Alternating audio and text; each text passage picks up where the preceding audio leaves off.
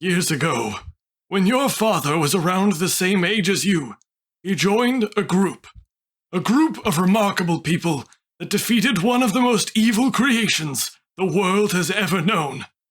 This creature is so evil, people never speak its name anymore. Darugus.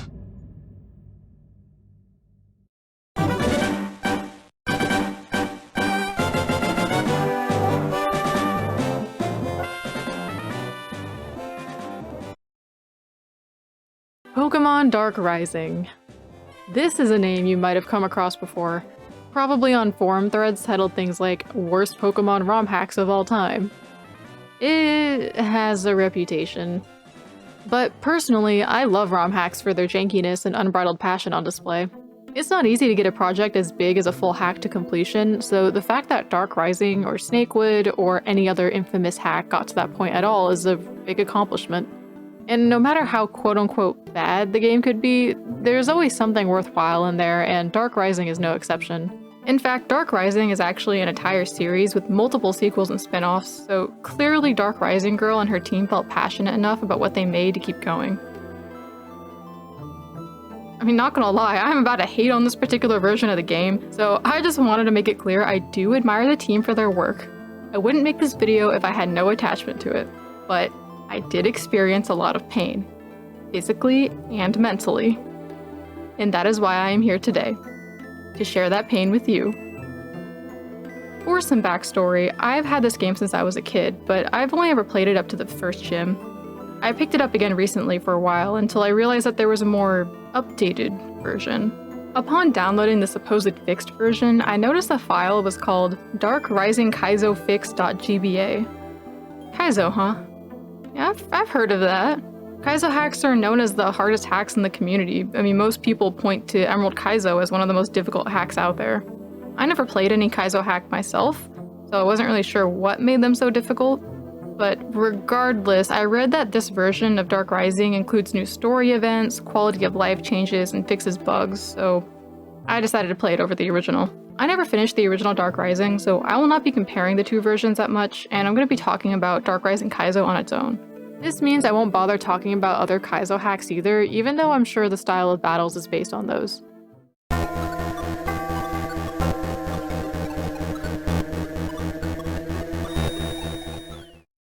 My brother and I both decided to run a Nuzlocke. I already knew that each route would have a massive selection to choose from, and I enjoy Nuzlockes for forcing me to narrow my choices down. Most of the footage for this video is going to be from my second run-through of the game, attempting to sort of recreate the events of the Nuzlocke. I'm going to mention his Nuzlocke run a bit as well and show you some of our Discord conversations as they were our visceral reactions to this experience. The game starts with Arceus telling us in a dream that we gotta free it and save the world.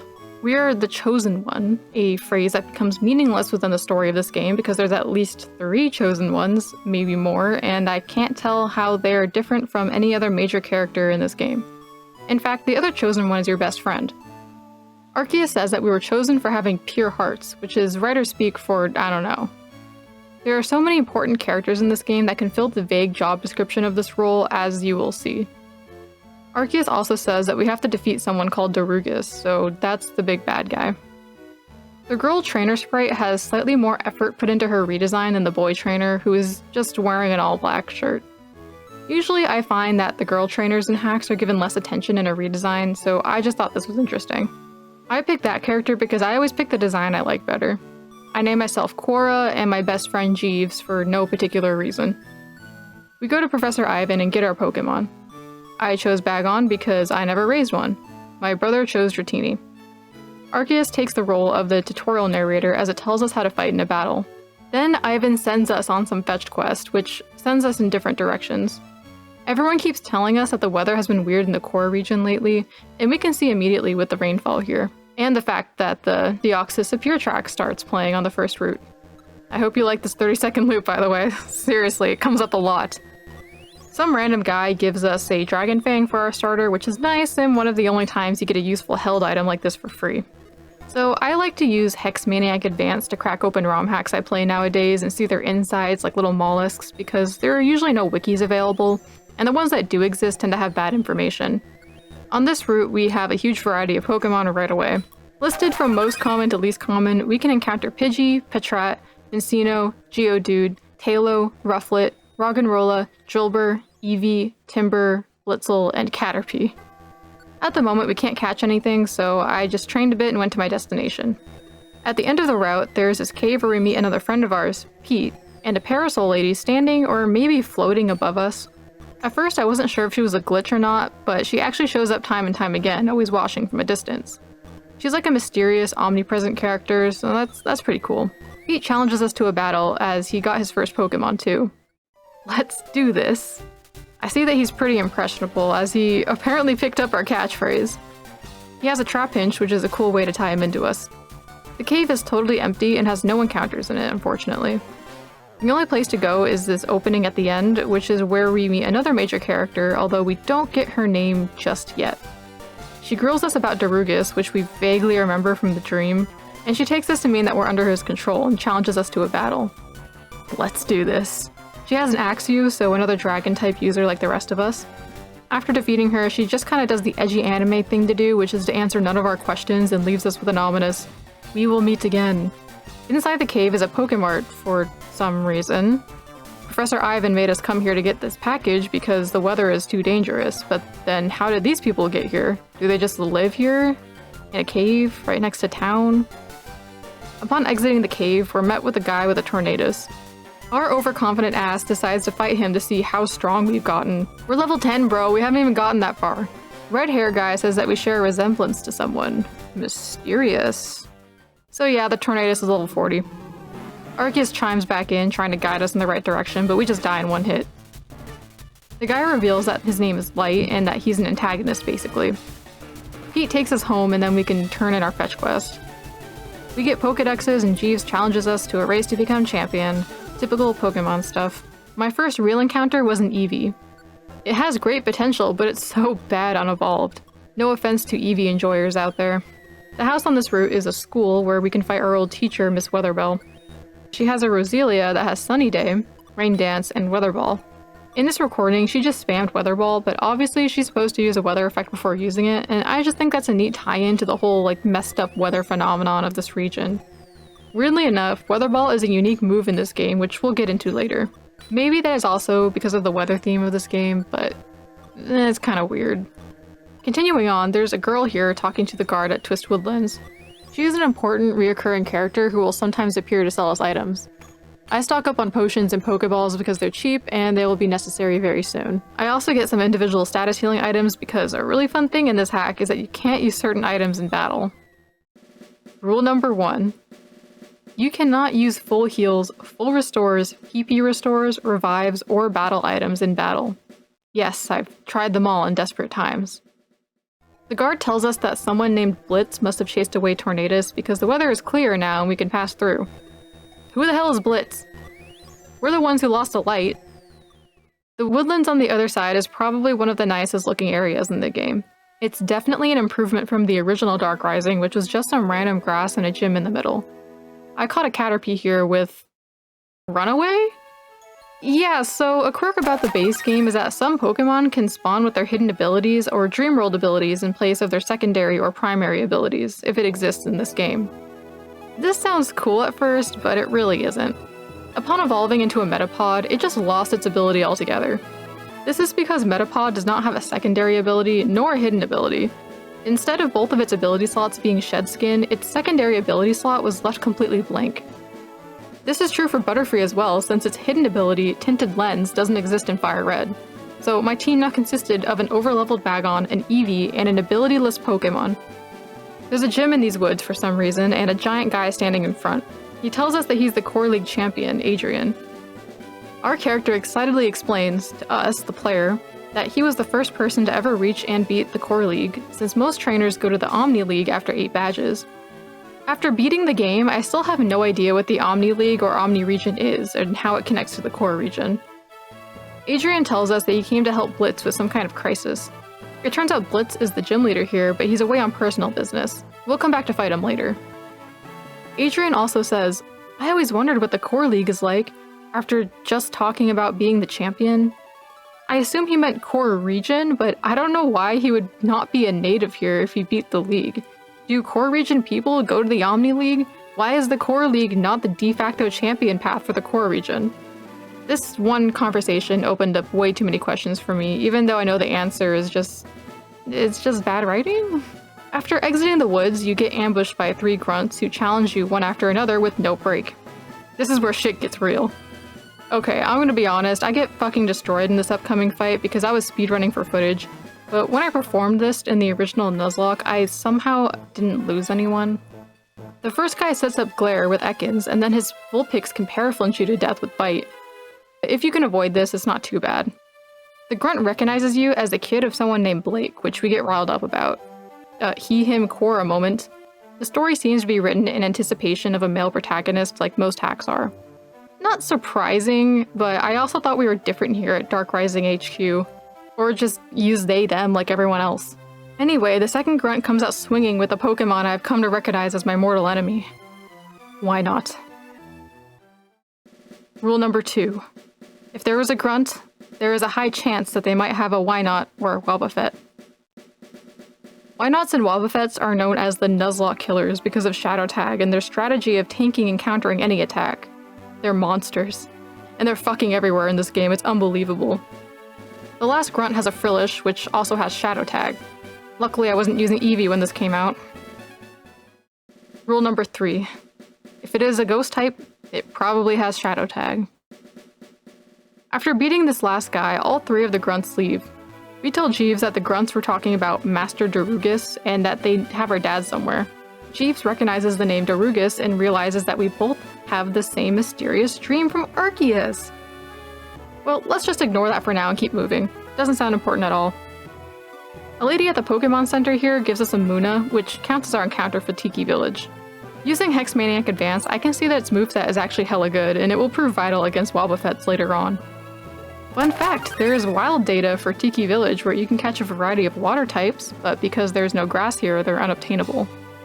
Nurse Joy challenges us to a double battle at every Pokemon Center, which is supposed to be good for training, but it's pretty useless in the Kaizo version in my opinion. Here's where we see them use a Magikarp with Weather Ball. Well, that's weird. There's a spot between this town and Lavaburn Path that spawns a doppelganger in a tree.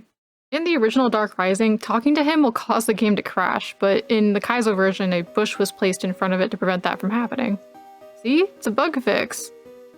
On Lavaburn Path, I encountered a Leafeon. I actually had a choice on catching this one because I had an Eevee, which means that I can pass it based on Duplicate's clause. I decided to catch it because Leafeon is my favorite evolution, on the condition that I don't evolve Cheese into another one.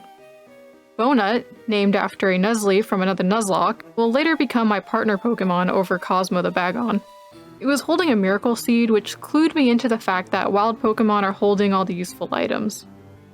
I went on to Lavaburn Pits, which is basically the interior of a volcano.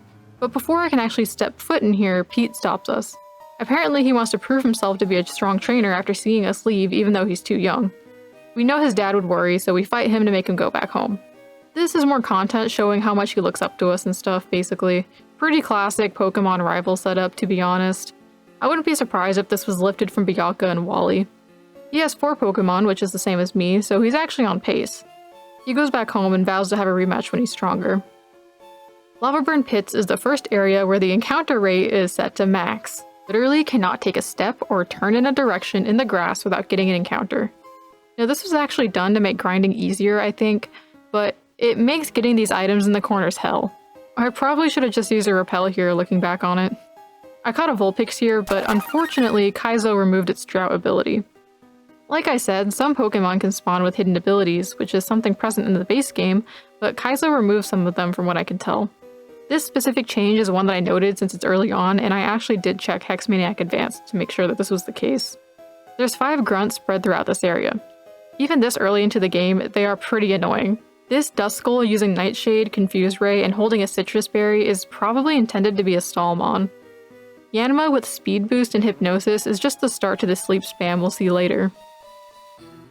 Of course, one of them has a Wynot, which I literally had to heal spam and stall just to survive because Cheese got an unlucky burn from Flame Body. Between every fight, I had to run back and heal. I rarely ever risked going into a fight with weakened Pokemon, and when I did, I paid the price. At the end of this area is a grinding spot with a healing Chansey. That is not a good sign. Of course, I grinded my team to an unreasonably high level in preparation for what's ahead. If it's a boss fight anything like the 3 grunts from before, I had to be ready. Well, first I had to beat Dark Admin Xena. I think she comes up a few times later, but she has the same sprite as the regular grunts, so it was hard to tell. She has an unknown Y for some reason, and I'm not sure what that's supposed to mean. It's just a normal unknown, which is not anything like the legendary status that it had in Snakewood. The rest of her team is unconventional, consisting of Sneasel, Emolga, Beldum, and Butterfree, but she doesn't use any particularly annoying strategy yet. Alright, finally out of this volcano, we meet our next major antagonist, V. He also recognizes us as Blake's offspring and tries to make us go home by saying our dad is doomed, which backfires because obviously we want to find our dad. He literally says, "It's nothing personal, kid. Let's go." His Pokemon are level 13, which might make you think I over-leveled, but trust me, I'm in the right spot. His first Pokemon is an Absol that knows Facade, which deters me from using status moves. In fact, all of his Pokemon have Facade in order to counter status effects. I accidentally burned the throw, which almost kills Cosmo because of that. And then Spiritomb comes out. I'm gonna be honest, I just let Cosmo die here because I remembered that this was the fight where I lost him. My first casualty was my Dragon-type starter. This thing also has Snore to counter Sleep on top of Facade to counter regular status effects. This guy's thought of everything. I got stuck using Bonut for the rest of the fight because I'm afraid of Pursuit. And Bonut's best move is special when it's a physical attacker, so I gotta heal spam. Apparently this guy was using our dad's Pokemon. So he knew our dad from the past, teamed up with Darugus to capture him, and robbed his Pokemon, I guess. He also releases them after we beat him, so he'll have a different team next time we meet. He warns us not to get involved with Darugus and leaves. I think that this was meant to imply that he has some sort of honorable code, and his many warnings may be more genuine than it comes across as. But he still stole our dad's Pokemon and released them into the wild, which is kinda fucked up. I boxed Shelgon, Butterfree, and Eevee because they all died in that fight, or against a grunt in the original run. Somewhere between there and the city. In Flamin City, In Flamin City, I caught a Timber and started training everyone because, like its FireRed counterpart, you can't leave until you beat the gym leader. The only other thing to do at the moment is to go into this building and talk to this guy. The old man who glides to us recognizes us as Jean Blake's child, so I guess Blake is his last name. He introduces himself as Emmett Cole and that he works with our dad. He doesn't know where he is and hesitates to tell us info because he promised not to tell the children, he says ominously. I took this to mean that the main trio of friends are some kind of prophecy children, since at least 2 of them are chosen ones, but this is probably capitalized for no reason. Of course, if we beat him in a battle, he'll tell us everything. He has a bunch of turtle Pokemon. I don't know what this signifies. After the fight, he gives us a lore drop. Years ago, when your father was around the same age as you, he joined a group of remarkable people. What, the Avengers? A group of remarkable people that defeated one of the most evil creations the world has ever known. So, the Avengers? No! This creature is so evil, people never speak its name anymore. Darugus. Korra is not very tactful when it comes to pop culture references, to put it lightly. The game doesn't ever do this again, so at least we don't have to deal with it anymore. Basically, Darugus broke out of its seal and is back now, capturing our dad because he was the only person strong enough to seal it. Korra resolves that he's going to be the one to seal Darugus away in order to save our dad, or at least do it in its honor. This becomes our new motivation to get stronger, and the basis of the whole plot. I don't know why this is an optional event, because it seems pretty important. We never see Emmett Cole ever again.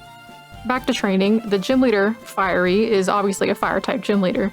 I was grinding for like half an hour in my actual Nuzlocke, and I was wondering where the hell I could get some items to help me out. But then I remembered. Bonut was holding a miracle seed when I caught it. I opened up Hex Maniac Advanced and checked the route I was training on to see what was around, and it turned out that every first stage starter Pokemon can spawn with an EXP share. So I caught a bunch of them to rob them of their EXP shares, but I think I only got 2 total. It was enough to help me grind my team at least. Rule number 4. The player will rarely get free held items, but certain wild Pokémon can spawn with them. We don't even get berries unless they're hidden, which I found out by looking at the map on Hexmaniac Advance. It's time to get our first badge! Hello, Challenger.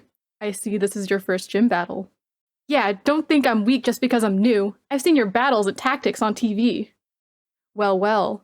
You seem like a bright beginner. However, you don't seem to be wise. Some of my followers can be too soft. I'm curious of Jean Blake's spawn. Quora Blake, at last we meet. How did you know my name and dad? Because I am Lord Darugus. This last image will burn in your mind. And I? What are you? Darugus opens with Ninetales, which burns my Timber. This was totally calculated because Timber has guts. Unfortunately, he can't sweep because Zendarmanitan comes out. I used my Ninetales and their Sunny Day setup to my advantage to sweep through their team. In my original Nuzlocke, I didn't actually evolve my Vulpix. I just did it here because I don't remember this fight being particularly difficult, and I always train a Vulpix until it learns Flamethrower since Ninetales doesn't learn it naturally. So it just ended up being overleveled here. Oh cool, a Castform using Sunny Day to transform? Another reference to the importance of weather in this game. Oh, well...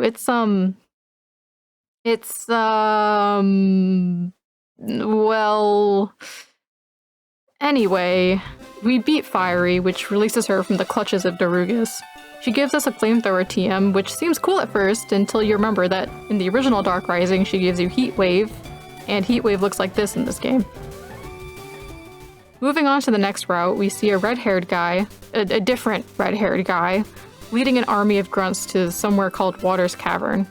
It's also raining again, so we might be getting near Tornadus. I catch a Pikachu here and blow through these trainers.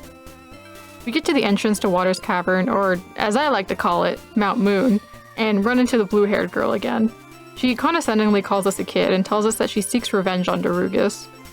Quora tries to convince her that they're on the same side since he's going after Darugus too, but she doesn't seem to care. At least you still have a family. After beating her, she mutters, maybe Riolu was right. We can go to Water's Cavern now and are immediately met with a grunt at the entrance. She says that Darugus infected all the Tynamo in this area for some reason. And of course, she has a why not. After beating her, she says that there are 2 fossils Darugus is after. I have no idea how infecting Tynamo relates to getting these fossils or why Darugus even wants the fossils to begin with, but I like that they have Spinda spots to show infection. They don't keep them when they evolve though, which is kind of sad. I just realized that Tynamo replaces Spinda in the Dex, so this plot point is probably just here to explain the spot generation since they didn't know how to get rid of it. Maybe. It's just a theory. I also like Water's Cavern as a location. It feels a little unique to have a rainy cave, and again, it suits the weather theme of this game. But it gets a minus for having no layout changes and being super long. This is a problem I've always had with Mount Moon, by the way. You know the drill. Fight one grunt, run all the way back to heal, come back and fight the next one. Luckily, they placed a healing Chansey not too far from the entrance. Oh, and side note, healing makes your screen get darker, so like you could spam it until you're standing in the void. You might see my game darken when I use them. Dude, all these grunts have good items, and these movesets are busted. These guys are just grunts. Why are they so strong? Rule number 5. Every grunt is a boss fight with either good or perfect IVs and useful items. They will try to slowly kill you with status effects and stalled tactics. There's no fight in this game you shouldn't take seriously. If they catch you slacking, you are dead. Oh cool, Timber's evolving! Weather Ball? Why the hell would Girder learn Weather Ball? Let's check it out before I delete it. What? What am I reading right now? 100 power and 100 accuracy? Rock-type moves don't get 100 accuracy. And this description? Is this accurate? Because 100 damage multi-hit move is unthinkable. I'm just kidding, that part is left over from the move it replaced. So let's take a look at what's going on here. As it turns out, there are 3 different versions of Weather Ball in this game. Weather Ball 3 is the regular one with 50 power and changes with the weather, which is what Miss Weatherbell's Zorzelia used. Weather Ball 2 is a water-type move with 100 power and 100 accuracy. It replaces Splash, which is why Magikarp uses it. Weather Ball 1 is a rock-type move with 100 power and 100 accuracy. This is one of the best rock-type moves in all of Pokemon because most rock-type moves have less than 100 accuracy. And in this gen, all rock-type moves are physical, so it can't be brought down by being a special move. I was dumbfounded. Why are they all different weather balls? Why aren't they just unique moves with their own names? Why is it a rock-type move? That isn't even marginally related to the weather effect. Can other Pokemon get this? The questions pile on. This guy has a super annoying team. Poliwag has Swift Swim, Hypnosis, Attract, and Water Pulse. Water Pulse hits the Confusion chance, of course, too. It wanted to lock me into Sleep, Confusion, and Attract while it whittles away at my HP, but Bona is asexual, so it doesn't matter. So when I got to this point in my run, I was also using Hex Maniac Advance to see what encounters there are, and I noticed that the second floor of this cavern is ice and spawns ice-type Pokemon. And there was a pretty good chance of a Sneasel spawning. I know Sneasel and Weavile suck ass in Gen 3, but they're my favorite Pokemon, so I had to try. I used Repels through the whole first floor, and... bad luck strikes again. Okay, moving on. There's another grunt here to ambush me at the ladder. This happens literally all the time, so I might as well make a rule about it. Rule number 6. Expect a fight around every corner. They will ambush you, and expect them a lot. The rest of the cavern pretty much plays out like this. A lot of status effects and a lot of fights. It's necessary to use repels to just walk through these areas because you just want to focus on being ready for the next grunt. I use these chances to grind it between floors also. I noticed that my initial assumption about ghost types was wrong as I fought several without Shadow Tag, but Gothita had Shadow Tag.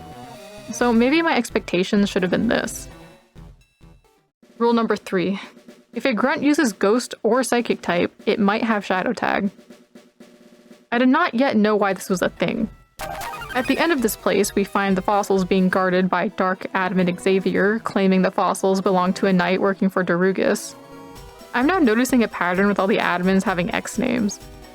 Is this a Kingdom Hearts thing? Are they heartless? I kinda wish they were more visibly recognizable as admins, but I guess it doesn't actually matter. They're just grunts at the end of the day. Anyway, if you want to know how this fight went, this was my rerun team at the end of it, and my original reaction. He also had 3 energy root and 3 heal powders. Very cool. I yoinked the plume fossil and moved on. At the end of Water's Cavern is the red-haired guy we saw before. That felt like ages ago. And of course he wants to fight you right outside the Pokemon Center. But we're already healed up because we were dying to poison not too long ago.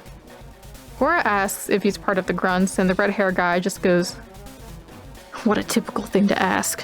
I will dispose of you." So, yes. Even though he's around the same age as us, this kid is a dark boss of Darugus' army. His fight is a double battle, and he has a team of evolutions. My Pikachu has Lightning Rod, which draws all electric attacks to it, so I left Jolteon alone for a while. Unfortunately, in this generation, Lightning Rod does not negate electric attacks, so Pikachu just takes the hit. Jolteon only seems to be interested in using Thunder Wave though, so it was fine. You okay for a noob? Hey, if you see a girl with blue hair, tell her Kaio said hello. And another "we'll meet again" parting. At least we got his name this time. I get a Roselia here, which is nice. I like Rose Raid. There's only one trainer here that you have to fight before you have to do another boss fight. I was just taking the amount of new characters in stride at this point. This guy is being controlled by Darugus, muttering about taking down Arceus. But I don't know how he can do that with a team of level 19 electric types that looks like this. Is this some kind of joke? He doesn't even use troll tactics, so honestly I'm not impressed. Cora knocks Darugus out of his body and explains what's happening. Eon is apparently a gym leader from the Omni region. The reason Cora knows him is because he's seen his fights on TV. Eon encourages us to go to the Omni region and take on the Omni League because this place sucks and he's never booking a vacation here ever again. 0 out of 10 stars. Then he slides off screen, never to be seen again. To start things off, in Atlantic City, there are only 3 grass patches in the corner, and I accidentally killed whatever I encountered there. A kid here says that he's cousins with Paul, Ash's rival in the Gen 4 anime. There's a gym hidden in the bottom right corner, but you can just straight up skip it if you want. The more pressing matter is this house that's been destroyed by the world-famous Pokemon breeder, Brock. If you go into the house, Brock is right on the other side, possessed. Brock's team consists of fully evolved versions of some of the Pokemon he had from the anime. Ninetales, Ludicolo, Toxicroak, Blissey, Steelix, and Crobat. Remember Crobat? After you beat him, I had to make sure to run back and heal before taking even a single step forward, which proved to be a good idea because your friend and rival appears if you do. Let's do this. He has a full team consisting of Swellow, Whimsicott, Hitmonchan, Musharna, Flareon, and his starter. Before he leaves, he asks you about your dad, which is nice of him, but we're being super depressed about it right now. He tries to help by giving us a VS Seeker. Apparently, if you picked Dratini or Gible as your starter and fight one of the other two versions of his team, he actually gives you an EXP share here, which is really confusing because the dialogue is exactly the same as this one. I think they meant to replace those with VS Seekers but forgot or something. So for my playthrough, I was only using the EXP shares I stole off of Wild Baby starter Pokemon and no extra freebie one. I could have moved on from this point, but for the sake of a complete playthrough and for the video, I went back to do the gym. Pete and Pete's dad are standing here. If you talk to his dad, he praises you for becoming a strong trainer while your character has more pressing matters on their mind. Pete's dad just thinks you're on your way to becoming a Pokemon master. Pete says that they're here for research, and while they were here, he convinced his dad to let him challenge the gym leader, Typhoon. Good for him. Got to take his first step towards convincing his dad to let him go on a journey. You know, Pete's dad doesn't seem as overprotective as I thought. The fact that he brought his son on a research trip probably means that they're close, but he did let Pete fight the gym leader.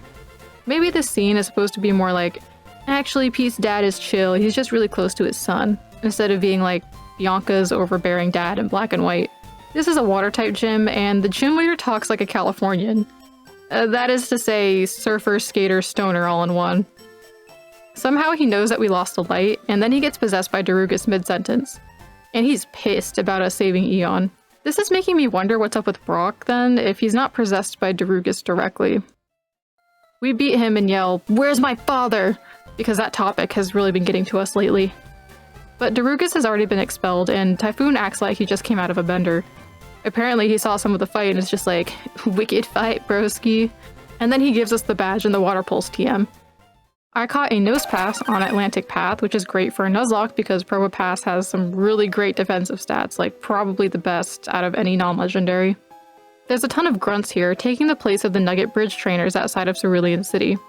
I don't know why they replaced this area with grass and rocks because it looks a lot uglier. In Pokemon Red, these 5 trainers are meant to be a challenge, but that amount isn't even out of place in Dark Rising. Fight one, run back, heal, fight the next one, heal, repeat. This is the first time you encounter the cultists, who are a specific type of grunt that only do double battles. This does not bode well. The amount of ways that the game can fuck with you has now been doubled. At the end of these grunts is a man named Vladimir. Similar to how the 6th guy at the end of the bridge asks you to join Team Rocket, Vladimir celebrates you passing his test and tries to get you to join their little Darugus army. Bravo! You two overcame my test. You have potential. I am Vladimir, and I want you to join my team. Therefore, I want you to have this. What?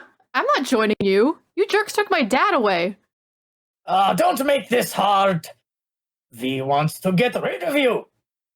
But I can offer protection. A chosen one on my side. V hates your papa.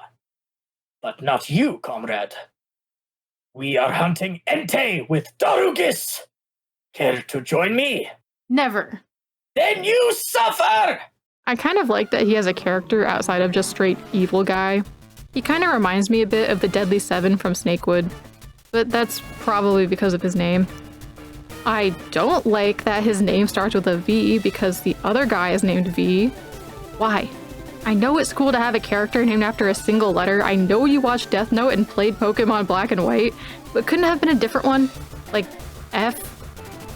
Vladimir has a stall team, and it looks like he specializes in double battles. He's probably the head of the cultists or something, judging by that and the color palette. All of his Pokemon know Attract and some kind of status move like Thunder Wave or Toxic. Some even have healing moves or leftovers. The Umbreon is particularly nasty, having Attract, Confuse Ray, Toxic, and Moonlight. But once again, Bonut does not fall for the bedroom eyes and fights through confusion to keep hacking away with Razor Leaf. My team is high enough level that we can pretty much outstall the stallers anyway. We ask Vladimir where our dad is for the millionth time, and for the millionth time we get a non-answer. No! This is pathetic! Where's my father? Thanks to V, your papa is in the clutches of Darugis! Tough break! That's not the answer I'm looking for. I don't care. I'd worry more about Crazy Brock! Phone beeps! That is my cue! Entei is ours now! This old couple sells a bunch of powerful essential TMs like Earthquake, Brick Break, Psychic, Shadow Ball. The shop girl is also here, a little bit ways away, selling even more TMs. This is the only spot where you can get Hyper Beam, by the way. The three of them sell Flamethrower and Water Pulse, which are the TMs we got from the gym leaders, so they were pretty useless. I taught my Glalie Water Pulse, which I wish I did in my original run because it helps out immensely. The rest of this route is completely packed with trainers all trying to meet Ash Ketchum. Well, the next route, I should say, since this area is called Atlantic Cape and counts itself separately. I didn't end up catching anything here, sadly.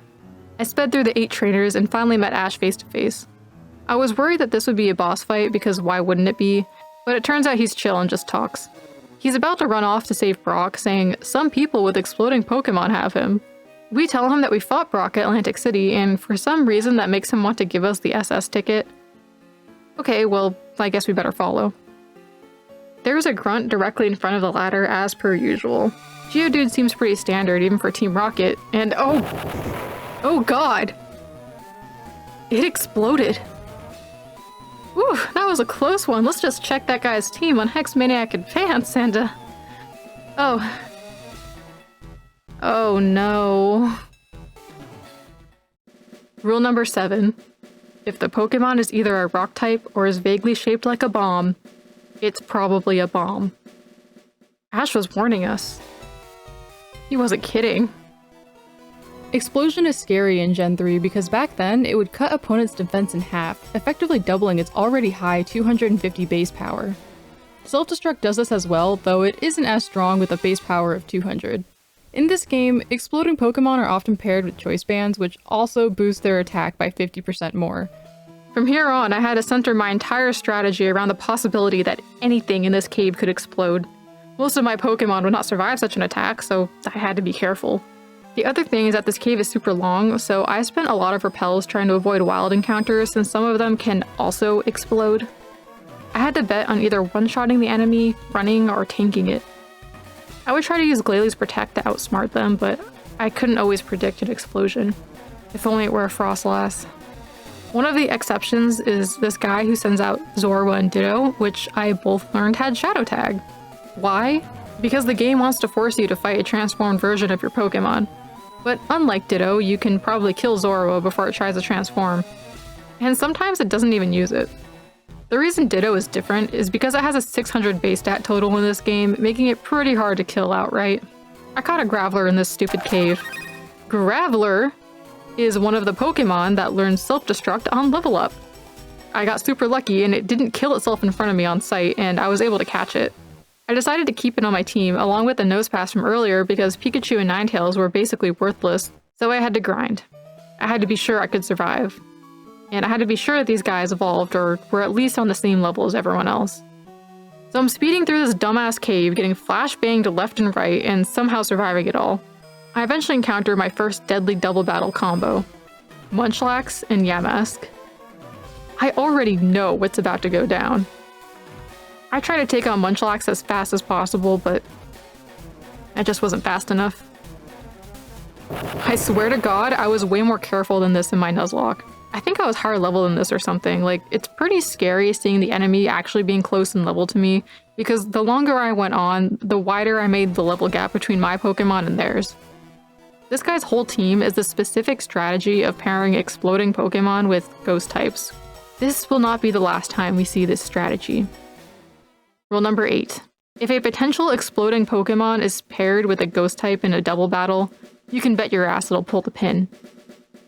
In fact, this happens right away with the very next guy. I remember at this specific Chansey, I started to train my Pokemon again, and the unexpected happened.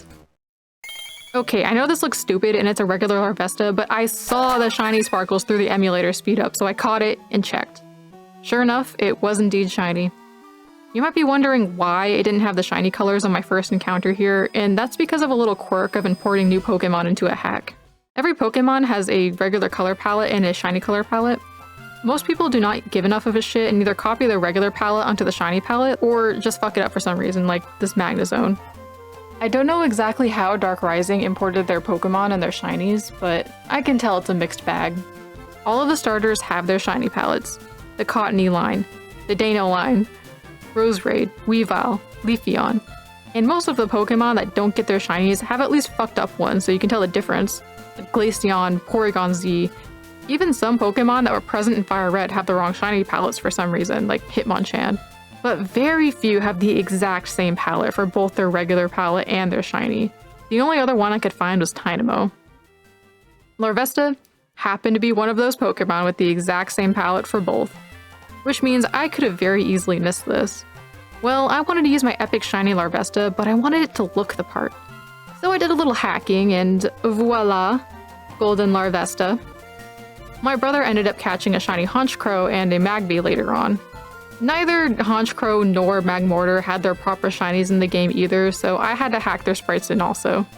Except I hastily made a custom Honchkrow shiny sprite because I just don't like the pink one. I didn't use Larvesta just yet because it's too valuable and fragile for this harsh world. I trudged through the rest of this dungeon like a goddamn war zone. My Pokemon and I are in fatigues, ducking into trenches and behind rocks and shit every time a grunt frags out. Oh, a present! Perhaps a gift for having to go through all that? Covered in soot and burn marks from all the explosions, I untied the ribbon on the present with hope. Rule number 9. There is a non-zero chance that an item may actually be a grunt. This guy has a level 5 why not? Do not fall for its tricks. It's holding a Quick Claw and only knows Destiny Pond. Its purpose is to bait you into killing it. It's the Jester. Luckily, Quick Claw didn't activate for me and I killed it no problem, but in this rerun I was being more careful. Since Destiny Bond only has 5 PP, I sometimes stall it out if the enemy only knows that move. Oh, and there's another Wobbuffet, I guess, yippee. Jeeves is here next to a grinding spot, so I know that this is near the end. He offers to teach me Stone Edge, but who needs garbage like that when I have Weather Ball? I grinded here for a little bit before moving on. 2 more grunts with full belts of grenades block my way to the end. I vaguely remember losing a Pokemon, I think maybe Glalie. And I also remember that I just continued on with it still in my party because I was way too far from the Pokemon Center and it's just a huge pain to backtrack. There's one last chancey here. This cave has a lot of those. It's standing here as if it's asking, "Are you sure you're ready for this?" As ready as I'll ever be. Let's do this. Adam and Xena and a new admin named Juan, I think, block the way to Brock and Ash. Adam and Juan is an occultist that leads with Gengar and Golem. Fuck. I had to just let them take the hit if it were coming, so I just beefed them up. To my surprise, Golem used Earthquake, which makes sense. Gengar has Levitate. But I was already conditioned into expecting an explosion when it wouldn't have been that effective. This dungeon has waged psychological war on me. Luckily, using Harden saved Probopass, but in my original run, I'm pretty sure that's exactly how it died since I probably tried to take out Golem really fast. Both Gengar and Drifblim have the potential to explode at any moment. I was taking them out as fast as I could.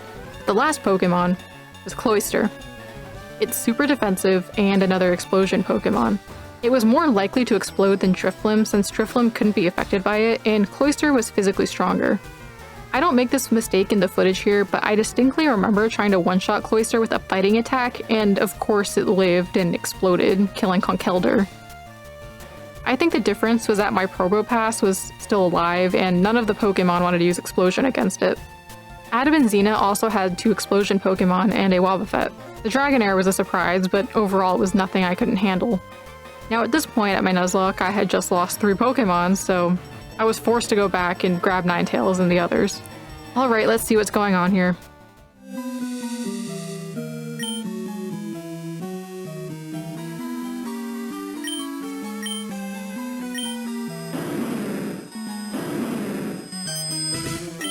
So this is Brock being possessed by Darugus, it looks like, and he has control of Entei, who is now dubbed Dark Entei. Ash is already here, and he's been trying to stop Brock to no avail, and his appeal to emotion doesn't seem to work either. And then we fight him and Entei, who replaces Toxicroak on the team. I actually didn't lose anyone to this fight, surprisingly. Since we already fought Brock, the only thing I watched for was Entei, which couldn't Sacred Fire my Ninetales. I know in the footage I used Conkeldurr, and it's because I wanted to get it over with since this was my second run through. After knocking Darugus out of Brock, we get a one-to-one conversation with Entei, who communicates with us through telepathy, which reminds me a lot of the movie, actually. He gives us some exposition about what's going on a little bit more and tells us that we have to revive the god of Pokémon, which is Arceus, by using the Jewel of Life. Another movie reference, I assume. This conversation completely slipped my mind after this point. I didn't remember it when I played the game, and I didn't remember it when I wrote the script, so yeah, just ignore that when I forget about it later. Ash thanks Korra for saving Brock and promises to help us find her dad. I don't know why he knows about that, and then he leaves. There's one more grunt at the end, but there's no trigger for it. Their dialogue says that they won't let us out of the cave that easily, but, they are. This happens pretty rarely, but if you talk to them, it will trigger a fight. I took these opportunities to avoid a fight whenever possible. Speaking of triggers, Brock's Entei fight is the first fight that can be re-triggered. I didn't catch a recording of this happening, but if you go back, it could possibly force you to fight it all over again. Finally, out of that stupid cave, we are outside in the rain again. I laid the deceased down in my PC and brought out my standby Pokémon. Another 30 minutes of grinding. I caught a pincer on this route, which my recording software didn't catch, but trust. There are a bunch of regular trainers here, mostly avoidable, but I fought them all. There's also a Thundurus on this route blocking the way, which we mistake for Tornadus, but it just growls at us and leaves. Coming through to the other side of the route, we are met again with Pete and his dad. I also noticed that the Parasol Lady is here again, so I was starting to suspect that she was following Pete. Yo, Korra! Guess what? Hey Pete, what's up? Hey, I've defeated both Fiery and Typhoon. My dad allows me to challenge gym leaders now just as long as he's around. Wow, isn't that nice? Having a dad. That's awesome. You look down. What's wrong? It's my father. He's gone missing. Oh, really? Yeah, I gotta find him. I know what'll cheer you up. A Pokemon battle! Well, sure, I won't back down from a challenge. Maybe this will get my mind off things. Sure it will. I'm 100 times better than the last time we battled. My dad taught me about items and defensive techniques. Well, let's get started then. All right! Pete is a lot stronger than he was before, boasting a Claydol, Excadrill, Pidgeot, Feraligatr, Scrafty, and his partner, Flygon. There's no tricks here, just pure power. Wow, Korra, you've really gotten strong. Hee hee. Oh, I just remembered something. There's this mysterious house, it seems. No one is able to notice it. Can you check it out? Sure. I assume this means that he can see it, but I don't know why he doesn't look at it himself. It's probably just a lazy way for the game to be like, go here next. The house turns out to be the Circle of Life, and that woman who is at every gym is here. Her name is Terea, the creator. Like of the game. She's a self-insert. The old man is Paul, Arceus' main follower and least relevant character. The house was an illusion that we could see or maybe see through because we are a chosen one and therefore can see more than regular people. If the illusion is for regular people to ignore this place, then how come Pete said nobody could see it? Is the illusion that it's invisible, or is the illusion pretending to be a normal house so that people will ignore it that way? But then that brings us back to Pete's original statement again. Why did he claim that nobody could see it? I have the feeling that it's most likely just invisible, and the house being an illusion, kind of a poor explanation for this whole thing. Either way, Pete could see the house. We know this. And we also just established that chosen ones, since we know that there are multiple, can see more than the average person. That means Pete is a secret chosen one. I know Terea says that Korra and Jeeves were specifically chosen by Arceus, but since I've already beaten the game, I know that she's not telling the full truth because there's actually a third chosen one that isn't Pete. So this theory holds water. I still believe it. He's showing growth, has a narrative connection to the chosen ones, and can see this house. Fuck it, this game should have been about Pete. Back to the monologue, Terea says that spirits are gonna block me and Jeeves down the road, so she gives us an ability to see ghosts, basically. I I actually don't remember this coming up at all in the story. Terea doesn't answer Ikora's questions and just says some mysterious shit like, all will be answered in due time.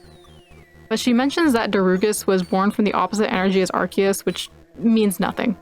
Korra touches the Mystic Triangle to get this ghost-seeing power, and it does some glowy stuff until it just turns into a Sylph Scope. The old man starts talking to us more and tells us that we represent the hero in a story, or more aptly, a legend. Like the Pokémon who create great stories and become legends. Or mythicals, I guess. There's also the fighter in a story. I do not know what the difference is. Frankly, the whole metaphor is kind of poorly put together. Jeeves picked Keldeo, the fighter, so we get Victini, the hero. Now this script can be re-triggered a lot, actually, and you can just get an infinite number of Victinis if you wanted to. But we are doing a Nuzlocke, so farming Victinis does nothing for us. Back to Aroma Town, there's nothing but ash and snow falling here and some grass. I tried training and using Victini for a bit, but I realized that having 3 fire types here is terrible for coverage. I also got a Rapidash, which goes straight to the box. I feel like I've been getting some bad luck with these encounters. Going to the upper right, there is a guy blocking yet another cave. I feel like I'm getting deja vu. This guy already knows our name and apparently watched us in Atlantic Cave. Hey, Quora! Nice work back there in Atlantic Cave! Huh? Who are you, and how'd you know my name? The name's Dre. I'm the #1 Pokemon trainer in the world. Sorry. I just met the champ not too long ago. You mean that Ash guy? Please, my father told me stories about this. A guy named Jean Blake defeated Ash years ago. He wasn't all that, you know. Did you say Jean Blake? That's my father you're talking about. Who is this guy? He comes off as just an ordinary trainer, but I can sense somehow he's good. I know. Your father was a pretty impressive trainer back in the day. Do you know where my father is? You're not too bright, are ya? Your father's been captured by Darugus. This evil creature totally wrecked the world way back before we were even born. What more do you know? Let's see. I know I'm a better trainer than you. What? I'm talking about my father. You seem to know a lot about this. Let's see. I know. Let's have a battle. Then, if you win, I'll tell you everything that's happening. Alright. This might be one of my toughest battles yet. Let's do this. Alright. Trey obviously dropped that little tidbit about Blake because he knows who we are. I don't even know why Korra asked where his dad is because everyone says the same shit. Darugus captured him. Even Dre points this out. The last bit about Dre saying he knows he's a better trainer than us would have been a great interaction if the dialogue wasn't ruined by Korra saying, actually, I'm talking about my dad. We fucking know. Everyone knows. That's all you talk about. He's just being a little shit. He's being cheeky. Dre uses Galvantula, Emboar, Empoleon, Durant, Superior, and Druddigan. This is another pure power team, although some of them have Glare and Thunder Wave. That Pokemon you had. I remember. Korra begins to talk to himself. That Pokemon, it seems like it's my father's. But who is this guy really? And how did he get it? Whoa! Pretty sweet! But I went easy on you. I was just testing you. You definitely battle like the Jean Blake I've heard about. Okay, I'll tell you now. Hee. I gotta admit, it's really cool for us to have met like this. Both the children of the coolest members of Team Doctor.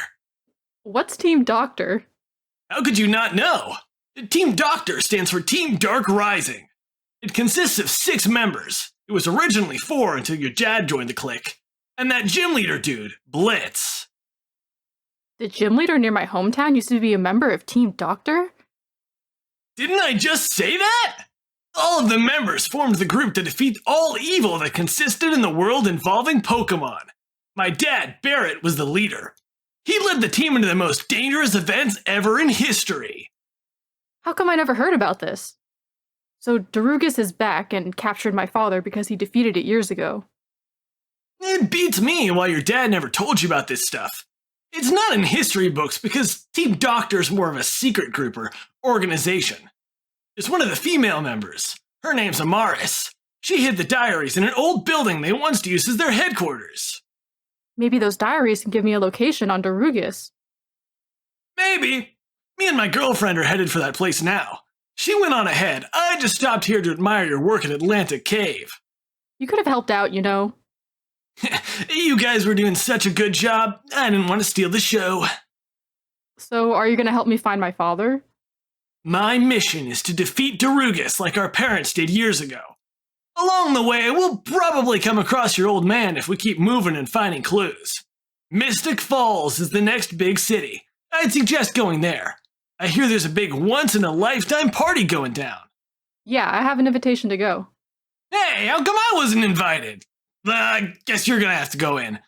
Me and my girlfriend will meet you outside of the place. If Darugus is targeting strong trainers, you can bet something bad is gonna happen there. You're right. Alright, Dre, I'll see you there. See you there, Quora. Smell you later, Quora. But I gotta ski-daddle. Apparently that Drudigan belonged to our dad, and it was probably the same one that V released earlier. This casts some suspicion on Dre. What is he doing with it? I'm just kidding, this goes nowhere. Spoilers, but I don't really know why Dre calls what's happening at Mystic Falls a big party, because it's just a commercial boat. I guess you could argue it's a vacation boat or a cruise liner, but it's just docked. It doesn't feel like a party at all, and there aren't even any strong trainers on it. It's more like the regular SSN with regular guests. Well, there's that and other atmospheric reasons for why it doesn't feel like a party. In order to get to Mystic Falls, we have to go through this place called Battle Cave. I'm sick of caves. Thankfully, it's just a straight shot, similar to Diglett Cave. I caught a speed boost Combuskin, which was cool, until it wasn't. I don't know if this was in Dark Rising or Kaizo specifically, but I wouldn't be surprised if it were Kaizo specific because they don't want the player to have a speed boost Blaziken. I was so tempted to edit the game to let me have speed boost back, but because I thought it was intentional, I begrudgingly left it alone. The next route is called Nursery Road because it hosts a bunch of baby Pokemon like Pichu, Magby, Eevee, etc. It doesn't include all baby Pokemon like Riolu and is probably one of the only routes that has repeated Pokemon in its wild data table. I caught an Elekid here. The daycare is here also, so I dropped off Rapidash and dipped. Well, actually, I didn't leave just yet. See, Munchlax can spawn here, and Munchlax can spawn with leftovers. Unfortunately, it has a 1% spawn rate. There's also a 1% chance of encountering Wynot. Rule number 10. Always be ready to deal with a Wobbuffet encounter in the wild. Repels are your best friend. But I really, really needed an item like leftovers. I sat there for over an hour, encountering and running from Pokemon on full speed up. I hit a snag whenever I ran into a Wynot, and I had to just kill it to keep going. I was high enough level at that point that I could one-hit KO it, but it was still annoying. I was going so fast that I accidentally ran from a Munchlax once, and I killed another one. Eventually, I finally caught a Munchlax that was holding leftovers. I went to save and accidentally loaded the save state instead of overwriting it. I was super tired. I was doing this at 3 AM, so I just died, man. I felt my soul leave my body. But I pulled myself together and did it all over again because leftovers is just that worth it. After another hour of grinding, I managed to get 2 leftovers and save for real. In the connector between the routes, we encounter the blue-haired girl again. Well, well, look who it is again. I wouldn't expect to see you out here. Look, I have more than enough problems to handle right now. I don't need to face this from you. Back off. Problems? You have problems? Tell me, is your family dead? Did you have to suffer while they were punished? What? I am on a mission to avenge my parents, for I am Sydney, the Dragon Master. This fight is mostly straightforward, except for Haxorus. It gave me a lot of trouble since I didn't have a direct counter and it used Dragon Dance. I think I lost Rose Raid and Ninetales to it. I lost. Again. I failed. Whoa, she's even more powerful now than she ever was. Quora, right? You see, Darugus took my parents a few years ago. What? I thought Darugus just recently started causing chaos. Hey, you two! What do you think this is? Pokemon Stadium? You better pay up for all the damages you've caused! Sydney glares at Officer. Dot.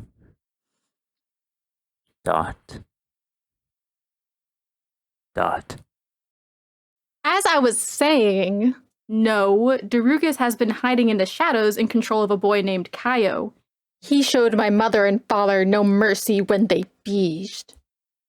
When I find Kaizo, not only will I defeat him, but I will unleash all of the despair and rage within me on him. He took away my family.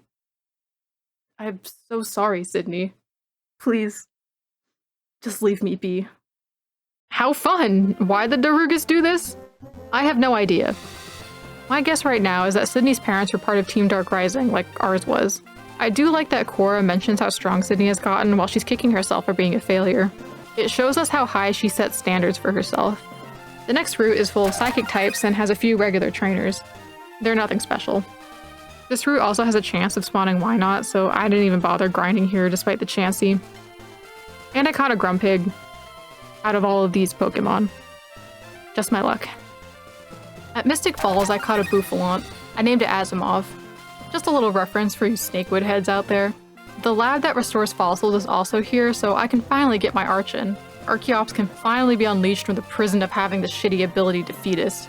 Runaway is also great for being able to grind in grass without worrying about Shadow Tag, and in general, just going through areas with potential Wobbuffet or Wynot spawns that start cropping up from this point on. There's a gym here, but Terea tells us to go to the ship instead. A police officer warns me that a Dark General is attacking it, and another one straight up tells me that the General has level 40 Pokemon. I had a new Pokemon to train, and they all needed to be high level for this fight. I mean, they're setting it up so much. Can we not get a break?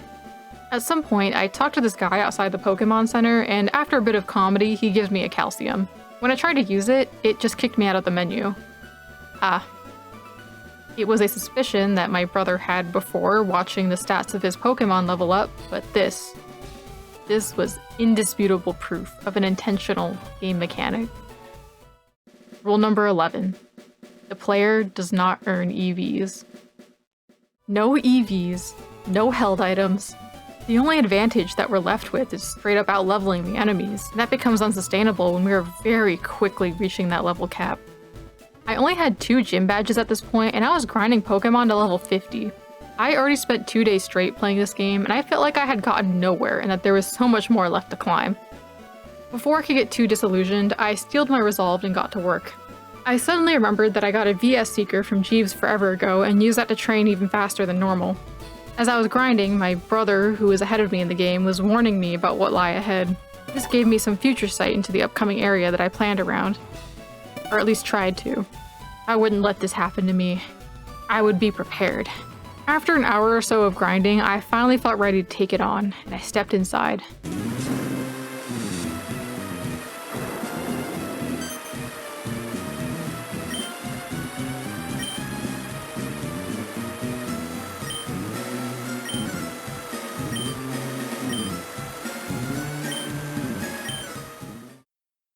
Why are you working for Darugus? Because of that coward, John Blake. He doomed us all and left us. Child, your father was once my best friend. Darugus was freed, so we joined a group to stop it. Until Darugus found our hideout. And Blake abandoned me. I was going to lose my soul. I would never see my children ever again. I'll never forgive Blake. Darugus sensed my hatred and despair. I was given a chance to see my kids again. It is I am its slave. Darugus said Blake broke its seal. It was the truth. We saw it. I agreed to serve Darugus and caught Blake. Now it wants you dead. I am sorry it has come to this. This timeline makes no sense, honestly. Why is our involvement what causes them to terrorize the ship? They were already doing it when we got here. Whatever, we can get back to that. We fight V. It's raining. I use this to my advantage. I have Raichu's Thunder with the 100% accuracy in rain. Drapion is a Swords Dance user, which is terrifying. I don't have anything that could one-shot it, but luckily for Bonut, it got greedy and used 2 Swords Dances instead of attacking on the second turn. I use Musharna against Electros because it's a special attacker and Musharna is specially defensive. Kingdra spams Octazooka. For some reason beyond my understanding, this move was buffed from 65 damage to 95 on Kingdra, with a 50% chance to lower accuracy. And it's raining, so its Swift Swim makes it faster than everybody. Thank God Raichu can just kill it in one shot because that's scary. After beating him, V says that we can't stop the attack on the ship, but Dre refutes that by pointing out that the ship is under a spell and we have to defeat the power source inside. Someone named Florina starts talking and tells us to go on the portal to go inside. V kinda has the sympathetic villain thing going on, crying about his kids and his betrayal, and he has moments like this where he quietly wants us to win. But he is sort of trying to kill everyone on the ship for no reason, so I don't know. Dre and his girlfriend finish off the occultists. Even though Dre is standing in front of us here, Florina is the one talking. She introduces herself properly as the shop girl from all those roots earlier, since her family makes a living from that. I was pleasantly surprised by this, and now she's a part of the main story. Florina also reveals Dre's secret fear of ships, which causes everyone to laugh at him in this hilarious comedy bit. As corny as this is, I was just thinking about the party ticket the whole time. He wanted to go so badly, but did he not know it was on a ship? Or maybe the story forgot that this was supposed to be a party in the first place. I grabbed the Pokémon I thought I used in my Nuzlocke and boarded the ship. It was called the SS Titanic. Creative. My brother's warnings echoed in my head. I was tasked with finding some hostages, which meant inspecting every room and getting ambushed over and over until I found the one with the hostage. The grunts here have everything. Explosion Pokémon, Stallers, Wobbuffets, Shadow Tag. Eventually I encountered the dreaded Shedinja Wobbuffet combo. But I was prepared. I trained Musharna specifically to counter Wobbuffets and Shadow Tag if I wanted. Substitute, Calm Mind, and Baton Pass is all I needed to set up and one-shot them to survive.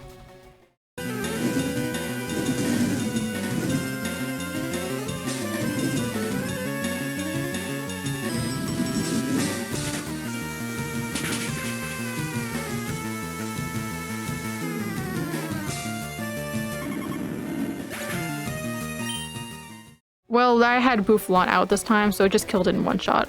But in my original run, I didn't actually get to use Boufflant that much.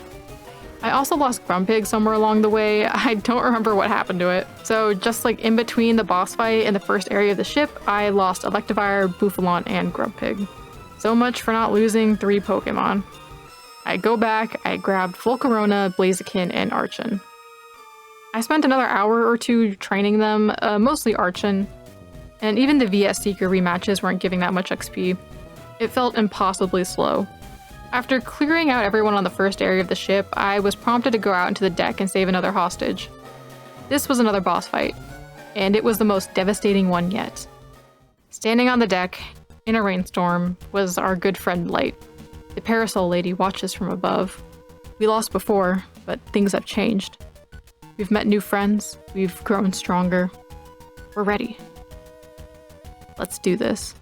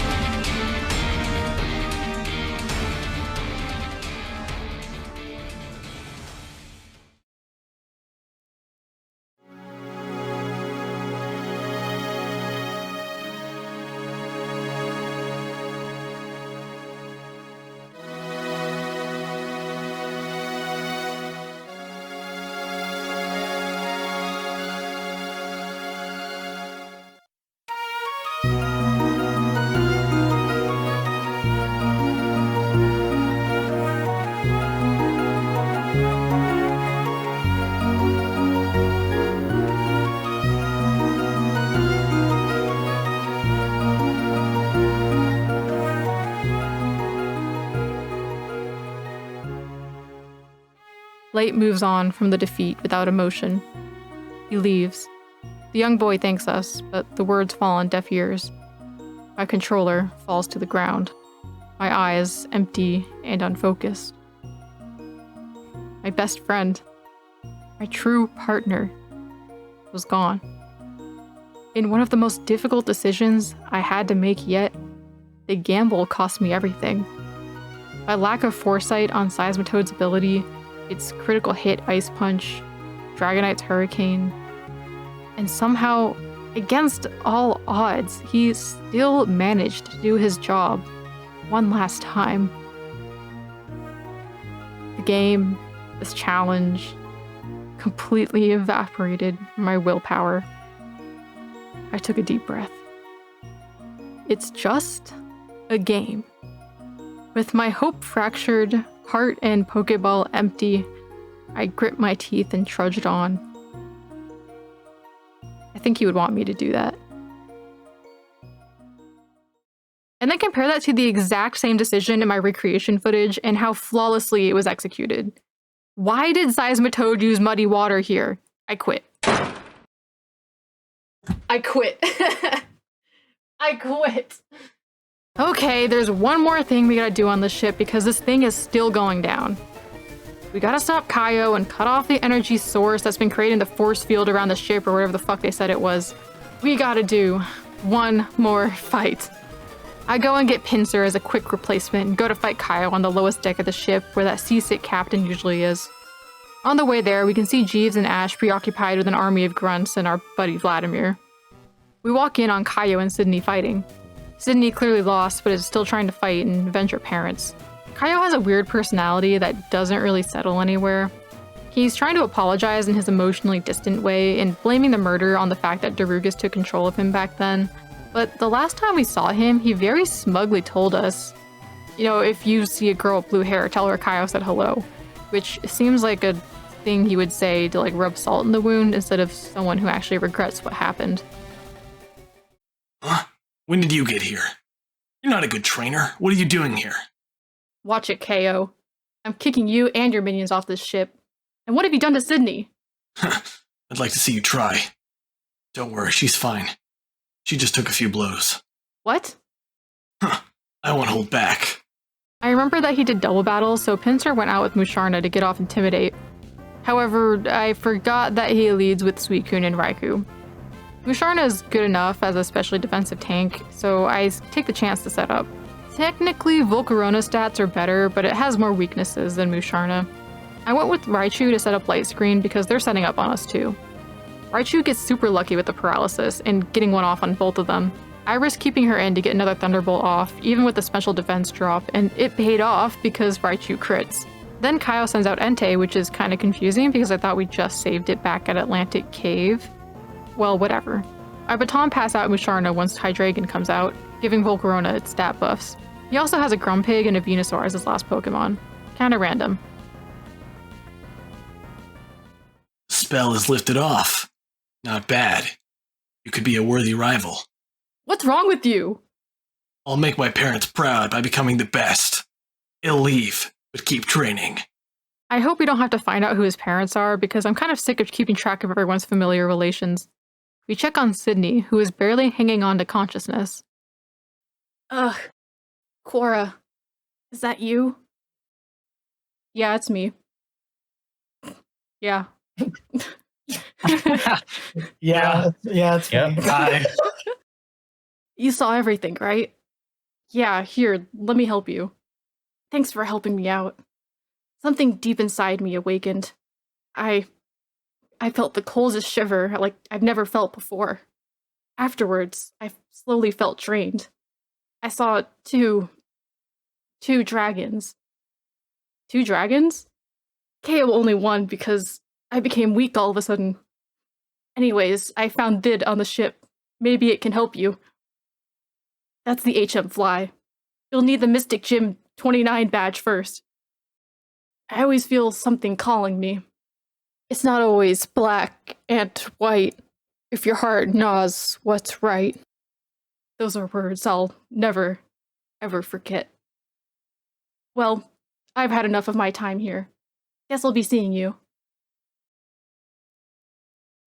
I was dying laughing at this. Like, why did she just say the lyrics to the black and white anime intro?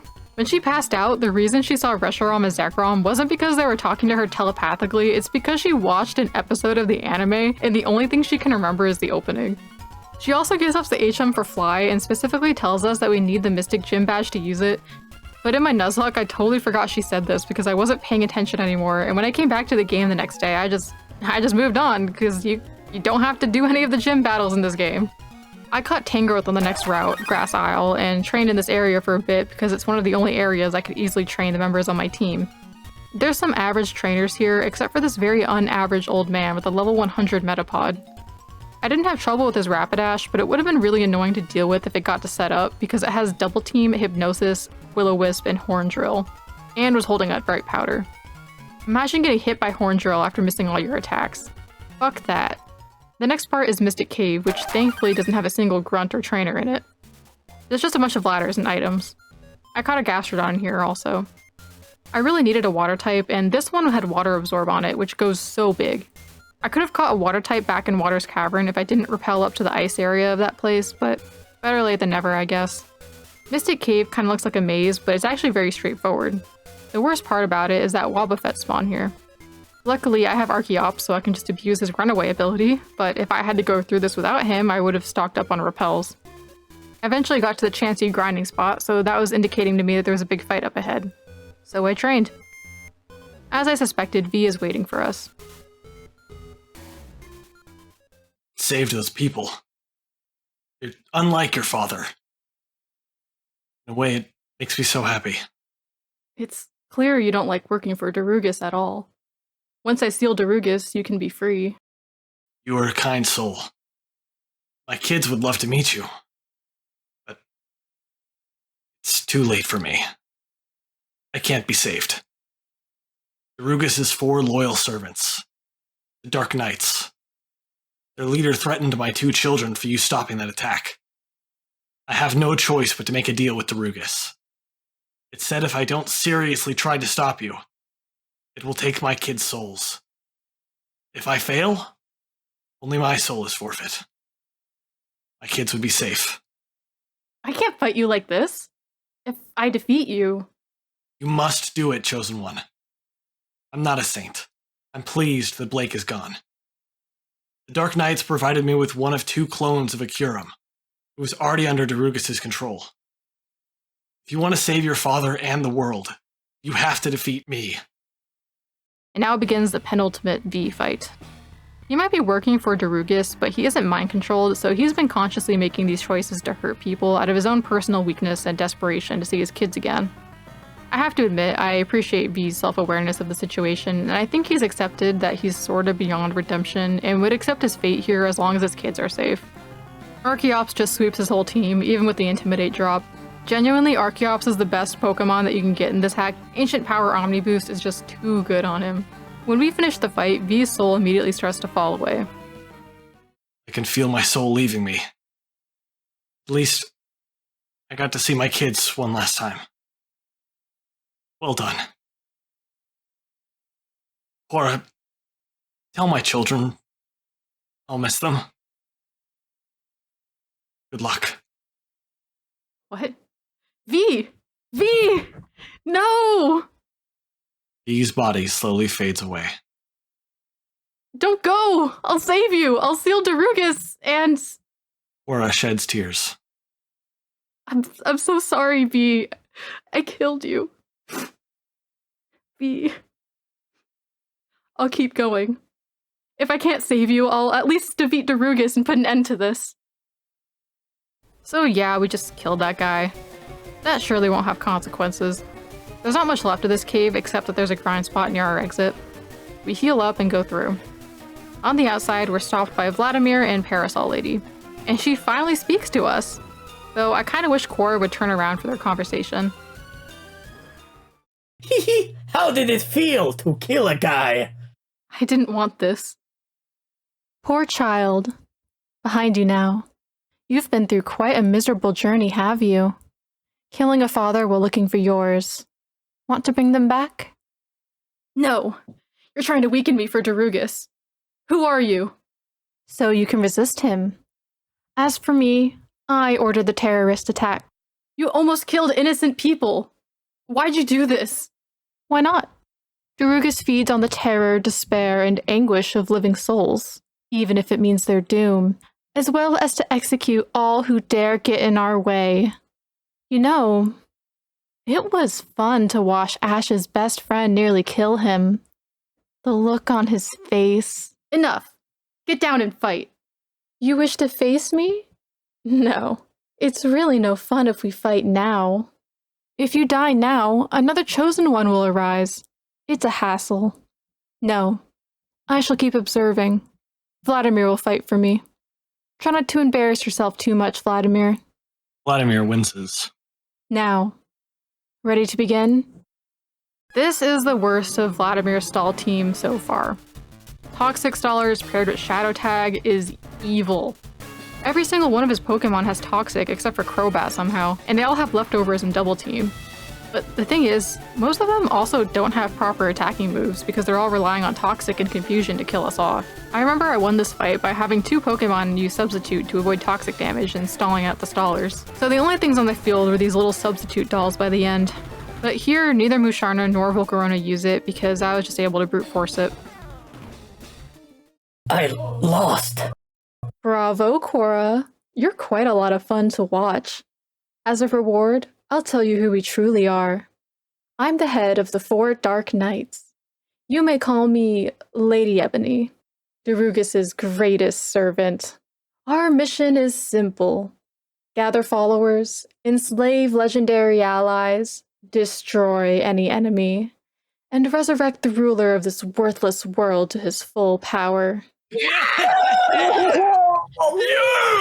See, the syndicate you're facing is merely one of many, organized by my major domo of the knights. If there are worthy leaders or enforcers, we offer them legendary Pokemon. For a price. Like V. I led Darugus to Blake's hideout. V begged to be spared.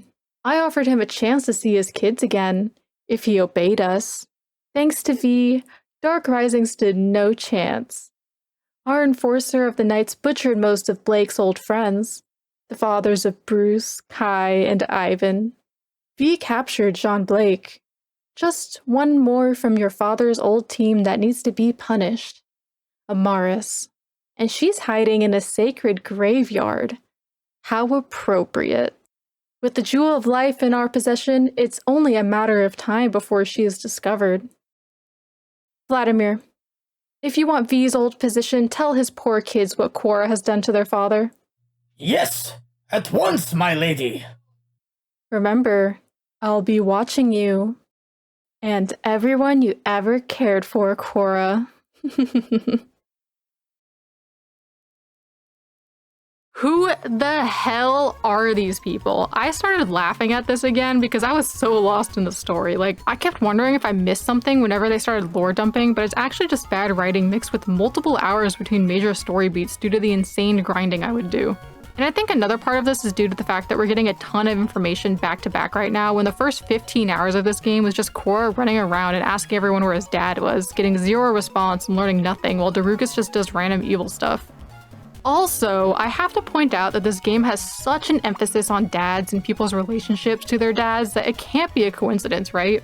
Ebony said it just now too. Like, how did it feel to kill someone's dad while trying to save our own? The real twist of the story is going to be that Darugus is Arceus' child, and it simply has repressed father issues that it can't address because Arceus is absent in its life. Okay, back to Lady Ebony, Darkness, Dementia, Ravenway's monologue. With Jean Blake captured by V, there's only one member left of Dark Rising to catch. And that is Amaris, who is hiding in a graveyard apparently. She reveals that they have something called the Jewel of Life in their possession, which somehow means that they can track her down. I'm guessing it can track people's life force or something? Even when I was keeping track of the plot for this video, I forgot that Entei already told us about the Jewel of Life, and I thought that this was the first mention of it. I still think that it's a MacGuffin with nebulous importance or power, but we'll be coming back to this topic fairly soon. By the way, this is a fight that can be re-triggered, which sucks because you have to fight 5 trainers in a row after this, and the closest healing is that Chansey in the cave. The first grunt reveals a piece of new information, shouting that Lady Ebony got a chosen one to work for them. This immediately concerned me because I thought they were talking about Jeeves. He's the only other known chosen one at this point. He's also one of the most well-adjusted characters in this game, so it's hard to believe that he could be turned to the other side without mind control. And if he's anything like us, he can't be mind controlled. Another grunt tells us that the Dark Knights have lived for centuries because of their pact with Darugus, and I guess that's also probably why Lady Ebony can fly. The Dark Knights might also be literal knights if they lived for that long. This guy has Shedinja and Shiftry. This pairing might look odd at first, but remember, C-Dot learns Explosion. Thankfully, I one-shot it before it could activate. Despite the fact that Pinsir guillotines as Wobbuffet, in my original Nuzlocke, I actually lost Pinsir here. It was down to choosing whether Pinsir or Archeops died, and I just had to keep my boy Lero. Salem is Dark Rising's Lavender Town. I got a Togekiss here with Hustle. Seriously. That sucks ass. While trying to get Hustle Togekiss in for my rerun footage, I actually caught 3 Serene Grace ones before I got the Hustle one. I spent a while training because I had to replace Pinsir and generally wanted another level up boost because the wild Pokemon were feeling a bit close to my level. It was around this time I realized that I couldn't use Fly, so I had to run all the way back to Mystic Falls to go get the badge. If it weren't for the HMs, you could skip nearly all the gym fights, and luckily I caught it before I got too far from there. But unluckily, I re-triggered the Vladimir fight on the way back. I get to the gym, which is just a road with a little hill with some trainers on it. At the time, I expected the Psychic-type gym to have a bunch of Wobbuffets and Troll sets, so that's what I went in anticipating. On the very first trainer, I sent in Musharna, thinking, it's just a Claydol, she could handle it. But I forgot one of the most important rules of Dark Rising Kaizo. And I would pay dearly for it. After setting up, trying to one-shot it, I failed. And the Claydol explodes. How could I be so careless? Musharna was built to take on things like that. I even expected troll sets. How did I not see the explosion coming from Claydol? It outsped me, so it's not like I could stop it in time. Boosted Psychic wasn't strong enough to one-shot it. Guess I could have switched into Tangrowth, but I honestly didn't know if it was my party at the time. And if it was, I might have thought it was too low level. Another devastating loss. And that was the last of my original team. Gone. My brother suffered a loss as well. It's unfortunate, but even knowing the rules, we can't always get around them. Sometimes it's RNG. Serena is immediately hostile to us. She's annoyed that we beat Light and the Kami duo and save the people on the ship, so she's obviously being puppeted by Darugus right away. I apparently swept this fight with just Volcarona, probably due to Silver Wind Omniboost and Substitute. Heatwave goes crazy in this game. I'm surprised none of the enemies use it. After beating Serena, she kind of stoically says, "Well done," and gives us the gym leader stuff. She warns us that in the future she predicts that Darugus will hurt us, so that's fun. She might have been talking about us killing V, but we kinda already did that. Now that I can fly, I replaced Musharna and flew back to Salem. Everyone in town is talking about kids disappearing in the woods. One kid has the hand on your shoulder dialogue from the original FireRed base game, which obviously had to make the cut. We aren't allowed to go to the left because a mysterious voice tells us that we are forbidden to enter. I know that sometimes you can't make a good roadblock, but this is kind of ridiculous. This type of thing is pretty common in ROM hacks too, whenever the creator can't think of an in-universe way to stop you from going somewhere. The path through the forest is extremely long, and there's 2 psychics here to fight us before we get there. One of them is avoidable, but the second one warns us of something called Konarp. After beating her, she screams, "Dark fire!" which I ignored at the time. In Snakewood, NPCs saying complete gibberish was commonplace, so yeah, I didn't really think about it in this game. At the end of the path is Light with 4 children behind him. Come for the jewel. The jewel? If you have the Jewel of Light, then that means... I'm the 3rd chosen one. My family are the protectors of Arceus. Guardian of the Jewel was one of many tasks forced upon me since I was born, but not anymore. I'm no longer a slave to Arceus' whims. If you were smart, you would abandon him. Yet you're working for Darugus. You're a slave to someone else. I chose to work with him for my own whims.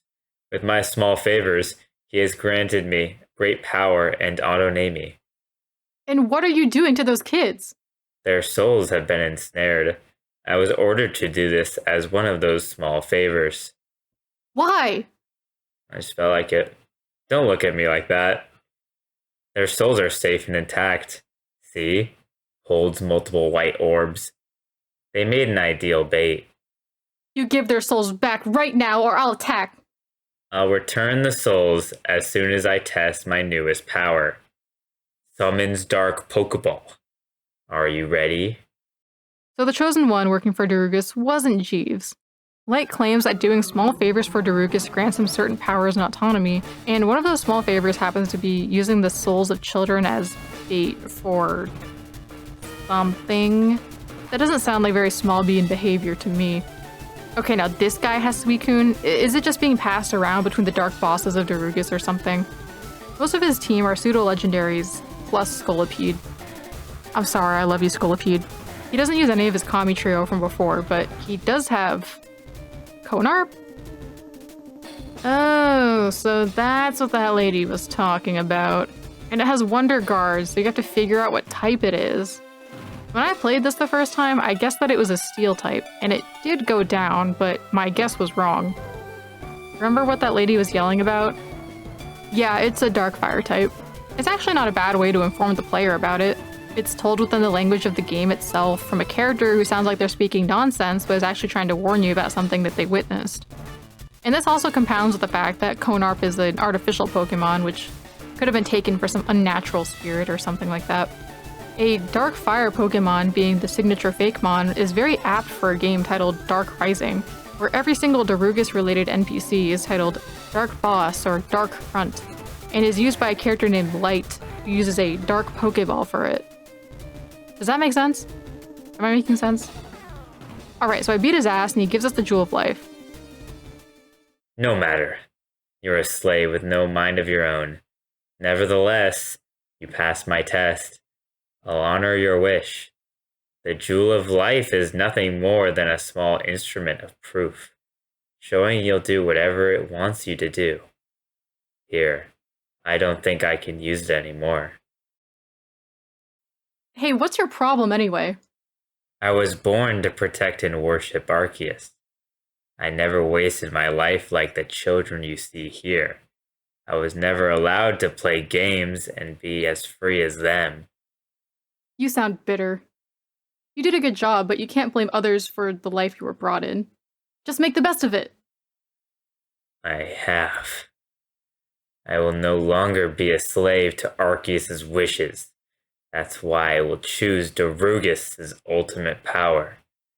Creature creation. Creature creation? Was that Pokemon an example of that power? I felt energy being absorbed every time my Pokemon was damaged. It's just simple. It's the game Spore. Have you ever heard of it, Cora? You still have a lot to learn, Cora. Farewell. I guess I could get used to this. I have no idea what the hell he's talking about. So Light said that the Jewel of Life is just proof that you'll do what Arceus demands of you. And since he no longer follows Arceus, it's basically useless to him. This kind of makes absolutely no sense. Lady Ebony kind of implied that they were using it to locate Amaris, so doesn't that mean it holds some kind of power? Nobody tells us what this thing is for, or why it's important, or what it even does. It's just a MacGuffin that barely even functions as a MacGuffin. After Light leaves, the kids get their souls back and walk home by themselves. Great idea.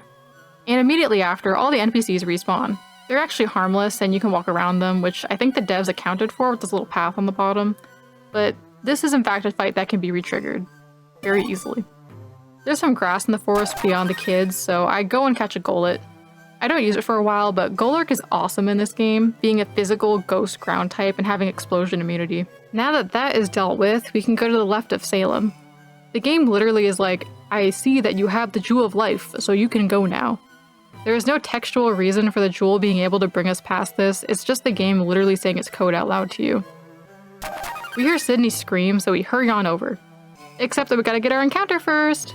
It's Haunter! Okay, now we gotta go fight through all these grunts to get where Sydney is.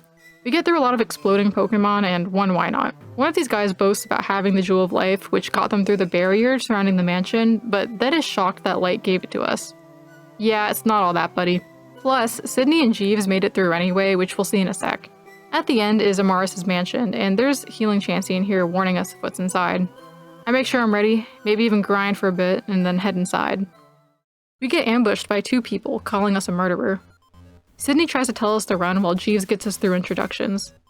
So that's Kaiden, and the other one is Sakura. They're these kids, and they know about what happened to their dad, and then these 4 people came and gave them clones of Kyurem. Okay, thanks for catching me up, guys. Haha, I'll just continue getting attacked. Between these 2 fights, I only had 1 casualty. I don't remember why I did this, but basically what happened was that I used Tangrowth against Blaziken. I used it before with the Substitute and Amnesia combo against the Grunts, and it's pretty defensively strong, so maybe I thought I could set up on it? I don't know what I was thinking.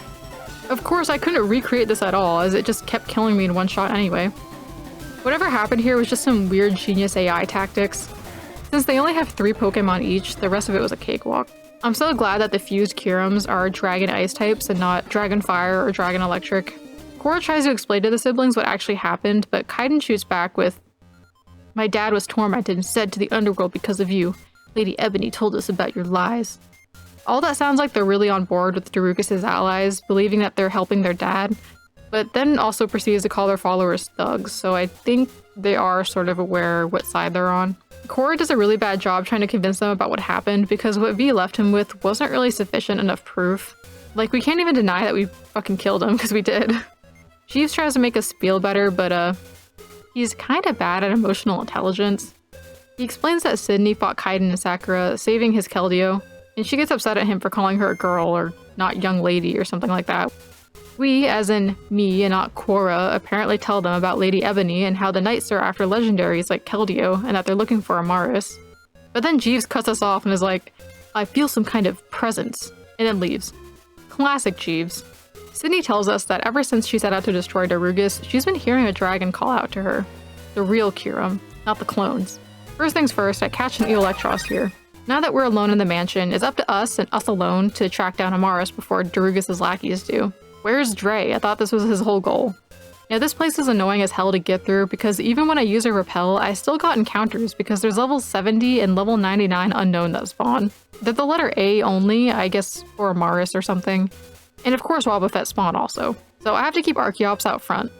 On the final floor, it's the worst because the encounter rate is set to max, so it's like every 3 steps I got into an unknown fight. There's a few grunts to take care of with exploding Pokemon, so I ran through all that. I think I used Gengar for a bit, but it died by the time I exited the mansion. It took those explosions well. Scattered throughout the mansion are diary entries, and if you would recall, Dre told us that these are the only accounts of Dark Rising activity. Here are the entries in order. Team Dark Rising begins its first mission today, to explore an ancient ruins. That idiot Blake! He awakened something very evil. We're going to stop the evil tonight. Pray for us. The monster was sealed inside Pandora's box. The world must never know of this. This mansion is no different from its counterpart in FireRed. Open the doors, read the diaries, get to the end. A Chansey greets us right outside the room we meet Amaris in. You resemble him so much. Are you Amaris? You got it. There's not much time. Darugis will find us. Your father is not gone for good. He's trapped within Arceus in the Omni region. But to get there, you must undo Darugis' power over the core region. He must not regain its full power. Get the 2 Master Balls and hinder its rebirth. Once you do that, the jewel will lead you to the chamber. Amaris? What's happening? Thank you for leading me to her. The last of my old enemies are mine. If you would be so kind as to return the Jewel of Life. Never. I know what I must do thanks to Amaris. I'll beat you until you can't fight anymore. You think you can stop my rebirth? Behold! 6 new Pokeballs are summoned. The entire Kami trio are my slaves, along with the rest of the legendaries in our grasp. But they cry out for help. But they have no choice but to obey me! How does getting 2 Master Balls hinder Darugis' rebirth? This time we have to fight the Kami trio again, like when we fought Light at the ship. Darugis also uses 2 dragons and a Dusknoir, so that's fun. When we beat Darugis, Amaris comes back. She's saddened by how strong it's become and cries about the Lake trio. I don't know why, because they're not in this game.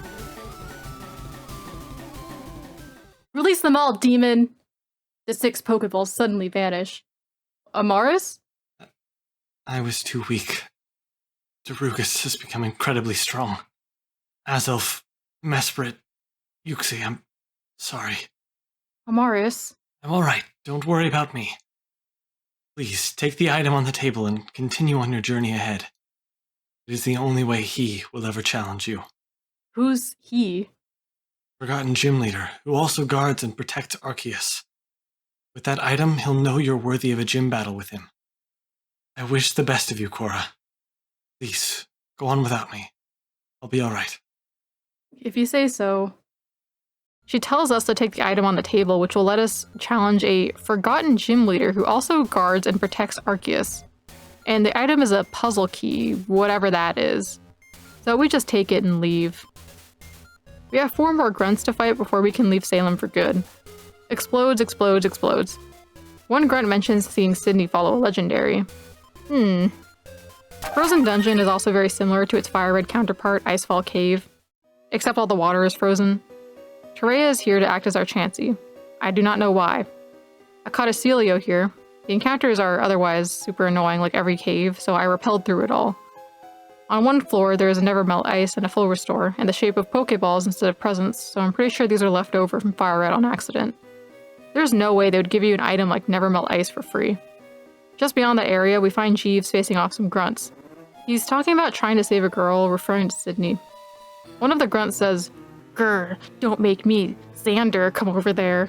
So that's another one of the Kingdom Hearts admin guys. We asked Jeeves how the hell he got here so fast, because last we saw, he went back to Salem. Apparently, he jumped the fence while we were in the mansion. Why does he even leave abruptly to begin with? Sometimes the story just couldn't find a way to get rid of him sometimes. He says that Sydney is in here losing her mind, so we gotta help her. For some reason, these grunts are trying to stop us, so we have to take them down first. We only have to deal with Xander, who looks like a double battle admin, and he gets an actual unique spray unlike the other ones. When the cavern shakes and we hear Kyurem growl, the grunts take that as an indicator that their job is done and leave. Cora thinks that Kyurem might be under Darugus' control, so Sydney finding it might be a bad thing. He and Jeeves run deeper into the cavern. I caught a Jinx around here because Kyurem's den is a separate area. My brother caught a Delibird. Zaus, the MVP. On one of these floors, there is a box containing a big pearl that continuously respawns. Free money! Not like we need it, because we're actually hella rich from the hundreds of grunts we've had to mow down. Weirdly enough, in Hexmaniac Advance, this box is actually a water stone, and there's a separate box for a big pearl on the other side of the room. But in the actual game, the box doesn't exist. So, somehow these two got glitched. At the end, we find Jeeves trying to help Sydney, but he was too weak to stop her and Kyurem. Long story short, Sydney is being overwhelmed by Kyurem, who in turn is being influenced by Darugus, similar to how Entei was controlling Brock. Jeeves suggests taking out Kyurem, but Sydney insists that we leave it alone so we battle her instead. Her team is similar to before, so it's nothing groundbreaking. After beating her, Kyurem is released from Darugus' control and transfers itself into a Pokeball for her. After all this, Sydney finally considers us allies. And now we are finally on to the next town. This route is extremely short and has Lavender Town music. Ever since Salem, the Lavender Town theme starts being used in several places like the Deoxys Approach theme because it's spooky. So, first of all, I catch a Piloswine on Blizzard Route and Arcanine in the area considered part of Iceland City. I was kind of annoyed at this because I kept catching fire types and I had a severe water-ground rock type disadvantage the entire game. And then I got rid of Raichu and started using Golett because, from what I could tell, Raichu probably died in the Sydney fight. There isn't much to this area besides scattered buildings. There's a gym, but this guy is blocking the way. His name is Sir George, and he simply says it's off limits. This guy randomly gives you a coin case. On the bottom area is a kid with infinite lucky eggs, so I abuse that a bit and get to training. The only indication of what to do at the moment is a single grunt harassing a building. Some NPCs mention that this place is hit by a huge blizzard, which forced its residents to go underground to survive, creating the Underground City. This is a very misleading name because it's more like a small hole with running water than an underground city. We have to go through and clear out the grunts here before we can challenge the gym or move on. There's 2 boxes in the corner, so of course one of them is fake. I love getting ambushed. The weird thing about this area is that there are 2 pairs of grunts that share the same script, making them essentially the same character. So after I beat this guy on the left, his doppelganger on the right is also considered beaten, and they both say the same post-fight dialogue. Same goes for the cultist at the very end because she shares the same script as the surprise box cultist. Can't go too far in this game without getting an explosion double battle team. After getting past all these guys, we have to fight Kaizo. Apparently they came here to get the ruby, but it looks like Pete got to it before they did. Holy shit, Pete is actually the main character. Kaizo's team this time around is frankly not as impressive as it was before. He only has Raikou now, probably because Suicune is taken by Light, and several Uber's Pokemon. Or I don't know if that's the right term, they're just, they're strong. My low tick would have been an issue for me because of my water weakness, but the fact that this was a double battle actually helped. I was able to pair my water vulnerable Pokemon with my water absorbed Gastrodon. If only it could have been Storm Drain. Gastrodon also provided support with muddy water accuracy drops while the others took care of business. The annoying thing about my low tick is that it has Serene Grace, so it kept getting freeze off. No, it cannot naturally have this ability. Yes, it's the only ability it can have in this game. After getting a burn off on it, I just let it slowly die while my entire team sat in an ice tray. Kaizo again has to acknowledge our power, but we just jumped right to the important questions. Just then, we hear a voice shouting about stabbing someone, and then Pete screams? Even Kaizo is concerned. He's like, oh shit, it's Sir Nero, I gotta go. We gotta go after him, right?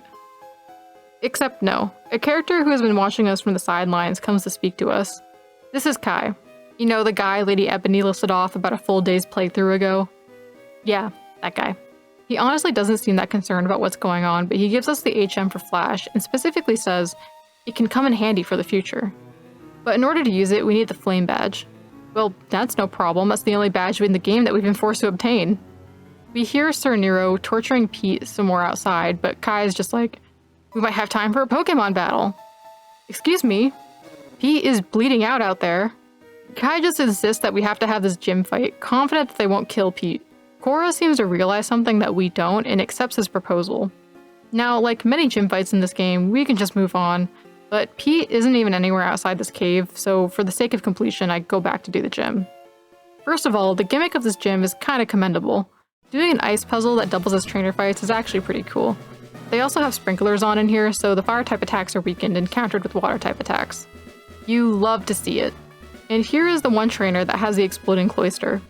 Like I said, I could one-shot this thing with Heat Wave, so I'm not even sure how I managed to get exploded in my original run, but I did, and it sucked. I ended up using Walrein in this gym because I was upset about the fire weakness and water boost, which honestly, something that compounded with the amount of previous rain fights I had to deal with already. That meant I had to train it as well, so I did that first, obviously. The thing that Korra figured out back at the underground city was that Kai is actually a Darugus puppet, and that's why he was acting weird. This fight is a double battle and opens with an exploding Glalie and Ghost type combo. Ridiculous.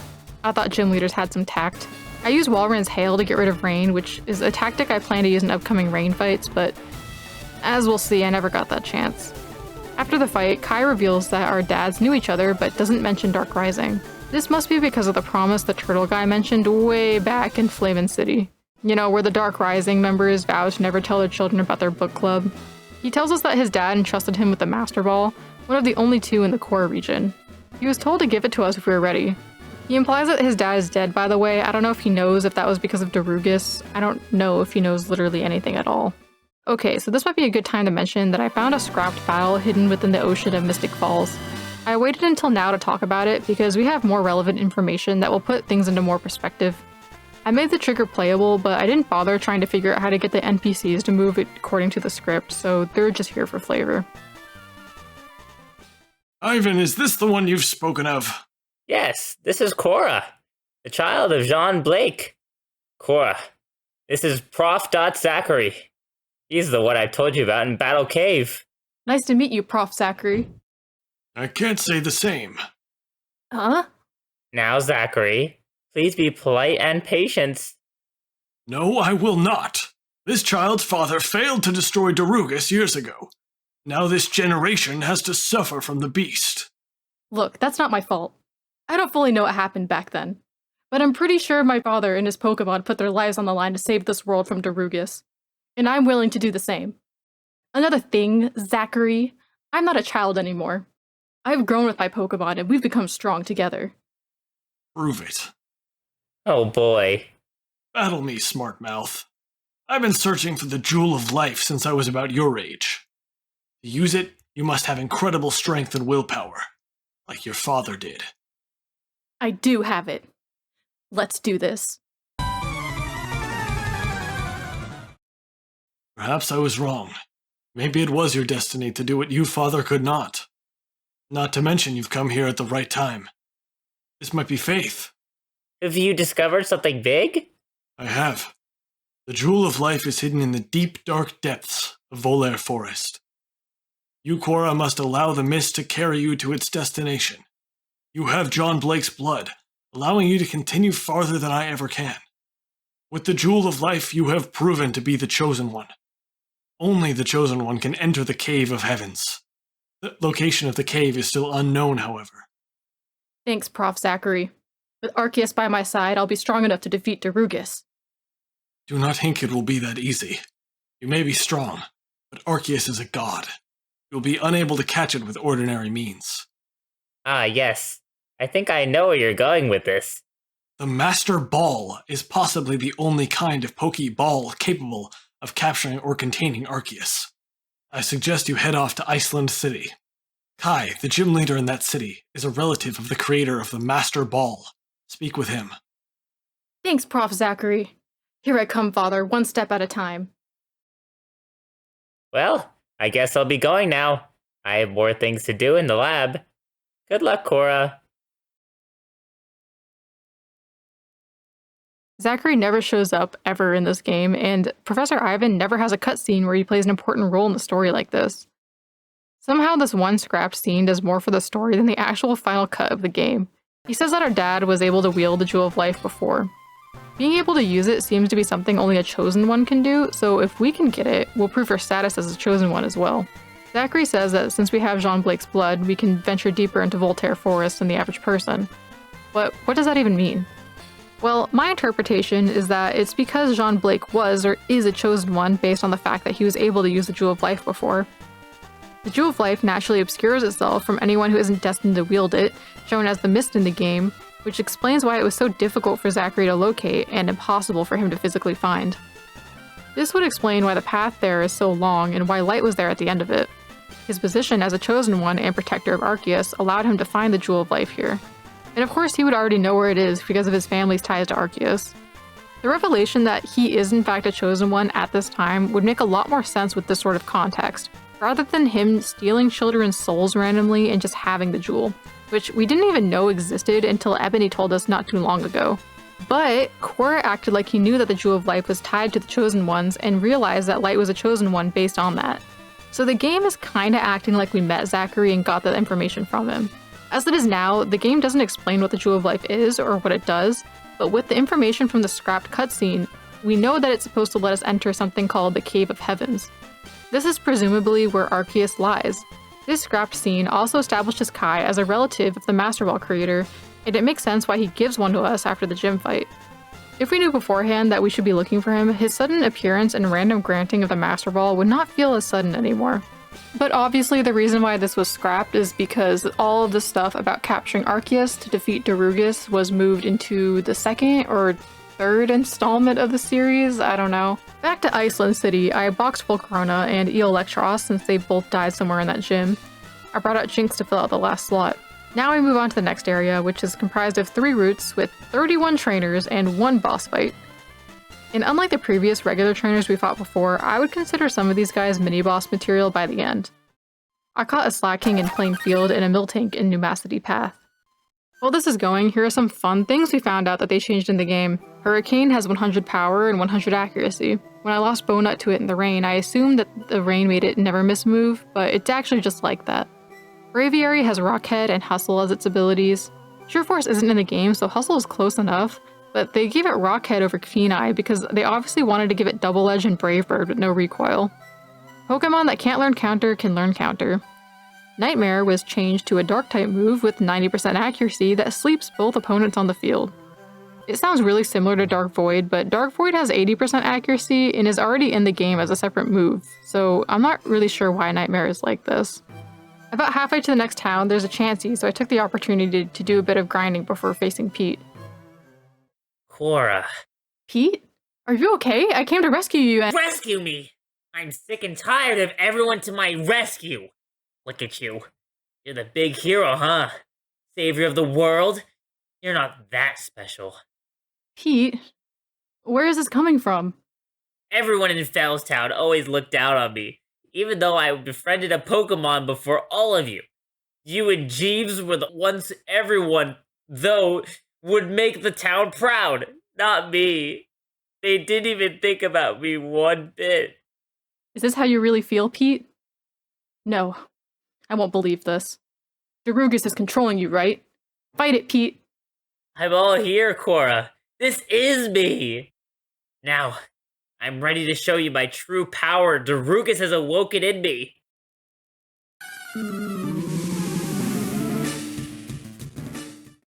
Cora. Pete, are you okay? Speak to me. I'm okay. Thank you, Cora. What happened to you? How did Darugus control you? I don't know. I found this shiny ruby in the underground city. My dad had a bad feeling about it, but I decided to take it and examine it anyway. To show him I can be useful as well, and find out what it is. But when I was on my way to see Dad, a bunch of thugs chased me. A big scary man with a sword took the ruby from me. He jabbed me, and then a woman with an umbrella came and touched my head. They used me to hurt you. Pete, come along with me and defeat Darugus. Really? Yeah. I'm not gonna treat you like a kid anymore. You, me, Sydney, Jeeves, Dre, Florina, we're all gonna take Darugus down. I have no idea who most those people are, but sure, I'll help. Awesome. I'm going on ahead. I'll meet you along the journey. Don't let me down. And so, my journey continues. So, is Pete not bleeding out? Did they patch him up? Is he not traumatized? Like, what is this ruby they keep talking about? I can't dwell on these for too long. We just gotta focus on what we have rather than what we don't. At this point, we have a substantial group of allies working together to defeat Darugus. I guess we could be forming our own Team Dark Rising, huh? Idle drop. This fight is the easiest one to re-trigger by far. There are 2 tiles that activate the Pete fight, and while one of them deactivates, the other one doesn't. This means that every time I wanted to get by him, I had to walk on the tile directly in front of him to avoid re-triggering the fight. When I played my Nuzlocke the first time, I didn't figure this out, so I kept re-triggering it over and over. I didn't count any deaths from them because it was a bug, but it was good for leveling, I guess? I had to keep running past him because the Chansey was right there and the trainers up ahead were kinda tough. Another weird thing about these 2 triggers is that the one that doesn't despawn has slightly different dialogue, which I assumed is from an old version of the game. In this version, Pete says that he was on his way to Nemacity Lab instead of his dad, and got the ruby stolen by a guy with spiky black hair, who also touched Pete's forehead, causing him to pass out. So, Lady Ebony used to be a guy with black spiky hair. I assume this was Adrian's original role because he's the only character that fits that description that I could think of. But ultimately it's better that Lady Ebony was in this position instead because the mysterious parasol lady suits the character better and fits the weather theme. The last stretch to the next town is called Straight Path, which is actually curved. I caught a hair across here. One of the trainers at the end uses Belly Drum Poliwrath, and another one uses Gyarados that I didn't have the best counter to its Hurricane at the time. I remember losing someone to one of these 2. Probably Gastrodon if I lost Walrein at Pete or something. At the end of Straight Path is Novella Town. I thought this was Nemacity City. We just came from Nemacity Path and the sign next to Pete said Nemacity City was up ahead. Well, there's actually 2 more areas to Nemacity City that we can't access. One area is totally blacked out with the random pieces of tiles, and the other one is a half-formed city with NPCs and stuff. Most of the buildings seem to go to other parts of the map though. I figured I would make this section playable to see what's up. It looks like we were supposed to go to Nemacity City right past Pete, and then go to Novella Town through Straight Path after. Both Nora and the fighting gym were both in Nemacity to begin with. It also looks like that Nora was supposed to have transformed the city into a childlike playground based on what the NPC said, and the fact that the sign in front calls Nemacity a city of joy. Her gym is even called a playpen. The area is bright, sunny, flowery, and has upbeat music. There's also a cop here who is waiting for Sir Nero's order, which is spoilers, so I won't explain that. It's foreshadowing though. I get having to cut one of these towns out because it seems like stuff is too spread out. If we had just gyms here and no Darugus grunts. Like, this place is way too normal to be in this game. I think I would have preferred if Numacity City were the main area with elements of Novella Town in it, because it would have been interesting to have a bright, playful area be corrupted by Darugus, like having the weather and music change after some event when you get here. But as it is, we just have Novella Town, which feels a lot less fleshed out. Nora is supposed to be a playful little girl, but she's a gym leader in this depressing, stormy town with barely anyone in it. I will say the depressing, stormy weather suits this area quite well, though. Oh, and by the way, Numacity City is still on the map of the game, you just can't access it. The first thing I do here was go to the fighting dojo, or fighting gym, I guess? The fights weren't very important, except for the Toxicroak. In order to recreate this death, I loaded a save state a couple times until the focus band saved it. The wild thing is that it got focus banned off again, just like in the original run. This isn't even the first time a Pokemon got focus banned off twice in a row. It happened back at the SS Titanic. That is way too lucky. After defeating these guys, we get to pick up a Sock and a Throw. Sock is level 75 and Throw is level 60. This struck me as odd because the trainers were around level 58. My team is level 75 and I've been overleveling on purpose. Did they know? Well, anyway, because this is the Nuzlocke, I had to pick one of them, so I picked Sock. A fighting type with a black belt would be really helpful in the normal type gym, or so you would think. This gym is actually full of normal flying types. Rock-headed Braviary is used here with moves like Super Power, Double Edge, and Brave Bird. Fair and balanced. Luckily, I didn't have a problem with this gym in general with Golurk, but I did complain about the amount of Shadow Balls there are. By the way, one of these trainers is a Darugus grunt in disguise. Clearly, they got past security with their exploding Licky Licky.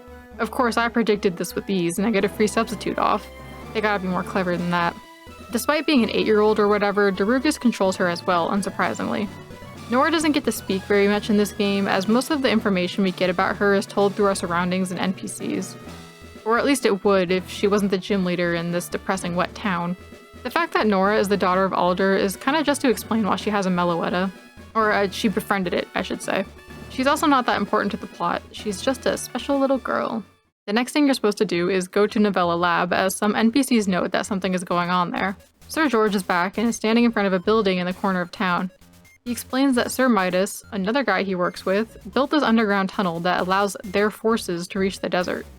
By forces, he's clearly referring to Darugus' followers. We can't go in yet, as it's locked, so we just have to go in the lab. We find a Chansey and Dre standing at the entrance. We were not ready. This is it, the stronghold of the Dark Knights of Ebony. Rumored to be the greatest servants to Darugus, especially Ebony. My female girlfriend Florina discovered that they found big legendaries. They might already have captured or even created more of them, so I've heard. They even have the Ruby, Emerald, and Sapphire. Where's Florina? She told me to wait for her while she continued to spy on them. But she has been there for a long time. I'm going in. Security's tight inside, and there could be an ambush. And there's a legion of bad guys preparing to hunt down Groudon in that desert of death. Are you sure you're ready? You bet. Make sure my female girlfriend Florina is safe. Gotcha. Good luck, Kawara. Wow, this guy won't go in to save his girlfriend, but he trusts us to go in alone. Why are they bringing up the Ruby, Emerald, and Sapphire now? I know Pete found a Ruby, but they're just chasing after more MacGuffins now. The Jewel of Life didn't even do anything. I mean, it got people through the force field at Amaris' mansion, but 1, Jeeves and Sydney got through without it, and 2, why did the mansion have a protection spell from Arceus on it? At least I'm assuming it's from Arceus because the Jewel of Life was needed. I can infer that's probably because Arceus is on Team Dark Rising, literally, but it doesn't usually interfere with the events of the story because it's trapped in the Omni region. So, I don't know. The only positive thing I can say about the random MacGuffin chasing is that it gives the bad guys a more concrete motive than what they were doing at the beginning, which is just doing evil shit for evil's sake. This is all to resurrect Darugus, isn't it? Moving on to the lab, Dre was right about there being an ambush. Kaiden and Sakura are here to get revenge again, and they don't listen to our negotiations and just try to kill us. After the fights, this time we actually do get through to them and manage to convince them that Lady Ebony is evil, or at least not trustworthy.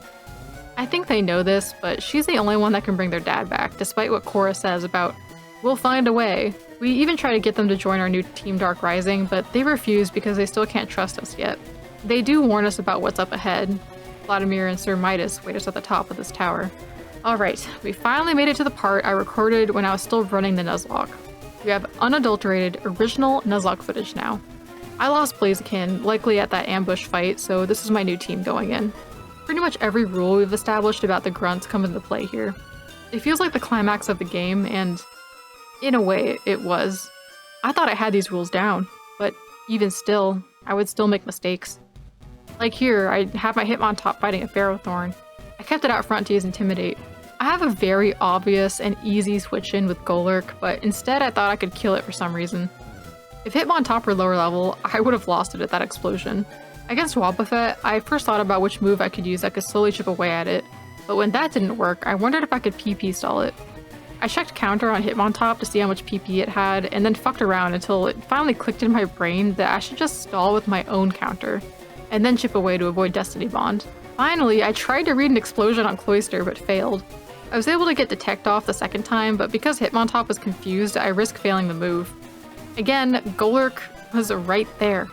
It's easy to get annoyed at my old gameplay, but I have to remember that at this time, my brain was melted from playing this game so much and staying up so late, while I'm sitting here with fresh eyes and a little thing called hindsight. But what's important is seeing my thought process fighting, thinking about the rules that I'd come to know. The really awesome thing about this lab is that not only does every grunt in here play into most of the rules I established about them, but the lab itself is a gigantic maze. Even in areas where it's FireRed content, it was made so much worse by the inclusion of Dark Rising Kaizo grunts. And the mazes only get worse from here. And there were a lot of grunts in this building. They used every annoying tactic in the book, and I was low on supplies despite my surplus of money. I even went back to train because the levels were slowly creeping up on me. I didn't feel safe being less than 20 levels above. I also realized that several of my party members didn't have great moves, so I bought some more TMs from the old couple. They're seriously one of the best additions to this game, especially since the move relearner shows up super late. I lose Faya here. I named my Togekiss stat without thinking about what it meant, but I later looked it up and it turns out to be the conjugated tense of Fayar, which means to fail. It suited my Hustle Togekiss well. Even with the boost from Hustle, its physical attack stat was so bad that Air Slash couldn't one-shot this Machamp 20 levels lower than it. Sure, maybe I shouldn't have used Thunder Wave and I got lucky getting hit with a Cross Chop instead of Stone Edge at first, but Faya was always destined to fail. After losing Togekiss, I got my Arcanine to train and replace it. Then, soon after, I lost my ace, Archeops, from carelessness. Against Adam and Xander, I had Hitmontop and Archeops fighting Starmie and Sceptile. Of course, Archeops can take out Sceptile, but Starmie was a wild card. I could have chosen either one of them to kill, and I didn't have any switch-in that would be fast enough to save Archeops on the second turn of Fly. I tried and hoped that Hitmontop would take care of it, but it was too slow, even with 15 levels on Starmie. The real play should have been both of them attacking Starmie, but I was too tunnel visioned using a super effective move on Sceptile. I had to go train my Mamoswine to replace it as well. I could barely get anywhere without getting an encounter and repeating this back and forth process, so every loss was a whole journey for me to reflect on my mistakes. Unfortunately, with every new member I added to my party, my water weakness grew. The further I got into the lab, the more important it became that I remember the exact path back up so I don't get sent back. I had to do this over and over because I went to heal after every fight, obviously. I would have to switch and train new Pokemon every time one died, meaning going through it all and grinding for an hour in between. Isn't this fun? Aren't you having fun? I recorded my entire screen during this section because I wanted to show how I was using Hex Maniac Advance during my playthrough to figure out what learn sets I should be using and what was up with some of the enemies. I rarely used it to look up an enemy team before a fight though, as I was trying to stay as blind as possible on that front. About halfway through the lab, there was some items to pick up, but I remembered rule number 9. There was a non-zero chance that an item may actually be a grunt, so I made sure I healed before picking anything up. Can't be too careful. Eventually, we find Florina and Jeeves in a room with a PC in it. I don't know how Jeeves is in here, he's just always ahead of the curve. Florina has, predictably, come under the control of Darugus. Her fight is a double battle, and her team is all level 66. Have you noticed the levels jumping up as we go through this one single tower? The grunts on the bottom floor had level 60s, Adam and Xander is 64s, and Florina has 66. Florina tells us that she's seen one of the knights and that Vladimir has been appointed as the boss of the core region grunts. The knight she saw is the global boss and has a business partner searching for Groudon in the desert. This information just went over my head at the time, but with hindsight I know what she's talking about. She kinda just explains it badly. I use the PC as an impromptu healing machine because I was definitely not running back to use a Chansey. Talking to Jeeves, he gives us a Ditto which he stole off some grunts. It's level 60, which is a bit confusing, seeing as that sock was level 75. I don't use it just yet because I still have my current team. I keep going through the tower, but this time using the PC as my healing spot rather than the chances. This required me to avoid certain spots so I wouldn't get sent all the way back. This one cultist leads with a classic combo. I outplayed these guys, confident that my Golurk wouldn't die to a Shadow Ball from Gengar because it's a special attacker, and used Drain Punch in case Golem didn't explode for whatever reason. After this fight, I realized that I was running out of healing items because I never really bought too much at once. But then I warp into 2 back-to-back battles. This is what made me decide to go all the way back to town and buy a shit ton of heals. I get a card key and then realize I have to go all the way back to the building but in a different way because the conveyor belts wouldn't allow me to go the easy way. The music in this area is just really starting to get to me. It just sounds like my sanity is going down the drain.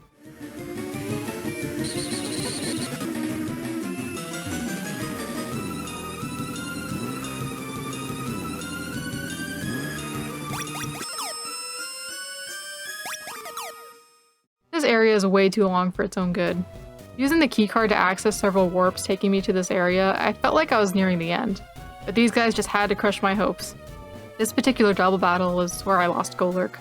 I couldn't switch out due to Chandelure's shadow tag, and so I tried my best, but it wasn't enough. I was hurt and confused and frustrated. Another ace down the drain. My substitute physical ghost ground type. It was such a major loss. It was worse than Archeops' loss, honestly. But if Archeops was still alive, this wouldn't even have happened. I always led with Hitmontop and Archeops, so they could have comboed these idiots. But that's not what happened. My team was crumbling at the seams because of this single building. My resolve was breaking down. I ran back, buried the dead, healed, and trained my team. I went back through the maze and took out the next guy. He gives us plot exposition for some reason. I was totally lost at the time because I didn't have my handy character chart I've been using for this video. I felt like this literally every time the game name dropped a bunch of people. I mean, yeah, they did mention, like, we've heard these names before, but like, after all this gameplay, you really just forget. This guy also mentions that this was centuries ago, so since I had no idea who these people were, I was like, why is this relevant? Okay, go heal, run all the way back, continue forward with the card key. After this next fight, I was really afraid of encountering another guy standing off screen, so I inched around, looking and praying for nearby healing so I didn't have to run back, but to no avail. Again, I made the trek through this goddamn lab. There's a girl standing in the corner who teaches Thunderwave. This was actually the only time I used one of these move tutors, despite all the other ones offering better moves. I gave it to Cow for flinch hacks, since that's what it was set for anyway. The next fight was against Bronzong, who had Levitate to avoid earthquakes and a crazy strong psychic attack. I decided that this might be a good time to use Ditto, so I send it out, and... But the last Pokemon this guy had fucked me up. I already knew Conkeldurr was a great Pokemon in this game since I had one, so I sent out Hitmontop to intimidate it. Since it used counter first turn, I tried to counter it back and ended up in a countering match. See, I could have kept stalling, but instead I decided to use Arcanine because it was a special attacker that would get around the counter. Easy. It took Stone Edge really well, so I tried to finish it off, but it outsped Arcanine. I was baffled. Checking the game, it turned out to be holding a Quick Claw just like my brother said. Bronzong had one too, apparently, and his Magnezone had a Focus Band Explosion combo, which luckily didn't go off. I sent out Hitmontop for another Intimidate. It lives in Earthquake and counters me. I fucking forgot about counter. I was pissed. I was so blinded by rage that I tried to finish it off quickly, but that mistake cost me another Pokemon. I leave the building. I grab whatever Pokemon I had left and train them. This one tower was ruining my run faster than anything that came before. I replaced everyone with what I had left, including Victini. Victini is a great Pokemon and undeniably has the best stats out of everything I had, but I didn't use it for the entire run purely because it was a fire type. I had no room for fire types, and if I did, I would use something like Arcanine, so Victini would be my last backup plan. And here I was, finally using that backup plan. I felt the end draw near. Somewhere in between, I also lost Slacking to a Grunt. I remember this was because I thought I could get to the next healing spot soon and didn't fully heal my team.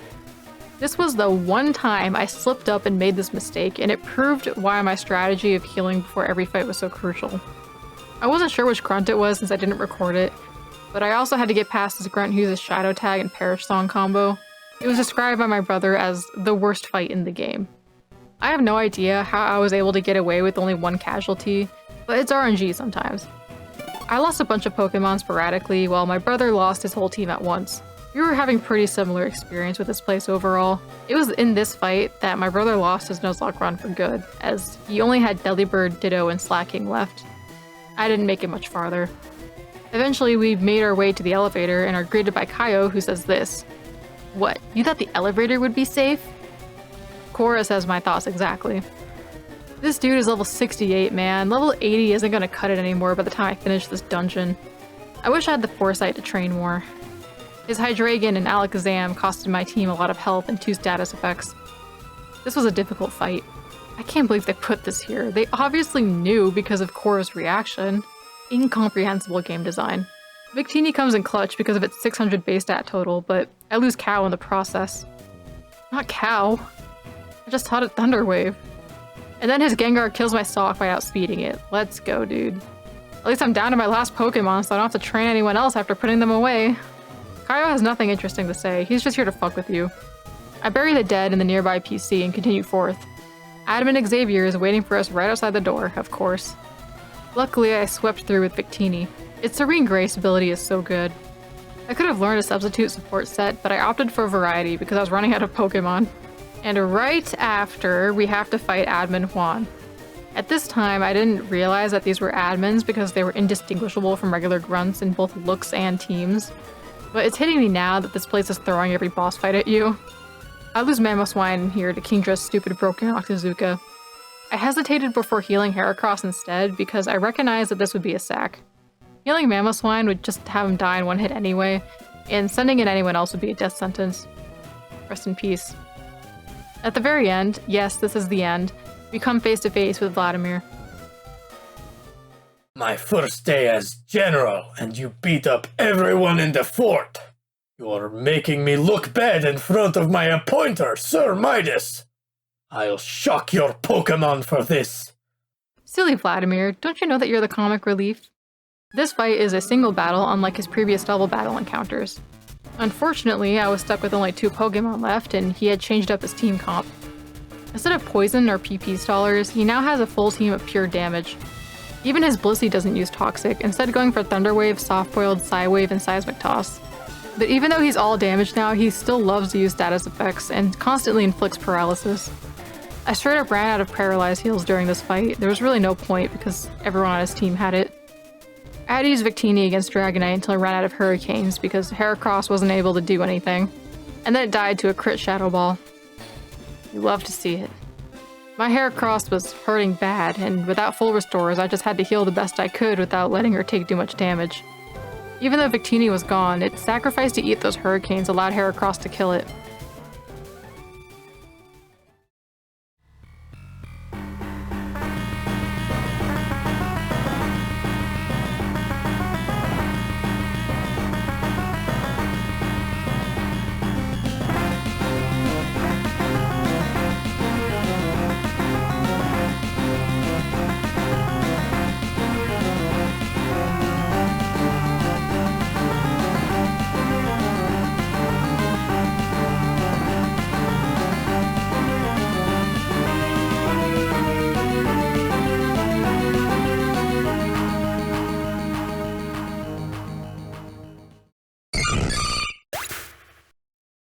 Thought I won. I was so relieved.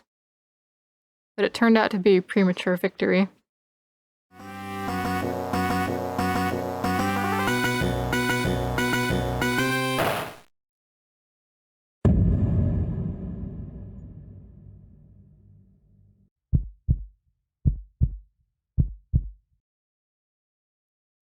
It was over. It was totally and utterly over. Not even the victory Pokemon could get us across the finish line. I lost everything to this one tower, and I couldn't even beat the final boss when it seemed to be in my favor at the end. I leveled so much. And for what? To lose to RNG? Fuck this.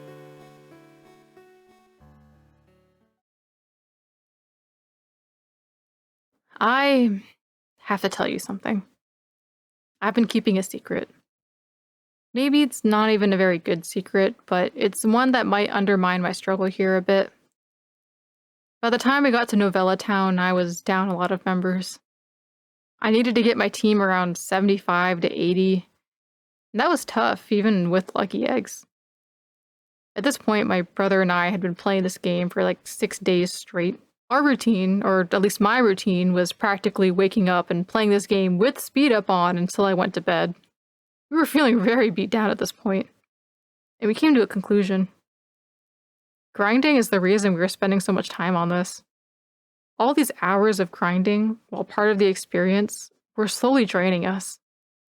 So we cheated. We hacked in rare candies. We started to use them around Novella Town, so to be fair, for about 90% of the Nuzlocke, we didn't use rare candies at all. But we had to come to a conclusion here, hitting level 80, that we actually do have some level of self-respect. This game doesn't deserve any more hours of our life dedicated to grinding. However, this cheat came at a cost, and this cost affected the run. When withdrawing rare candies, they seem to replace an item in your bag. I would only take out 20 to 30 at a time to limit myself since I was still contributing some time to grinding, which meant that every time I restocked, I ended up replacing something. And I didn't notice this little flaw until I was in Nora's fight and I was looking for awakenings and paralyzed heals that I bought for it. I was able to get through this fight in particular thanks to Miltank's heal bell. I realized that the cause was probably the rare candies because it would be crazy if the game just deleted items from your bag. A second part of my downfall was the fact that I didn't buy enough healing items to begin with. I had a lot of money because of all the fights, but I never spent it well enough. In the final fight, I ran out of paralyzed heals, which shouldn't even have happened if I had bought 99 of them. But I guess it was still somewhat in the spirit of a Nuzlocke to not spam items, even with the restrictions placed upon us by rule number 1 and the fact that so many enemies use all 4 healing slots. I don't know. I honestly don't think I could have played around everything without them.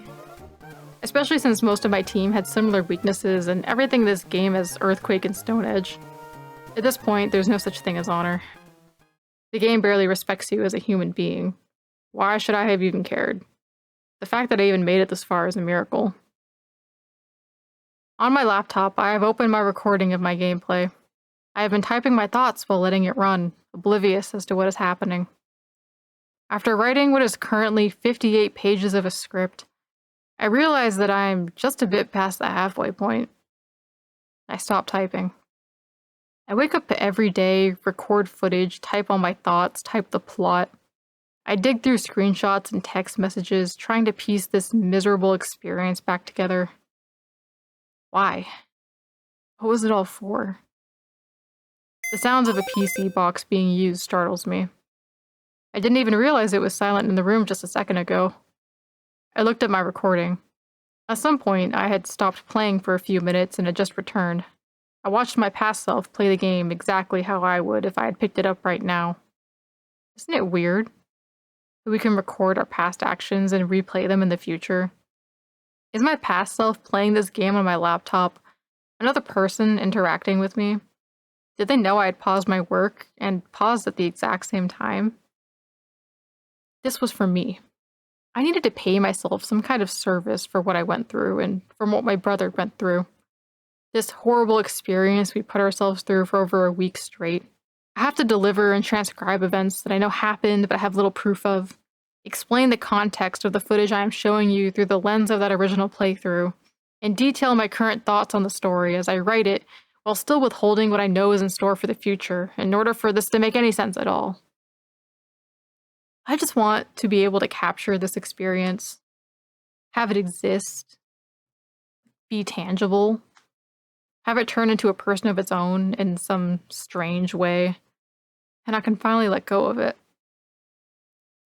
So if I don't finish this fucking video, I would have wasted weeks of my life and subjected myself to this game twice for no reason. And if you, whoever you are, have stuck through this mess of a video and are here at this point, we are now bonded. We are comrades in the Dark Rising Kaizo Nuzlocke experience title drop, so you have to come with me to the end. You can't leave me now. I made that mistake once before, but I won't make it again. I left my brother dealing with the repercussions of beating the game alone for a month. Nobody could understand what he went through, not even I. I didn't know what awaited me past this point. Do you understand? The Nuzlocke is done, but the game is not.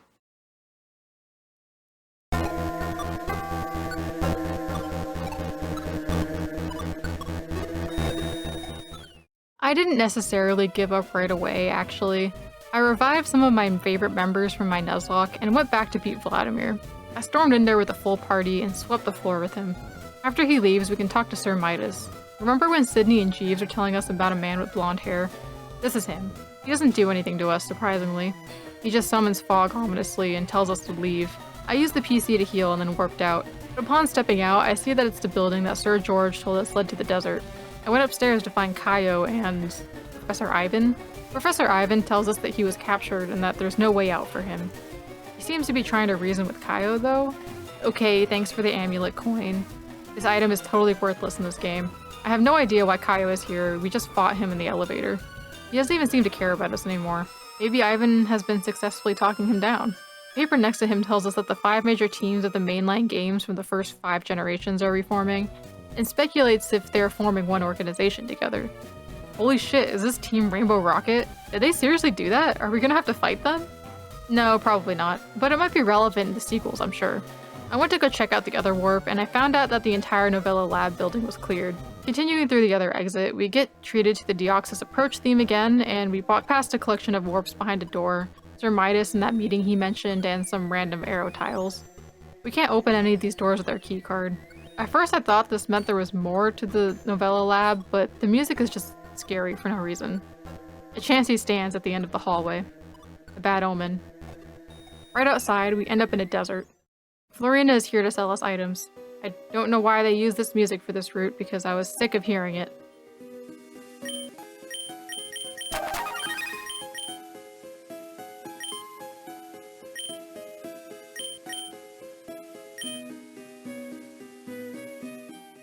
And it'll drive me insane because this desert sucks ass. There's some grunts with level 66 Pokemon and no immediate grind spots, so I just had to get through them. The first guy has a full team of exploding Pokemon, which I could just counter with Golurk. I lose Heracross immediately to the next grunt, so my hopes of a new Nuzlocke were immediately being dashed.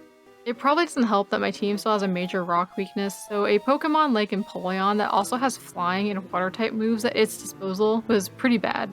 Now I was speedrunning the game. I was gonna get to the end no matter what it took.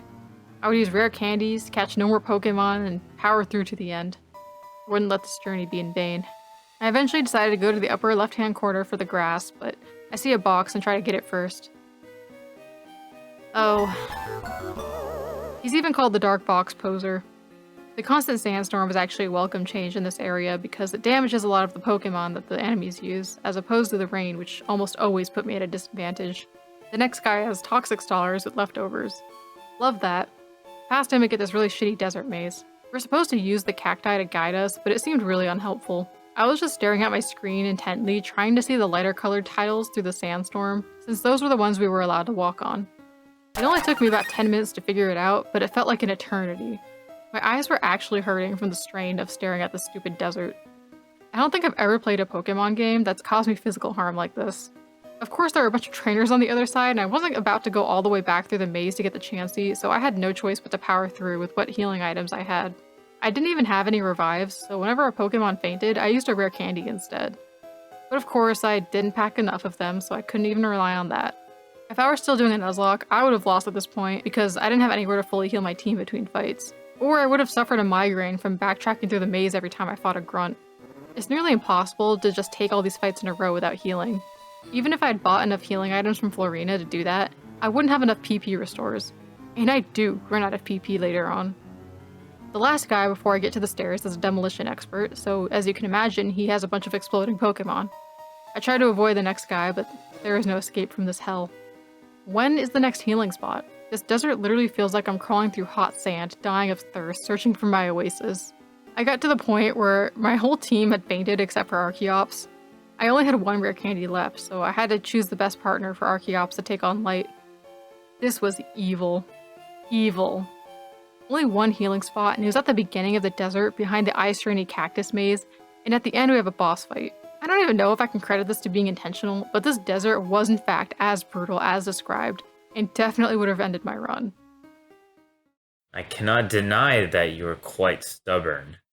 You traitor! You sold everyone out for Darugus! That Pokemon you had was unnatural and evil. And now...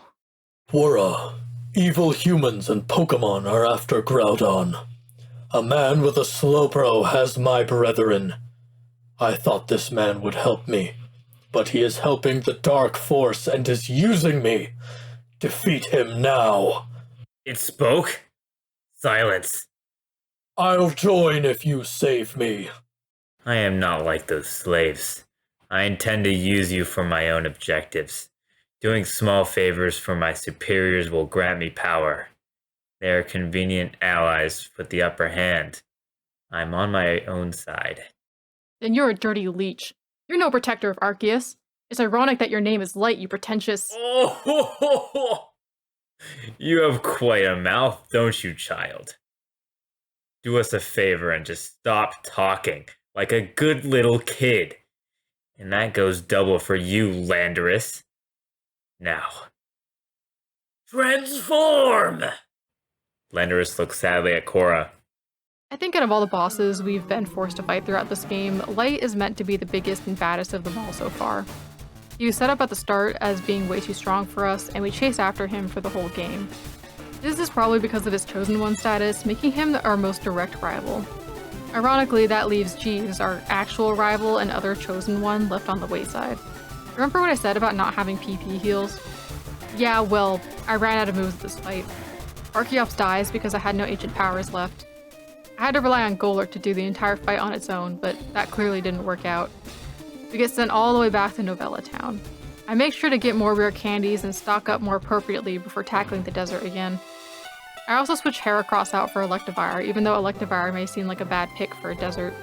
I go back through the whole fucking maze again, but at least there are no fights this time. With a fully healed up party, I can actually put up a fight against Light. He uses Therian-formed Landorus, forcing it to fight for him with his evil Darugus powers, presumably.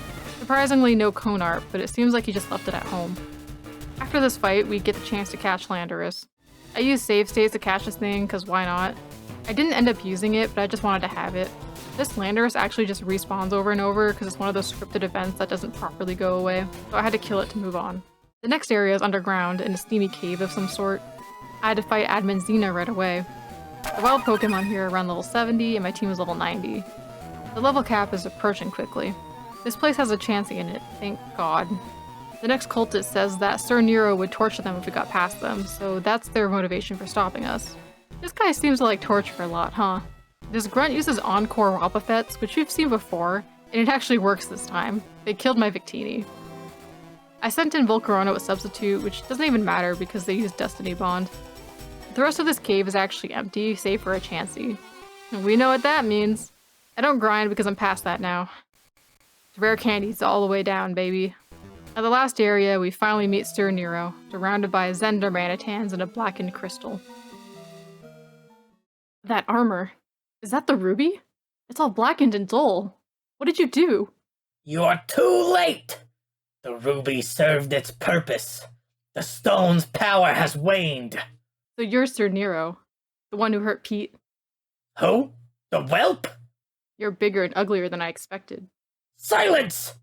That boy with the ruby played with power that was rightfully ours.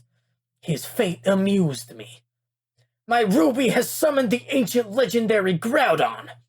With my old slave Ho-Oh, Groudon is mine! It's as I answer to Lord Darugus, so must the world. Just like old times. Survival of the fittest in the world of Lord Darugus. But here, you stand before me, worm.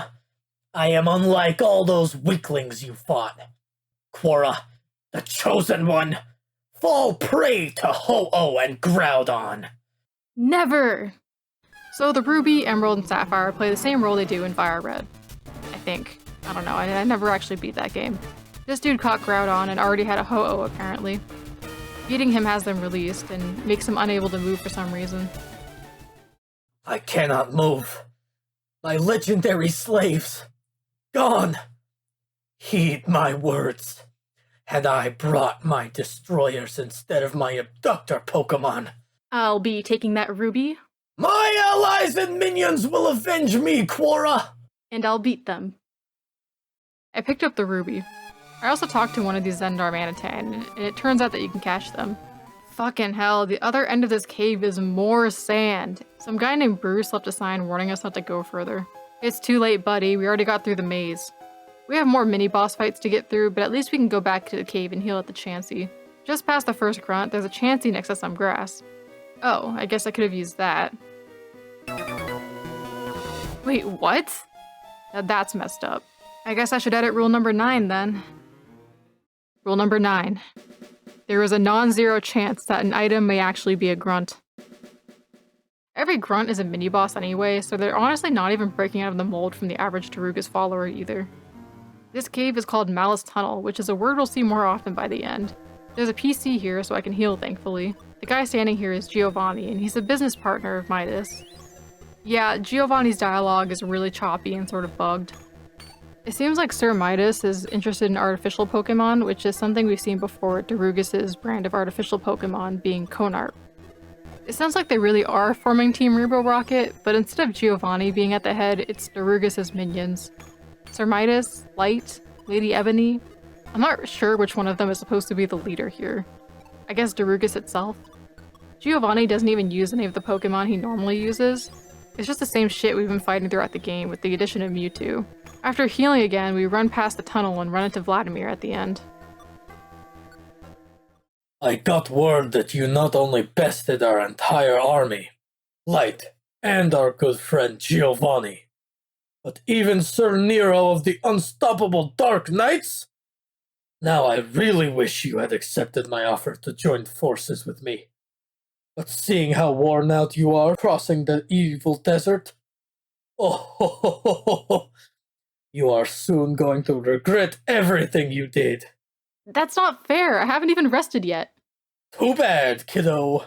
I'm a crook, and as such, I can have my Pokémon take those items off you right now.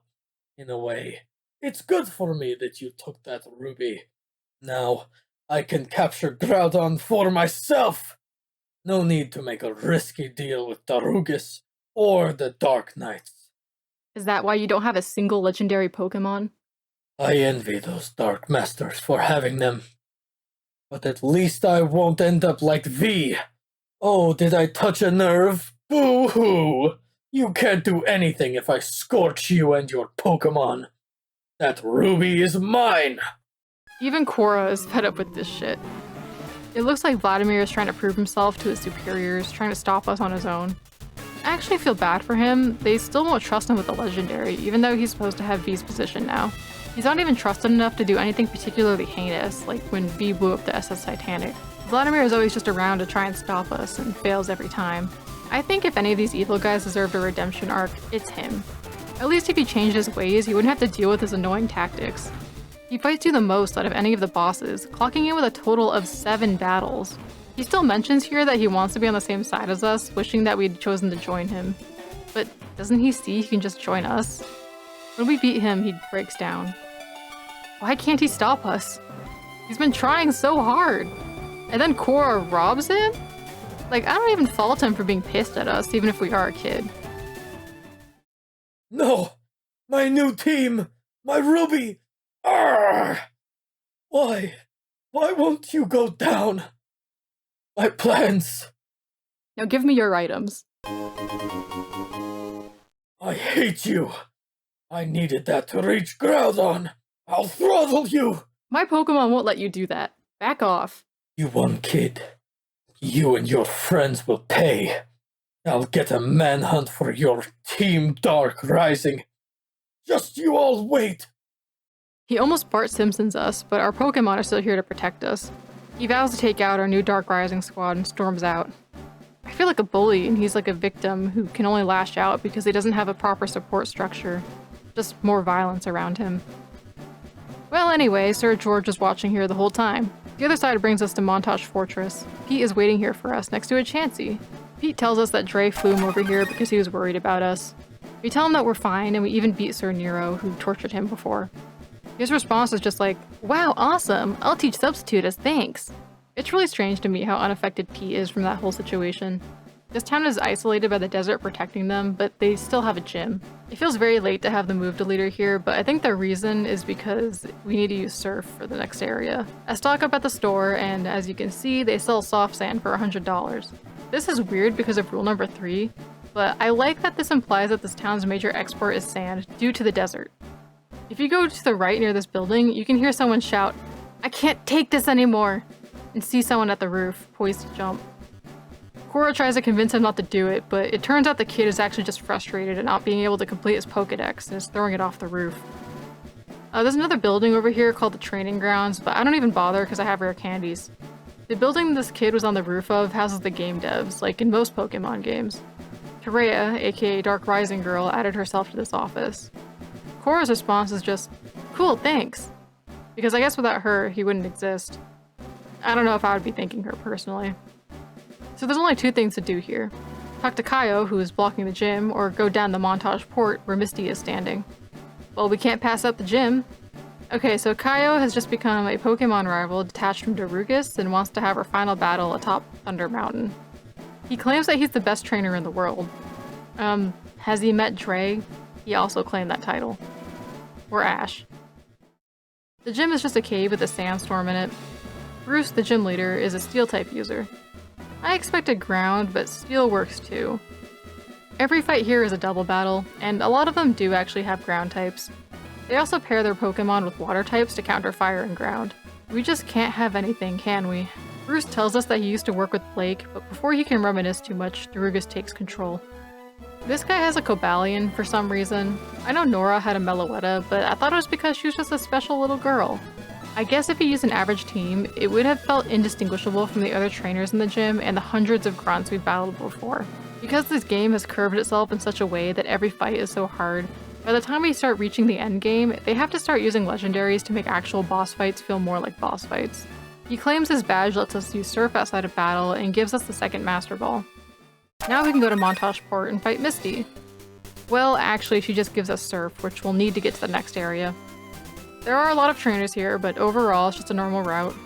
The water is full of currents, pushing us through a specific path. We don't have to surf for long before reaching the islands, where Darugus' army is already positioned. Apparently this little hill is supposed to be Thunder Mountain. This is pathetically small. I was expecting Mount Coronet levels of climbing, but honestly I'm glad it isn't. Kaio is waiting here with Sir Nero, Sir George, and Sir Midas. When he spots us, he just says, "Ugis?" Not exactly the final battle line I was expecting. He uses a Raikou in the rain, and I already know it's going to set up. He also uses Gengar, Venusaur, Reuniclus, Swampert, and Hydreigon. After the fight, he can't believe that he lost, devastated. I know the feeling, man. Cora compliments him on the battle and flashes him a thumbs up. Sir Midas is less than impressed by Kaio's performance. He gives the order to Sir Nero to kill us all, but Kaio suddenly has a change of heart and holds them off so we can move on. Sir George is then ordered to fight us, and he has the other 2 Kami Trio legendaries for some reason instead of Light. He also uses Snorlax, Slowking, Wobbuffet, and Slaking. Getting past him, we're stopped again by the 2 back-to-back battles from some grunts. There are more grunts here, and when we get to the biker, we can hear Sir Nero shout that he's gonna squash Kaio, and commands that this grunt give us over. This is the only biker grunt I've seen, but the fact that he gets a unique sprite and title means nothing. Just beyond this guy, we find Ash, Misty, and Suicune. Cora mentioned something about the Elder having a hatred for outsiders. Who the hell is he talking about? The Elder of the Islands? Why would we know that? Anyway, like Brock, Misty's team is mostly Pokemon that she had during the anime, or just strong water types because she honestly didn't have that many Pokemon. She doesn't even use Psyduck. I use Walrein to get rid of the rain because I'm a genius like that. I think the way Cora was shocked about having to fight Suicune after dealing with Raikou and Entei falls flat because we already fought them all before. We fight these legendaries so much that they lose their impact. I think it works a lot better in this section since we are in the late game, seeing as how Darugus is taking control of more and more legendaries. That's why they're going after the crystals to summon the Hoenn trio, right? I mean, I don't know why Darugus wants to control the legendaries or what that has to do with resurrecting him or whatever, but that's what their current goal is. I think Korra's second catchphrase would be game over, but he doesn't use it often enough like, let's do this. It's unclear here whether Lady Ebony was influencing Misty like she did with Pete, or if Darugus was influencing Suicune, who was in turn influencing Misty. I'm sort of leaning towards the Pete explanation since Ebony is watching us nearby. There are more grunts trying to stop us here too. They have a bunch of exploding Pokémon. Then we have to deal with 2 cultists back to back that use rain weather teams.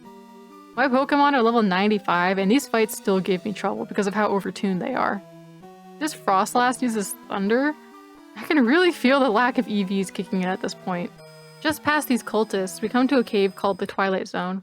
There's nothing in here but a bunch of ladders. Reaching the top, we climb a long staircase in the middle of the space void leading up to Terea. I wonder if anyone can walk in here or if this cave just exists for us. The Twilight Zone is where Arceus was born, apparently. Korra asks again why we were chosen, and this time we get a slightly different answer than the ones we've gotten before. Terea explains that the reason Korra, Jeeves, and Light were chosen is because they all have a power inside of their spirit that no other person has, not even Ash Ketchum. Okay? This time she actually tells us that Light is a chosen one since we already found out by now, to which we protest. She insists that he will realize in due time. This explanation for why we are chosen ones is still super vague. I still stand by my Pete chosen one theory in that Ash, Misty, Jean Blake, and whoever else could have been former chosen ones. Arceus literally told us that it chose us, so to me, a chosen one is just someone who has the endorsement of a legendary. Or Arceus specifically. We have to battle her in order to prove our worth or something. Terea is represented by this recolored Chantal sprite, which is super fitting and exactly what I imagined. Her team is full of legendaries and mythicals, unsurprisingly. She has Victini and Keldeo too. After beating her, I had to talk to her again to get her to tell me that the reason that we were chosen is because we can do something called ability bonding, which she unlocks for us. It means that we can mentally connect with legendary Pokémon, which we've experienced before with Landorus and Entei. She also says that Light has this ability too, since he could hear us commune with Landorus, so I assume that Jeeves probably does too. But if we've always had this ability, I don't see why she had to unlock it for us. She refers to the 3 of us as Light, Dark, and Creation. I'm guessing that Light is actually Creation since he created Conart, but who represents Light and Dark between us and Jeeves is pretty much up in the air. I wanted to point out that there's a separate scrap dialogue for this where Terea doesn't unlock this ability in us, but gives it to us. She says that we've overcome a lot of challenges, and because of that, we're qualified to use Arceus' power. Arceus' power refers to ability bonding. So in this version, we would have to prove ourselves as the chosen ones to get this ability rather than using it inherently. I understand why this was changed since we've used this ability before, but I might have preferred having worked towards it rather than having it be a birthright. This version also better ties back to the beginning of the game where Arceus says that we were chosen to wield its power. As the game currently is, we are never told what Arceus' power is or what it meant when we were chosen to wield it. Moving on, we are inexplicably in this little room with a PC. The old man tells us that this is our last chance to use it, so we better pick our team wisely. This is the beginning of the end of the game. If somehow I had survived my Nuzlocke up to this point, then this one obstacle would be a run-ender. When choosing my team, I really wanted Volcarona on, but it was too hard to replace Victini with her. It had to be one or the other, but then I went, fuck it. I need Nugget on the team. How could I leave behind my shiny Volcarona? My team was probably not the best, but still, it was my team, you know? Terea told us to go bond with the legendary she released, but to be honest, I didn't care and I just left. I had tunnel vision at this point. We get ambushed right outside the cave by Dre and Sydney. There's no time to explain. Get on the invisible ship. If that cutscene seemed abrupt, that's because it is. I can't figure out where the trigger is for this, but when we get back to Millennium City later, it'll play again. Now this is Dark Rising HQ. It's real. The game clumsily wraps up Sydney's thing with Kiram. All she says is, your friends helped me out. Apparently the gang saved Kaio from Sir Nero, so he's just hanging out here too. His whole redemption arc was basically helping us escape, saving Professor Ivan, and stealing the emerald, most of which happened off camera. I guess you could argue that's what he was doing with Professor Ivan in that room after we left Novello Lab. With Darugus' forces now in full control over the region, it looks like this is the only safe place. Florina being an inventor totally comes out of nowhere since her family business is in merchantry. Is that a word? We get the emerald, a personal tracking device, and a town map here. Wow, needed that. All of our fan favorite characters are here. Pete, Sydney, Florina, Dre, Jeeves, Professor Ivan, Pete's dad, Bruce, Kai, and Kaizo. I don't know why these two gym leaders are here specifically. Bruce hands out some TMs, but I wonder where the old couple is. They're the real MVPs. I loaded an old save on my original file and continued recording from there so I didn't have to replay anything unnecessary. It turns out that the old couple is here. They made it! There's also a move relearner who accepts mushrooms as payment, which you can buy for $10 from the lady at the Pokémon Center. The cop here is not here to protect Dark Rising HQ because, as was explained earlier, Darugas has control over all the police in the region. Most of the battles on this route are cops trying to arrest us. It's unclear whether or not there are mind controls or just truly believe that we're criminals. When fighting one of them, Korra says his catchphrase in a really bored way because he's annoyed by the amount of cops he's had to fight, and I just think it's funny to see him go, "Let's do this," like in like a really depressed kind of way or like sad kind of way. The last ones are an imposter and a cop who specifically works for Vladimir. The imposter uses Ditto and Zoroark appropriately. Beyond them, we have to fight Jeeves? Just kidding, it's another imposter.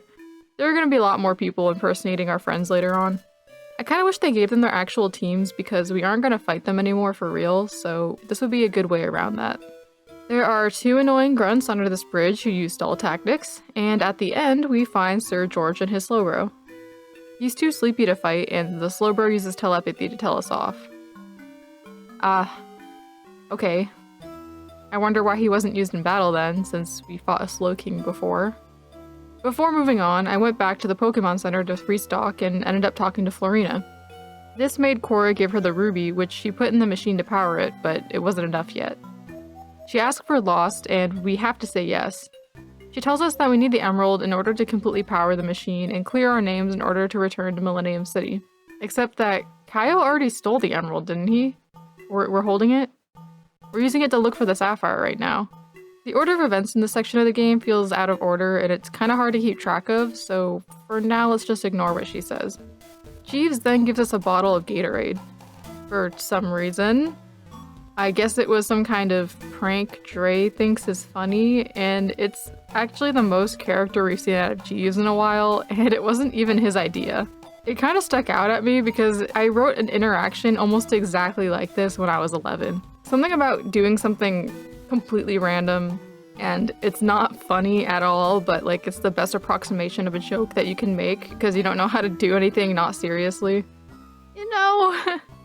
Dre tells us that Drudigan have been spotted on Chaos Path, which he's sad about because he thought that he had the only Drudigan in the region. So it wasn't our dad's after all? Did we just forget about that little bit of information?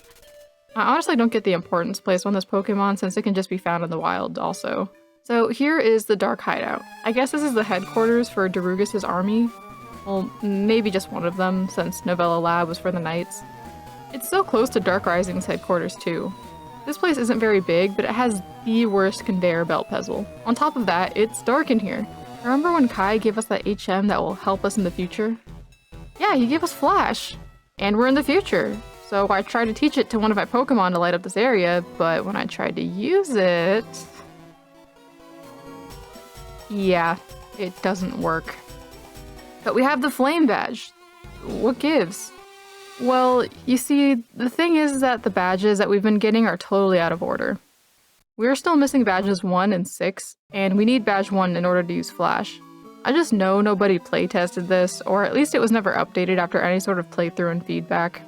This one oversight makes this part of the game incredibly long and tedious. Trying to memorize a path isn't difficult if you're paying attention, but I wouldn't blame you for getting lost anyway because of how long it is. We have to fight Imposter Sydney and Imposter Dre, who hinder my progress more in the middle of this whole thing. I really wanted to use the healing Chansey outside, but I couldn't figure out the way back. In the end, I actually didn't have enough heals, so I wiped, restocked, and came back. After about 20 minutes of this, I finally get to the end and have to fight this police chief. He gives us access to healing before going up against Vladimir, mentioning something about a tunnel going to Paxtown. So at least we don't have to deal with the maze anymore, at least. For the love of Darugas. Adam and Xavier stalls us while Vladimir calls Sir Midas. When we reach him, he gives us a huge villain monologue before the fight. You brats might as well turn yourselves in! Sir Midas has hacked every PC in the world! Every item and Pokémon is now his to hold hostage, causing mass hysteria. The Rugus will feed on the suffering of the populace, and they believe Prof. Ivan and his young followers did this. Why is that? A great criminal boss has good influence of the media and the law. A few moles, bribes, and a little bit of hypnosis from my Pokémon, and the dark powers of the Rugus, as well as my imposters impersonating those stupid kids. That blue girl had a record for attacking people. That traitor Kaizo tried to sink the cruise ship. That other girl is a known hacker. So the imposters did more attacks like that. I told you I'd get revenge. So you say, but I'm gonna make you tell me where you guys hid the Sapphire. Okay, so it was Sir Midas, or more fittingly, his connections that hacked the PCs around the world. And the reason the police were after us is because these imposters did a bunch of crimes that could be linked to us for real, based on what everyone in the region already knows about us. But it's also partially mind control from Darugus. Darugus's power fluctuates and changes all the time based on whatever the story needs. Okay, I'll talk. The Sapphire was sent to V's old hideout, but Sir Midas must have moved it someplace else. You might find clues beyond this door. We move past him and walk by Lady Ebony, untouchable as usual, to reach Paxtown. This place reminded me a lot of Po Town from Sun and Moon. It's a town run by members of Darugus's army with no laws. Florina is conveniently hiding out here to sell us stuff, and we can even get the super rod from the fishing guru's brother. The Pokemon Center attacks you and then refuses to heal you, but it's fine, there's a Chansey here. There's also a house where you can do the Chansey dance, which also heals you. The Chansey is standing in front of the casino, which we can actually play because we got the coin case from that random guy in Iceland City. I played it for a while and considered trying to buy one of the prize Pokemon, but I concluded that it was a waste of time. In Hex Maniac Advance, the casino is actually listed as part of Iceland City, which explains why we got a coin case back there. I guess the casino is meant to be there instead, and we did get Flash from the Ice-type gym leader. I battled the grunt in the upper right corner because I remembered that Team Rocket's hideout was also hidden in a casino, using it as a front. And I was right. These guys are doing the exact same thing. After beating her, pressing the button behind the poster reveals the stairs. The grunt also mentions that she has to warn V about us. Strange. The hidden location is called the Dark Lab. Oh, and it's not called the Dark Lab just because they're evil, it's also because there's no lights. And we can't use flash. So much fun. This place also has annoying conveyor belt puzzles from base FireRed. Just to note, there were actually supposed to be level 49 grunts in this place, judging from Hex Maniac Advance, but they weren't here in the actual game. If they were, they would be super underleveled, but it supports the theory that the casino was originally intended to be in Iceland City. It took me about 4 hours to get from Dark Rising HQ, Dark Hideout, and then finishing through the Dark Lab here. Not only were there a lot of fights, but these mazes were so annoying in the dark. The only way I could make it through was by making a mental map of where I was going. The first time I played this, I actually didn't even bother trying to solve the maze, and I just stumbled blindly through until I got to the end. I accidentally did it 3 times here because I forgot that you need a lift key to begin with. There's only one guy guarding the lift key, and once you get it, you have to go through the conveyor belt maze again. Thankfully, the elevator takes you straight to the boss fights. We get ambushed by Kaiden and Sakura for the last time. They seem totally possessed now. They both use full teams, so you have to fight through 12 Pokemon in doubles with no breaks or healing. If you wipe, you respawn in Paxtown, but that also means going through the whole maze again. After beating them, they get turned to stone, but I talked to Kaiden first, so I thought that they meant that he was high for some reason. Beyond them is what looks to be Maxie from Team Magma, but it's actually V being given the Garmadon treatment. He was resurrected, but his personality has been boiled down to just being spiteful and revengeful. They didn't even change his hair color, so how was I supposed to tell that this was the same person? V uses a Genesect this time, and the best part about this Pokemon is that they gave it Flash Fire to counter its major weakness. Nothing is ever quite so straightforward here in Dark Rising Kaizo.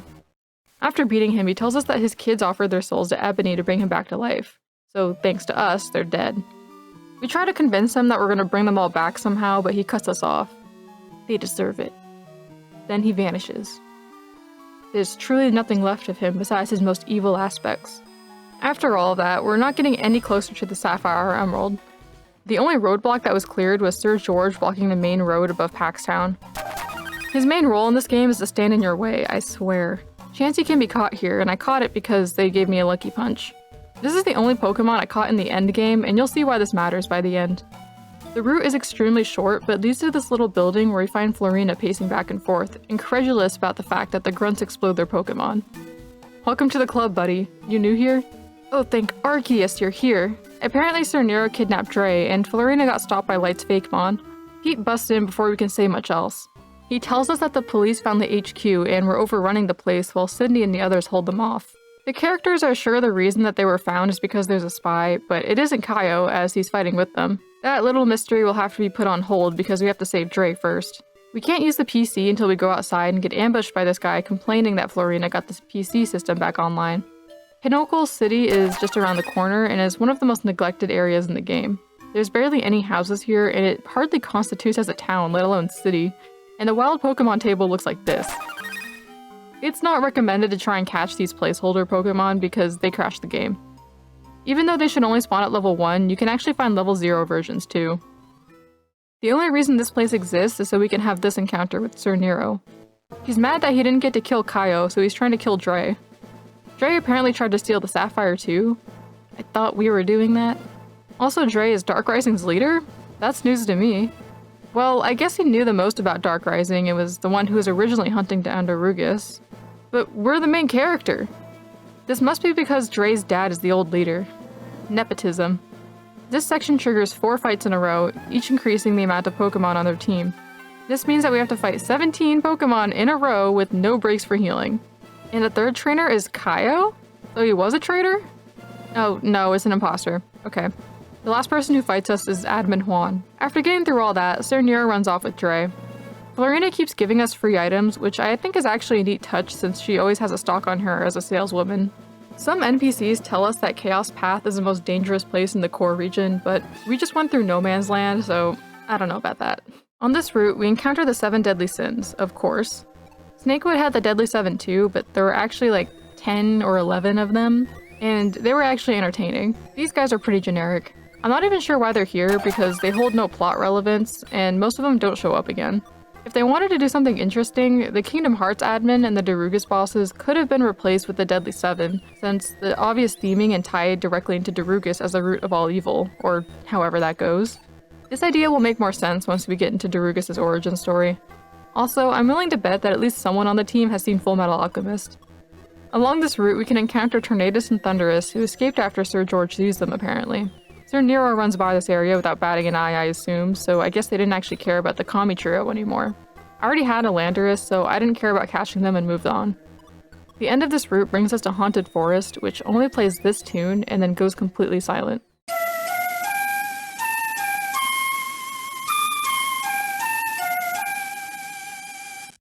I think it could have been spookier if only certain types of ghost Pokemon spawned here, or if nothing spawned at all. The game also doesn't play any sound effects until I picked up this item, and suddenly I can hear some things again. The area is short, and at the end we come face to face with Lady Ebony.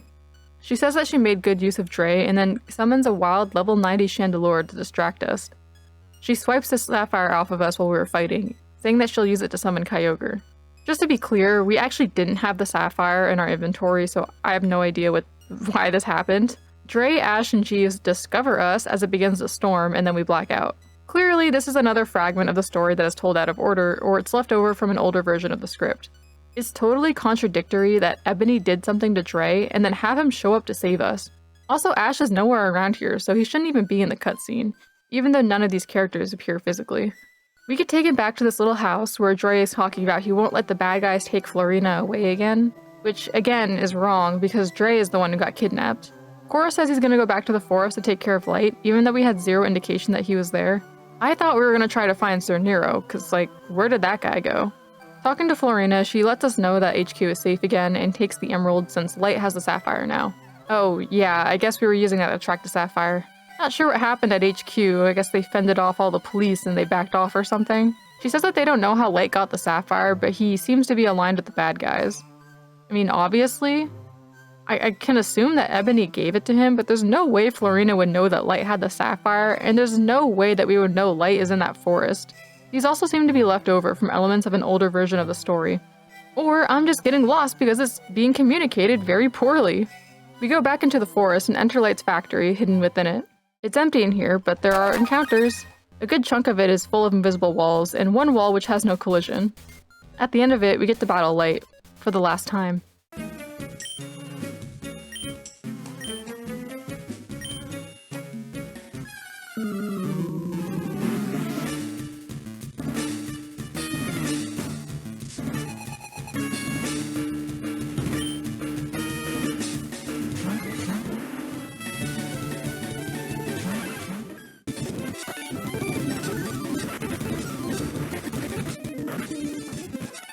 He uses Blazard, which is the evolved form of Conarp, but it's basically no different from it aside from stronger stats. The rest of his team only uses Explosion or Self-Destruct with choice bands. I think he just doesn't care anymore. Like, he lost his ambition or something. Wasn't this our epic final battle? He's not even trying.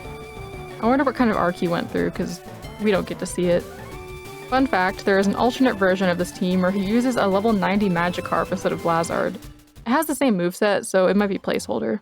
He gives us the Sapphire when we beat him, and he doesn't say anything more on the matter. He remains totally speechless when we talk to him, too. I loot the rest of his place and leave, which takes us directly to Dark Rising HQ. Convenient, but I don't think Light's factory is in any way connected to this place. I like to believe that the game just cut to HQ like a movie cutting out the characters traveling. We step forward and give Sydney the emerald. Yeah, we just got the Sapphire, actually. We already gave her the emerald earlier. Florina uses the gems in her machine to reverse the spell on the police officers, so we can go to Millennium City now. This doesn't clear the actual crimes our imposters did, but whatever. Florina tells us to go check out Spirit Tower because Darugus might be targeting it. Based on what evidence? Aren't you the logical one? Maybe that's why we aren't supposed to question it. Characters will just know things inexplicably all the time at this point because we're nearing the end of the game and things don't have to make sense anymore. Not like it ever did. We get dropped off at the center of the map, and Sydney nowhere in sight. She says something about the war not being over and that there's a way back to HQ from here. There's a reason why Millennium City is called Millennium City. I won't tell you now, because I'd like for you to guess. There's a man blocking the Pokemon gym who tries to sell us a Pokemon. I never bought it, but it's a Rapidash. Don't ask, I don't know. I tried to surf upward because I wanted to see Kyogre, but it turns out that you need dive. The game never gives you dive, so I'm pretty sure they never wanted you to come this way, but I hacked the game and made a way through.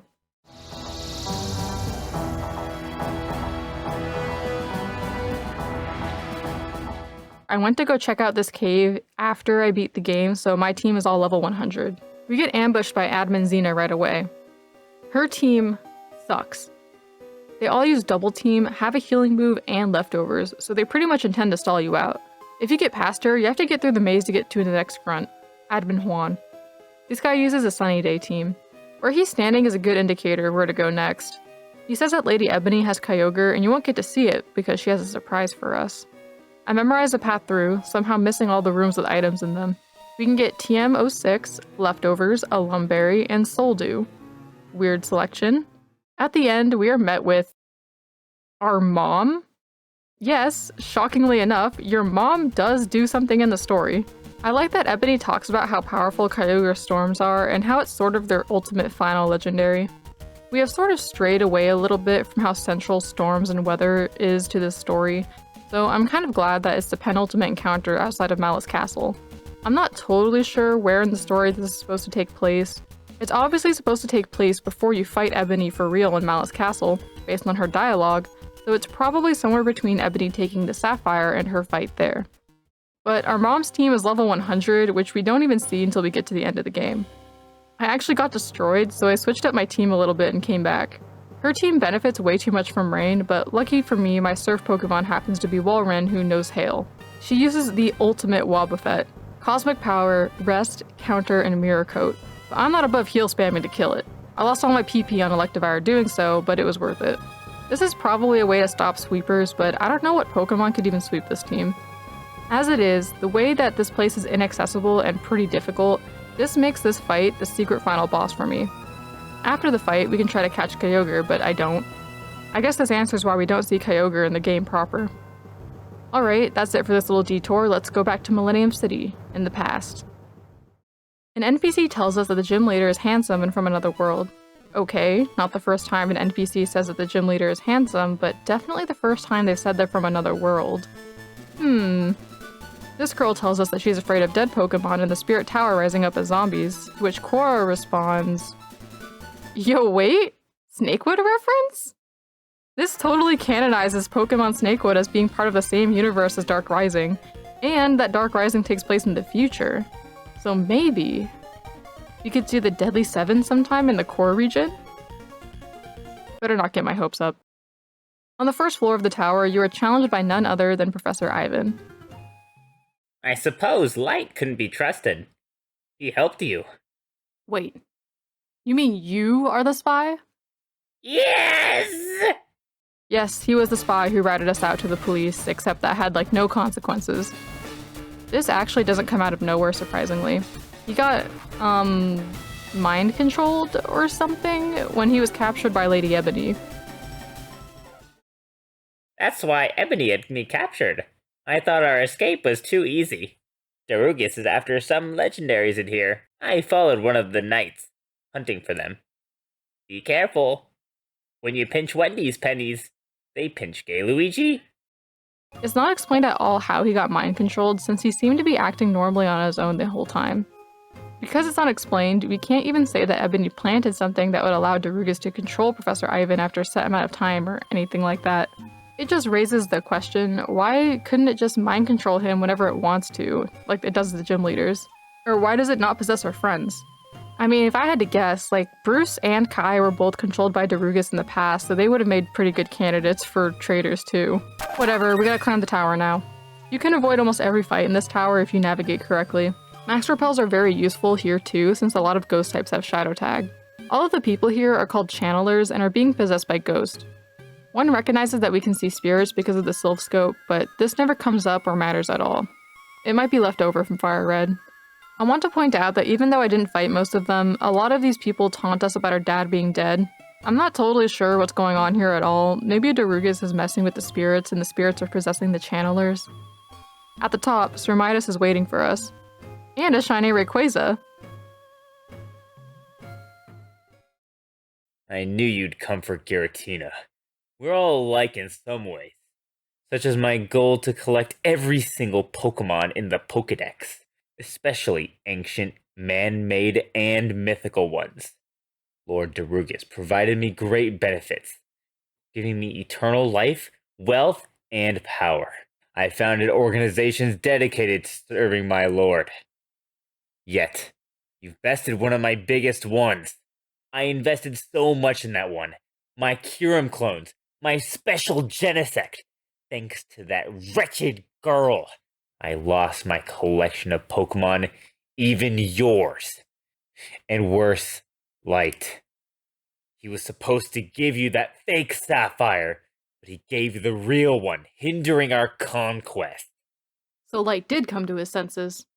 That chosen one keeps eluding us too. He shall pay! And now, you're here for our legendary Pokemon. I prefer other people getting the job done for me, but you refuse to relent. So I requested Mewtwo's help to finish you, along with Rayquaza. I didn't realize Light giving us the real Sapphire would equate to coming to his senses. What has even happened throughout this whole game to make him change his mind about working for Darugus? He was already born to serve Arceus, which is why he abandoned it in the first place. This is definitely the most undeserved redemption so far, even more so than Kaio, because it's completely off-screen. It might sound like I'm jumping the gun on this verdict, but he barely has any speaking lines from here on, so we never get an explanation. No! Come back, Rayquaza! Ah! Mewtwo! Go to the Darugus in Malice Castle! Mewtwo teleports. You despicable child! You made me lose Rayquaza! If only I had my strongest team! But will you make it to Giratina before Darugus? After beating him, Rayquaza escapes and you can try to catch it. This is another legendary event that will respawn here, obviously, as it was here before the battle, so who cares? I killed it. Oh, by the way, have you locked in your guess as to what Millennium City is named after? Last chance! If you guessed Millennium Puzzle or Millennium Pendant, you would be right. At the top of this tower, we get to meet the city's gym leader, Atem, from Yu-Gi-Oh!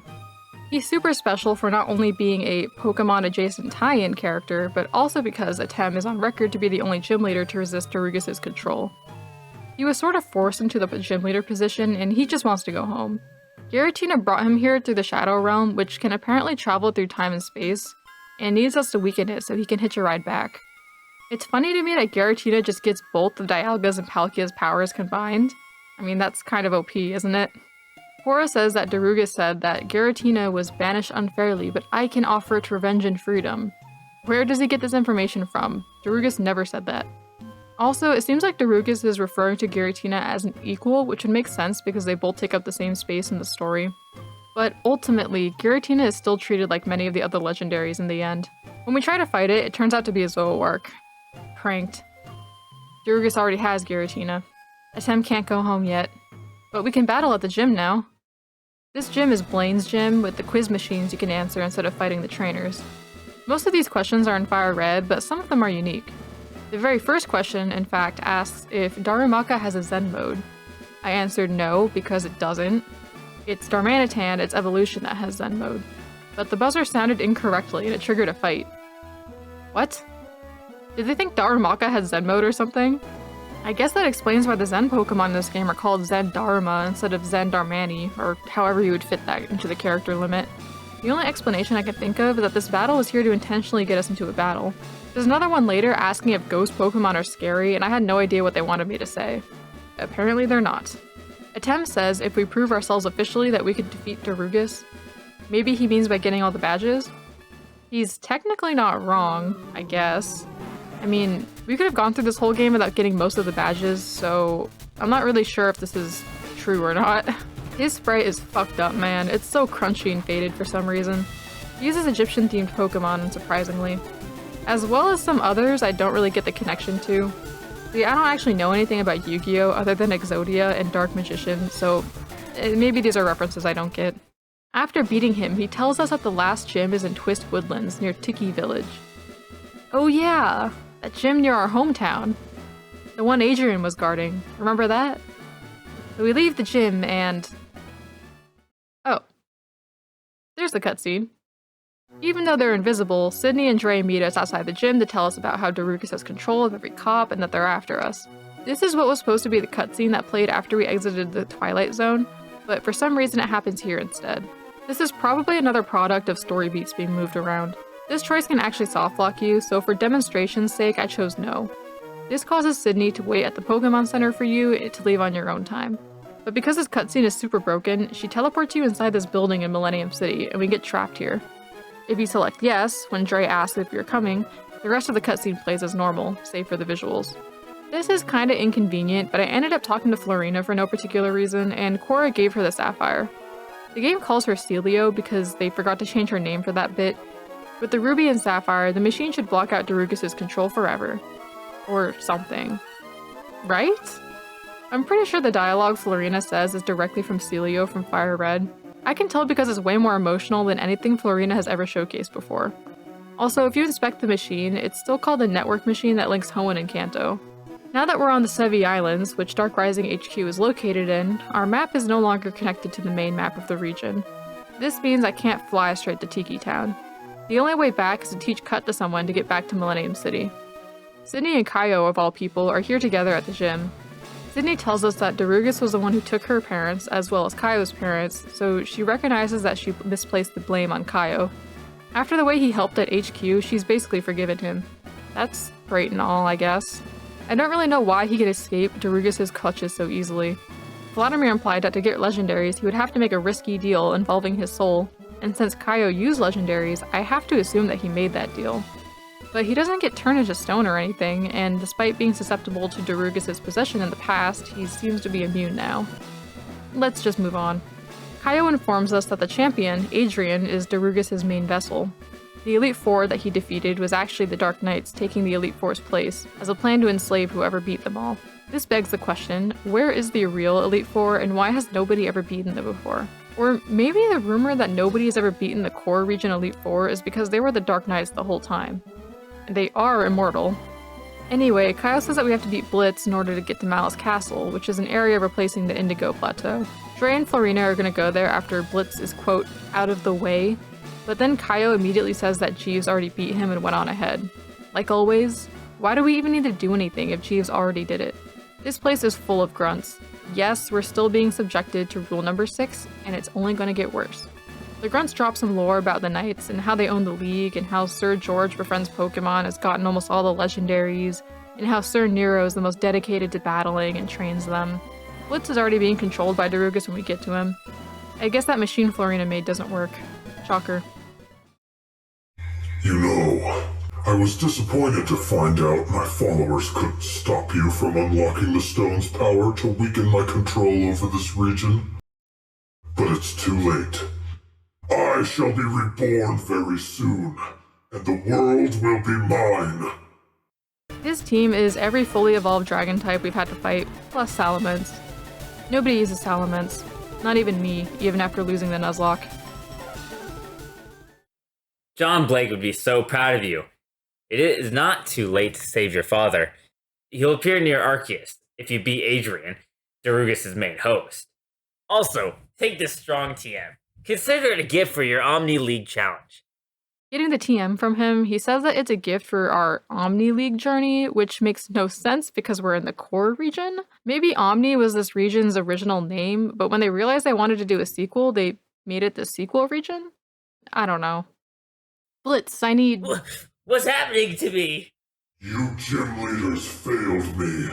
With my weakened influence, I'll have a few gym leaders as my slaves. Cora, find the Dragon Stones. Go to Draco Village. Hurry! When Darugus says a few gym leaders here, he actually uses everyone except Atem and technically Blitz. If you remember, Draco Village, where the new MacGuffins are, is Blitz's hometown, by the way. Dre and Florina are waiting for us at Malice Courtyard entrance, but they tell us to go away and get the Dragon Stones, basically. Going to the right, we end up in Draco Village. An NPC tells us that Dragon Valley, the route to the right, is one of the most dangerous places in the region. Yeah, we've heard that one before, buddy. There isn't anything here except the Battle Tower, so we just go on. This route is chock full of grunts. It's the bottom line's last attempt to stop us. The best of the best grunts and cultists are here to prevent us from reaching the Dragon Stones. I don't really know what to say here, except that it took me 20 minutes to get through this. I was running back and forth between the route and Draco Valley without realizing I could have used Fly the whole time.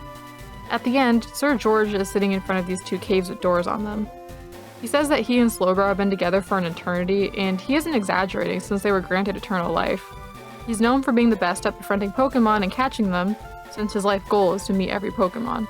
But he can't seem to get into this cave. Gotta be a chosen one, I guess. Bye! The cave is called Dragonfang Vale, and there's a familiar face here to meet us. You truly have an unremarkable amount of endurance, hero. You sure live up to that title. Who are you? You made it through Dragon Valley? My name is N. If you're as curious as the people in Dragon's Valley about the snow, it is my doing. Like you, Dragon's Valley lives up to its reputation, which is being a treacherous place filled with raging dragons. However, they dislike the snow. I used that to my advantage. By creating snow, I managed to make my way through Dragon's Valley with little to no problem. The dragons are all vulnerable. Why would you do that? Are you looking for the Dragon Stones? Looking. I have them. Don't be alarmed, hero. I mean no harm to the stones, just as I mean no harm to the dragons. I simply needed to have these stones before you reached them. You see, I, along with another, have a special connection to Reshiram and Zekrom, two dragons that rest within the stones. They contacted me and told me of their recent interest in assisting you to defeat this evil that threatens the region. You must be tested before you can use their power, to see if your heart is in the right place. Truth. Ideals. Do you have what it takes to harness both at the same time? That's what I'm here to find out. I like the idea that Reshiram and Zekrom are only lending their power to you to help defeat Darugus, and that N and this other trainer, probably the protagonist of Black and White, are their true partners. I always like the idea that legendaries choose a partner for themselves, whether it be for a short time or for their whole life. The human lifespan is probably not much to them, and they leave after their passing, right? And determines that our heart does indeed know what's right and tells us to proceed to Yin Yang Island to get the stones. I've released Reshiram and Zekrom back to their resting places. If you wish to bond with them, you will have to enter Yin/Yang Island. Let it be known that Reshiram and Zekrom will not appear on your Pokedex device. They have both chosen their respective trainers in me and another who couldn't make it here. My job here is done. Farewell, Quora. I don't even interact with the stones because I don't want to bother catching them. The only legendary I caught was Landorus, and it took way too many tries for me to do a second time. It doesn't matter whether or not you do, because the flag that lets us continue to Malice Courtyard has already been set from the end fight. Wait, I'm just remembering that we have 2 Master Balls, so I guess they were supposed to be used here, maybe? Although, that one scrap cutscene said that it was supposed to be used for Arceus. So... Inside is a resting area, complete with a PC and a Chansey. A strange girl is standing next to the Chansey, who doesn't tell us her name or even seem interested in helping us. This character probably appears in a sequel or something.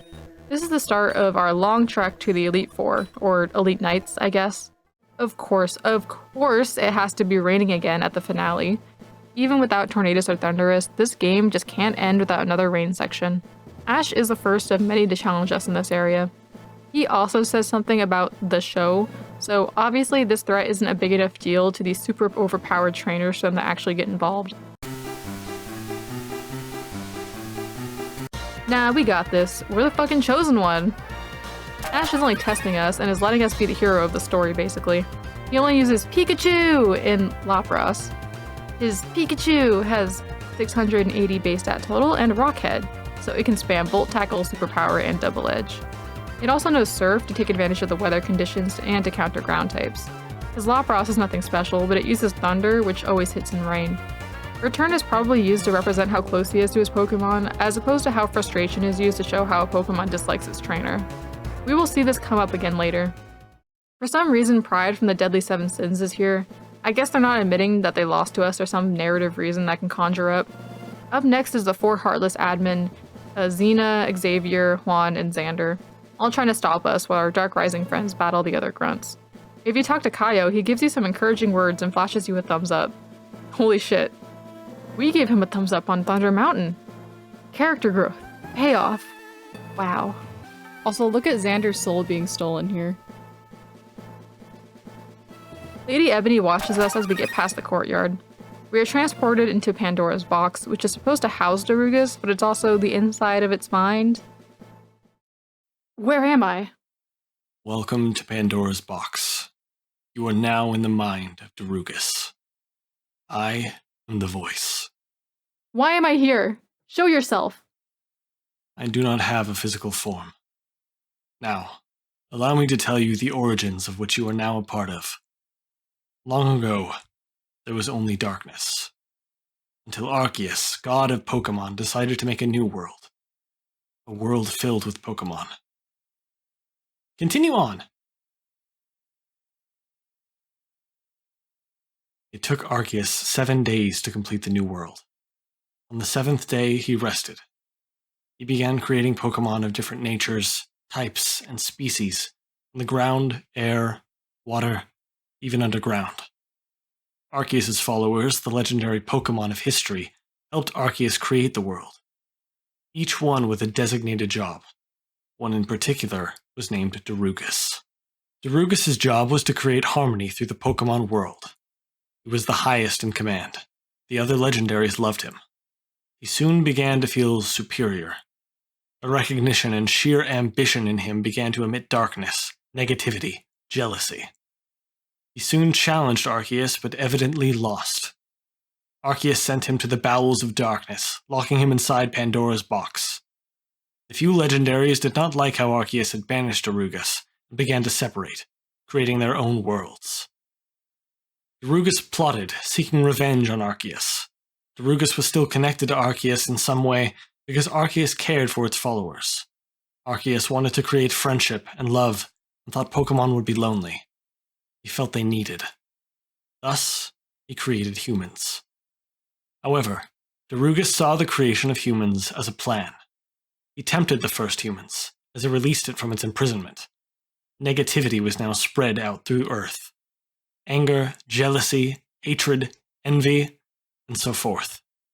Darugus' plan was almost complete, until a young trainer named John Blake sealed it away inside Pandora's box once again. But it was not sealed away completely. Enacting its revenge, Darugus trapped John Blake in an endless void, so he could not stop its plans ever again. Until now. You are in control of the story of Darugus. How will it unfold is all up to you. Go forth into the gates of darkness. Yes, the story is a modified version of the Bible. This makes me wonder about Giratina's place in the story because it's very widely theorized to represent Satan in opposition to Arceus as a god. Almighty Sinnoh, maybe? I said this before, but Darugus takes that position as Arceus' direct rival, so I don't know how Giratina fits into this story because it kinda seems like it doesn't. Past Pandora's box is Malice Dungeon, another long, tedious set of difficult battles to stop us from getting to Malice Castle. Every single gym leader, save for Atem and Blitz, is here to stop us one last time. Their Pokémon are super close to level 100, so that means easily sweeping teams won't be an option anymore, even with monotype teams. They usually have counters to their biggest weaknesses anyway. Take Kai, for example. His battle is outside in the rain, so his ice types are somewhat protected from fire moves, and their water type weather balls are way more effective. Blitz is up here too, but I skipped him entirely. In Hex Maniac Advance, I can see that talking to him actually triggers another Serena battle with a different team, so I didn't count him as part of the trainers we had to fight. Nora is in the separate volcano area, saying that Lady Ebony will return the Meloetta if she stops us. We will see this Meloetta later. Also to note is that Nora is coughing. At the end of this section, we can see Ebony watching us. Next up to bat is Vladimir, for the last time. One breath. Got past this awful place. You saw Giratina, right? I can have it if I destroy you now. No risk to my soul. You used every dirty tactic and failed. Give up. I have one risky tactic left, but the look on your face will be worth it. I'll make sure you'll never become the champ. Silly Vladimir. Don't you know that I run a substitute team? This is his most risky move yet, and most desperate. This is the team of someone who has nothing left to lose and wants to beat you just once. And yet, he still fails. Out of luck. I might as well step down in shame. I'm a joke of a general, losing to kids. It's sad to see, honestly. Judging by the way he's coughing, his soul will probably be taken for this. This also made me think that Nora pledged her allegiance out of her own will to save Meloetta, but I don't see why that is necessary since Darugus possessed her before. Actually, Darugus isn't directly puppeting anyone here. They're all sort of possessed, you know, like the hands-off kind of possession that Lady Ebony employs. Just one of Darugus's various ways of controlling people. The last person we have to fight here is V. This time, Cora points out that V isn't acting the same as he did when he was alive. The jig is up. Came so close to the end. But now, your soul will be offered to Darugus, along with my children. Liar. You aren't V. V hated my dad, but V showed me mercy. V freed my dad's Pokémon, let me save the people on the boat, and gave his life for me and his children. V would never throw them away. How dare you mock V? Who are you, pretender? The one speaking through this puppet. The one who can keep a promise to bring V back to those children. Ebony! But why? Every horrible thing you have ordered and done? Why are you so loyal to Darugus? I find no greater pleasure than to toy with lives of people in Pokémon. Torturing souls that I don't like, feeding Darugus their misery. Darugus and I love it, so he gave me power to control them all, for years, playing with their lives. That's it. After I'm finished with your puppets, I'm coming for you and Darugus. You're welcome to try, Cora. Weak puppet. Then I await you, Cora. The fake body turned to stone. Well done. Here are the League rules. You must face the Dark Knights in succession, before facing the last Darugist host. One such trainer is taking the challenge, but will he make it? The stakes are raised this time. If you lose, then Darugist shall rise again. My Dark Knights will stake their lives on it. I promise you a true battle, if you can reach me. Past this section, we meet Light, who isn't here to battle us for once. Didn't I tell you I'm not choosing sides? No, Light, you never said that to my knowledge. In fact, the last time we fought, you actually said nothing. He says that he's going to take down Darugis himself eventually and offers to teach us Double Edge. I pass on this. Here we are, Malice Castle. Torreya is here, warning us of what's ahead. The old man sells $2 rare candies because there's no way you're going to be able to beat this game without level 100 Pokemon. He also sells full restores and full heals, which are completely useless to us because we can't use them in battle. The good news is that I already had a decent supply of items. The first member of the Dark Knights, or Dark Elite 4, or whatever you want to call it, is Sir George. Till now, only 2 people got through the hell that is Malice Dungeon. I'll reward you with a secret. Slowbro is the real brains. Yes, I am the true master. George is my minion. Lord Darugis empowered my mind. Slacking, awaken! He actually has a hidden dialogue that isn't too different from the final one, but this one thing jumped out at me. Only 2 other people got past Malice Dungeon. Not bad. George, it's time to take this brat seriously on behalf of Darugis-sama. Excuse me? Darugis-sama? Alright then. I kinda wish he still said this in the final game. I'm sure some NPC mentioned this before, but the Dark Knights all have what they call half-formed megas along with legendaries.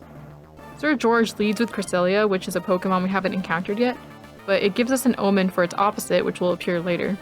True to his previous teams and tactics, Sir George specializes in bulky sweeper Pokemon. All of them have either a healing move, stat boosting move, or both. On top of that, he uses a Slacking Z and a Slowbro M, the latter being the half-form Mega. Slacking Z is a Slacking that doesn't have Truant, but Stench as its ability. Slacking is too slow for this ability to activate, but just the fact that it doesn't have Truant is bad enough as it is. Slowbro M is meant to be the partner for Slowbro that's been with Sir George this whole time, and it's been empowered by Darugis. It has a 600 base stat total and shell armor for its ability, meaning it can't take critical hits. Regular Slowbro has this ability too, though. The rest of his team is Torterra with Quick Claw, Snorlax with leftovers, Zendarmanitan with leftovers, and all these Pokemon have perfect IVs too, as per usual. It is to note that Slacking has returned, so yeah, classic Pokemon storytelling technique. He gets turned to stone after the battle, just like V's kids for failing to stop us. Our time is done. My final message. Goodbye. George is petrified. They paid the price, like V's kids. You! I'll get you. In between each fight, Torreya transports us to a small restroom with a PC so we can heal up and switch our team if we'd like. The next Dark Knight is Sir Midas. Lord Darugis already has 2 of my clones. Kyurem W and Giovanni's Mewtwo. Even if I lost, Omega Utopia will ensure victory for my lord in the future. Genesect and Kyurem B, though, my creations along with my favorites will destroy you. I'm not sure what the hell he's talking about with Omega Utopia. I assumed it might have something to do with his connections to the other organized crime teams in other regions. He uses both Genesect and Black Kyurem, like he said and we've seen before. The rest of his team consists of Bronzong with a Lumberry, Cofagrigus with leftovers, Archeops with a Lumberry, and Swampert with a Quick Claw. Bronzong packs Explosion, but never uses it. Cofagrigus is actually the standout member of his team because it's a stall Pokemon intending to curse your team to death and avoid dying itself. Volcarona is the perfect Pokemon to outstall a staller like this because she has Flame Body, so by the time you're both on the floor and struggling, Nugget will always win as they always get burned by Flame Body, and our leftovers out-heal them. Why? My fortune. And yours will end too. Proceed. Torreya warns us that Lady Ebony has a double battle planned for us, but for now we gotta worry about Sir Nero's fight. We've built the Malice Castle and Dungeon at Lord Darugis' sealed chamber to free him, and supply him with a champ as his host. V and Blake ironically helped our goal. All for an era I was born in. I look forward to it. Your friend, he barely scraped by me. Grr. On my life, with all my power, I shall crush you. This guy has a Hydreigon with a Lumberry, a Darmanitan with a Thick Club for some reason, Electros with a Lumberry, Metagross M with a Lumberry, Keldeo with a Soldew, and a Regigigas with a Lumberry. This fight was difficult. My team sucks against Rock and Water types. First of all, Metagross M has a 700 base stat total with 110 base speed. That's higher than most legendaries. It outsped nearly everything on my team because remember, rule 11, we don't get EVs, and rule number 5, they always have perfect IVs, so we're just stuck with IVs we get, which are totally random, while these guys get perfect 31 stats. Metagross M also has Clear Body, so Intimidate or other stat-lowering moves can't hinder it. And if it uses Meteor Mash, its 145 base attack stat could go up too. Its coverage was insanely good, and it would outspeed and wipe my team most of the time. Second, Keldeo has Serene Grace, like our Victini, so if its Skull doesn't kill you, you're probably gonna get burned. It was also really hard to kill in one hit, even with super effective physical moves. Third, his Regigigas has Clear Body. It knows Bulk Up, so if it gets to set that up at all, it's GG. Regigigas was so broken in Gen 3 that it needed Slow Start to restrain its true power, but it's totally unleashed here. Slacking Z also had the same restriction removed since it's just as strong as Regigigas. I read somewhere that in the original Dark Rising, this Regi actually had huge power, which is just unbelievable. Why the hell would you need to boost its already monstrous 160 base attack stat more? It has Frustration, which I'm only mentioning because Sir Nero is a literal torturer and it has Stab. No. That Keldeo! How? Are you prepared for the worst? Go forth. I have a little surprise for you. If you get past Sir Nero, Light is waiting for you in the next rest room. He warns you that Lady Ebony is stronger than anyone else we just fought, so be well prepared. It's gonna be full legendaries, isn't it? We walk through this specially shaped hallway and go straight past Jeeves, who is lying dead on the ground. He probably lost to Sir Nero since Nero had his Keldeo. I thought that we would stop and try to talk to him, but at least Cora interrogates Ebony about it. You evil creature! What did you do to Jeeves? His soul will burn nicely inside Darugus, along with the gym leaders. Let them go! Now! How about a deal? If you best me, you'll get a chance to save their souls. If you don't, then you lose everyone you ever cared for. Deal? Deal! Let's do this, Ebony! Oh my Darugus. She does a double battle, leading right away with Dialga and Palkia. Imagine if I had Reshiram and Zekrom. Or any of the legendaries. Huh. The rest of her team consists of Dusknoir, Aerodactyl, Meloetta, and Deoxys A, which is a shiny Deoxys. I think the A stands for attack form, judging by the stat distribution. Since this is a double battle, there's actually a chance of killing it before it wipes your team, and as long as it went down, the rest of the fight is more possible. This took me several tries to get right, because I had to get lucky with every Pokemon because they could counter my whole team. I needed high rolls on these attacks, otherwise they wouldn't do enough damage to take them out half the time. This would have been the one time I would have been okay with an indoor rain battle because she's literally the Parasol Lady. Last time we saw her, she caused a thunderstorm to roll in. But I get that a rain team isn't that impressive, she has to have a bunch of legendaries to make it hard instead. Would you believe me if I said that the first time I did this, I cleared all 4 Dark Knights without much trouble? I don't know if you had any opinions on my team comp, but it's not good, to put it lightly. When playing the section for the recording, I lost over and over. Every time I lost, I had to start all over with Sir George, and I would sometimes even lose that fight to RNG. Even with the help of Hex Maniac Advance to help me see their teams, and eventually the save states at Ebony, it still took me like an hour. How did you? I can't stop you, I can't. Why aren't you petrified, you foul? You'd like that, wouldn't you? The only other one I lost to is up ahead. You can forget about saving everyone now. If you knew what it took to seal Darugus, I would have loved to see you crying like your daddy. Farewell.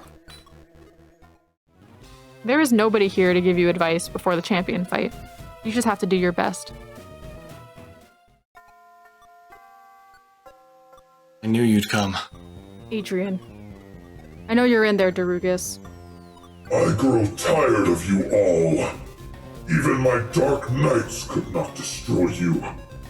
But it's over now. My strongest vessel will tap into my remaining power. You will regret defying an evil Pokémon god. I will smite you. Darugus, it's time for your terror to end. Let's do this.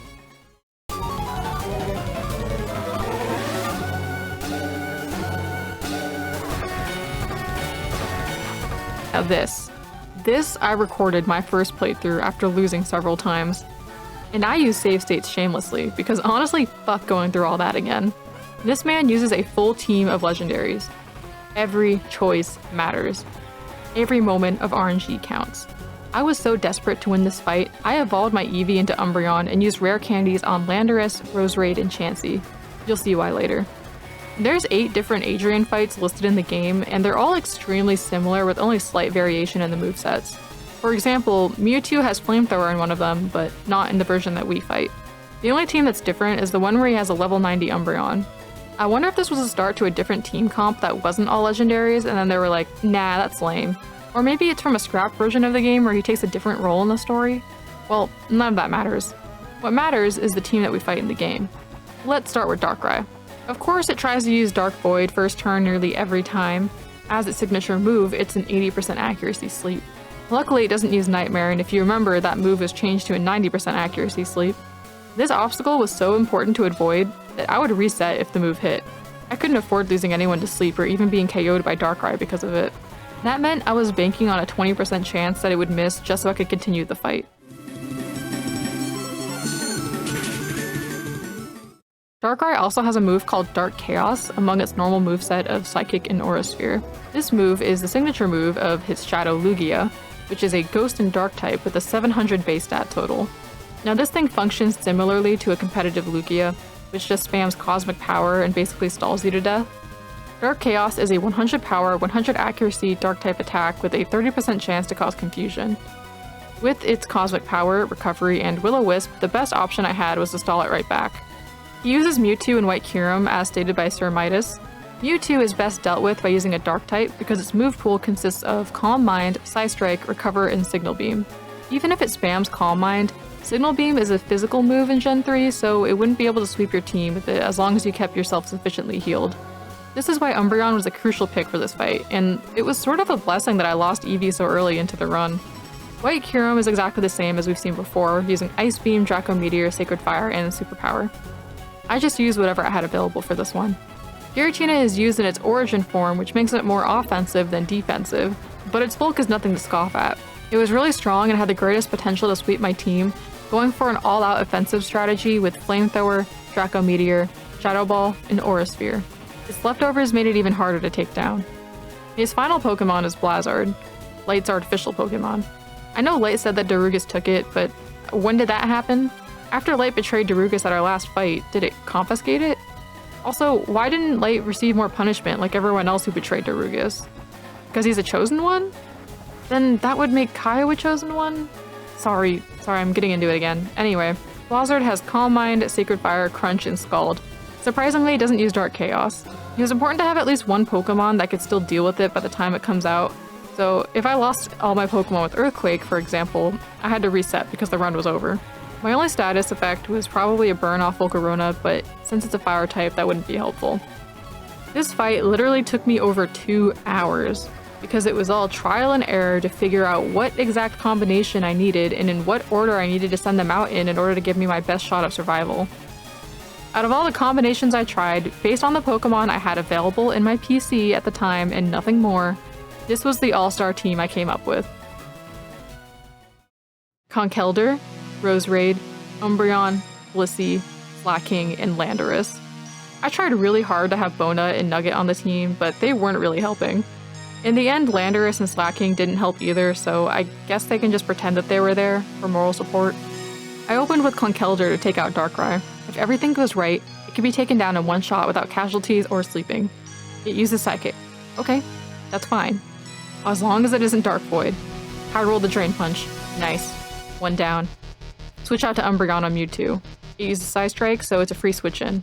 Calm Mind is no matter to us. After 1 Screech and 2 Shadow Balls, it's down. We use our last Screech on Giratina. We lost 2 PP on it due to Mewtwo's pressure. I try to get Umbreon to last as long as possible since it's the bulkiest Pokemon that can take Giratina's attacks. I took some risks using Shadow Ball, but Umbreon lives and gets a defense drop. It's over for Giratina. White Kyurem comes out and we still have everyone alive. It's Blissy's turn. I couldn't teach it Toxic, so it has Flamethrower. The plan was to use Serene Grace to get a burn off, install with Light Screen and Protect, but this guy can't be burned. So realistically this shouldn't have worked. But Kyurem's downfall was that it loved to use Superpower on Blissey. Superpower in this game was changed to give recoil instead of stat decreases. And Blissey, with 630 HP, would just eat it, letting Kyurem kill itself through recoil damage. She does get to finish it off with Seismic Toss though. Out comes Blizzard. Egg unfortunately dies to her burn, but that's okay. We have a full party, everything is going in our favor. We actually have 3 options to pick from, but I went with Conkeldurr because if I can avoid using my legendary status Pokemon, I will. Blizzard sets up, but it isn't enough to one-shot Conkeldurr somehow. Light Screen wears off next turn. There it is. It was Blissy's final gambit from beyond the grave. Another 1 down. Next up is Shadow Lugia. There isn't much Conkeldurr can do here, so we switch to Landorus. It gets burned, which gives me an idea. But first, let's give Landorus its best shot, shall we? Okay, I didn't even try. Sorry. I sent Conkeldurr back out. This fool doesn't know what's coming. It burns me, like I predicted, and I set up with Bulk Up. Let's go! Weather Ball! Oh, that didn't do shit. Alright, plan B. Roserade goes out and sets up Toxic and Leech Seed. Umbreon goes out to do the dirty work stalling. I could have had it learn Moonlight, but I was gonna use potions anyway. Shadow Lugia gets healed, but then it burns Umbreon, causing it to be burned as well through the process of Synchronize. Kind of annoying because Toxic is way better, but whatever. I keep stalling. It gets full restored again. Synchronize can't go off again, so I just keep at it. I realize that this is gonna take forever, so I send in Roserade and set up Toxic again. Okay, this time he for sure ran out of heals, right? I switch back and forth between Roserade and Umbreon because it does a better job of stalling than wasting PP and time.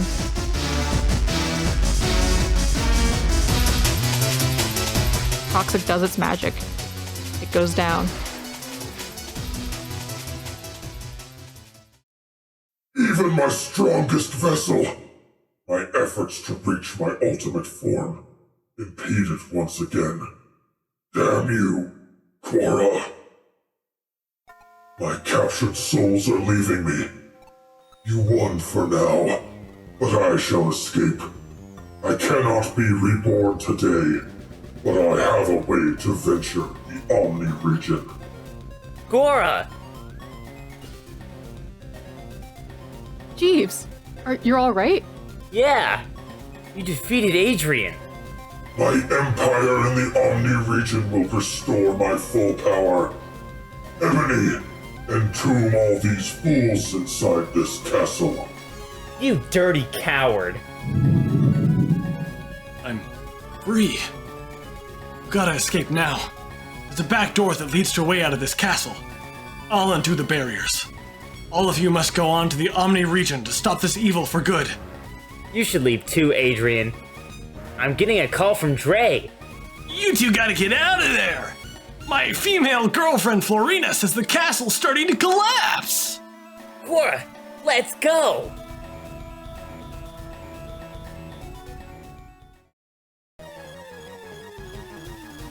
Light told me that this machine will officially label you as the Core Region Champ. This can get us all a free cruise to the Omni region.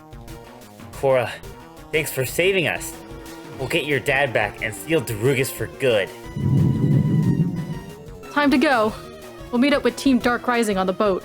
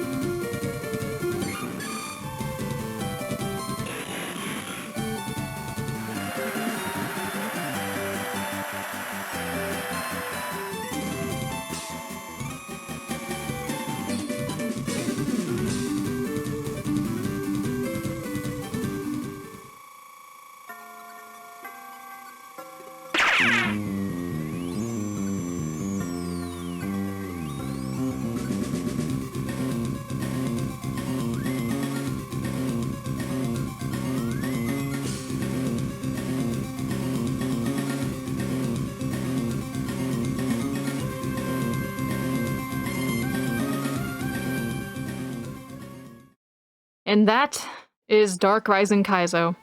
We don't get a conclusion or closure for anything. Many questions remain unanswered, but I guess we'll need to travel to the Omni region and Dark Rising 2 to find out. This wasn't fun. I think I should feel accomplished, but it feels hollow. I feel nothing.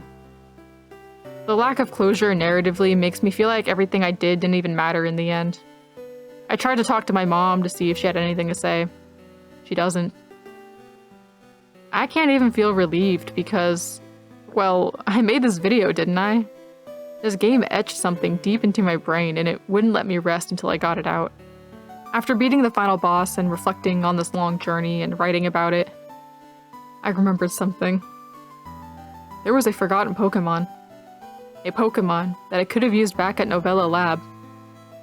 A Pokémon that I often overlook, but it potentially could have saved the run and prolonged it. Even if it was just to get past Vladimir. Just to get the accomplishment of officially beating it through Novella Lab. Rapidash. It was still waiting for me at the daycare.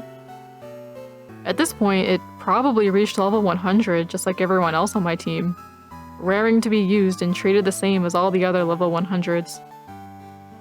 I kinda just sat there for a moment, wondering what Rapidash could have done for me at Novella Lab. Even if it was just a sacrifice, a clean switch-in is monumental in a Nuzlocke. Maybe it could have made all the difference.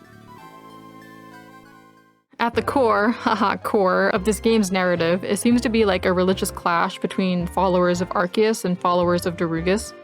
Each of them kind of parallel the Christian god and Satan, while Giratina gets shafted. Obviously the writing isn't the best, but it had some character arcs, like Pete, Sydney, Kaio, and Light. Like, they tried to make some big ambitions come true, but it was hard to keep track of any of it. Some things that were set up actually did get payoffs later on, which jumped out at me because I didn't expect it. Despite having the vibe of being written as they were going, the narrative was able to shoddily keep itself together with duct-taped hopes and dreams. It still feels very first draft, never proofread, because this game is very first build, never playtested, despite being an update to the original. I felt like it couldn't keep its story straight surrounding the timeline of our dad and his disappearance.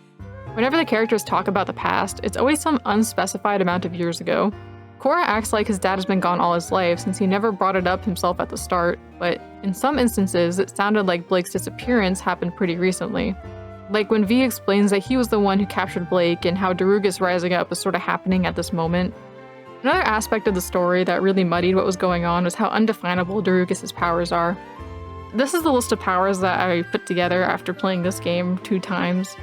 Darugus can do full-on possession, singular target, amplifying dark thoughts, or is it semi-mind control, like blanket level, granting eternal life, amplifying personal abilities, toying with souls, and some variety of other powers like teleportation and creature creation, apparently. I would label anything to do with like lifespans with under the soul category.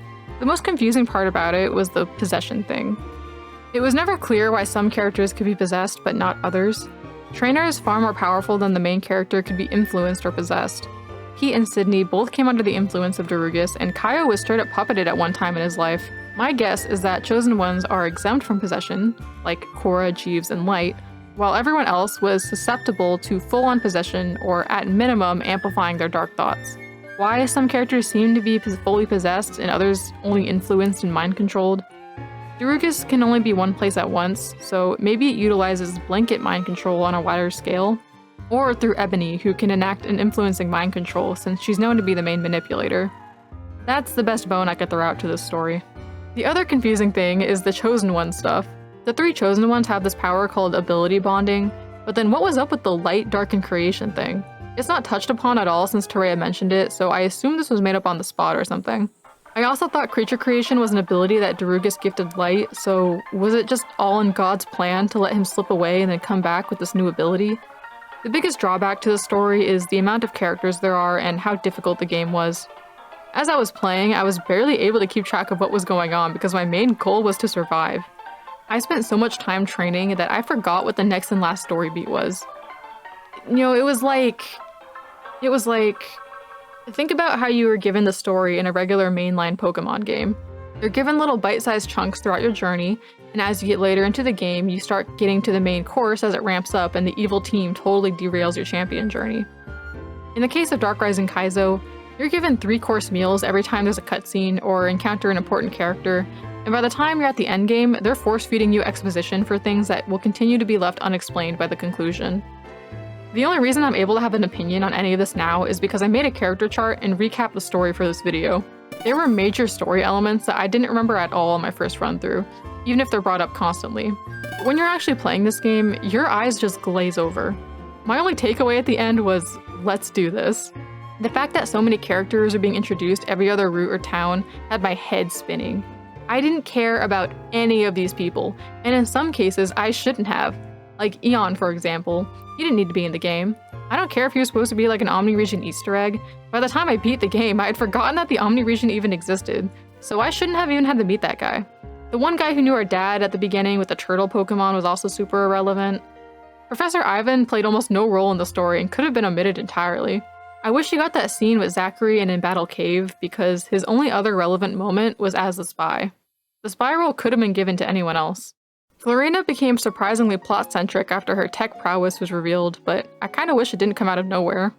Elight's redemption was confusing at best. He's a bit too stubborn to give us enough information on the inner machinations of his mind. Dre felt like he played no part in this story either, other than to be a little asshole when we first meet him, and then he fell to the wayside while Florina took up more space. I guess he formed the new Dark Rising, but it kinda came out of nowhere. Couldn't he have asked us to join his new team or something? Foreshadow the creation of this new hideout somewhere? The only evidence for this is Cora inviting Pete and is like, you, me, Dre, Jeeves, Florina, we're all gonna defeat Darugus, but he doesn't even call it Dark Rising at the time.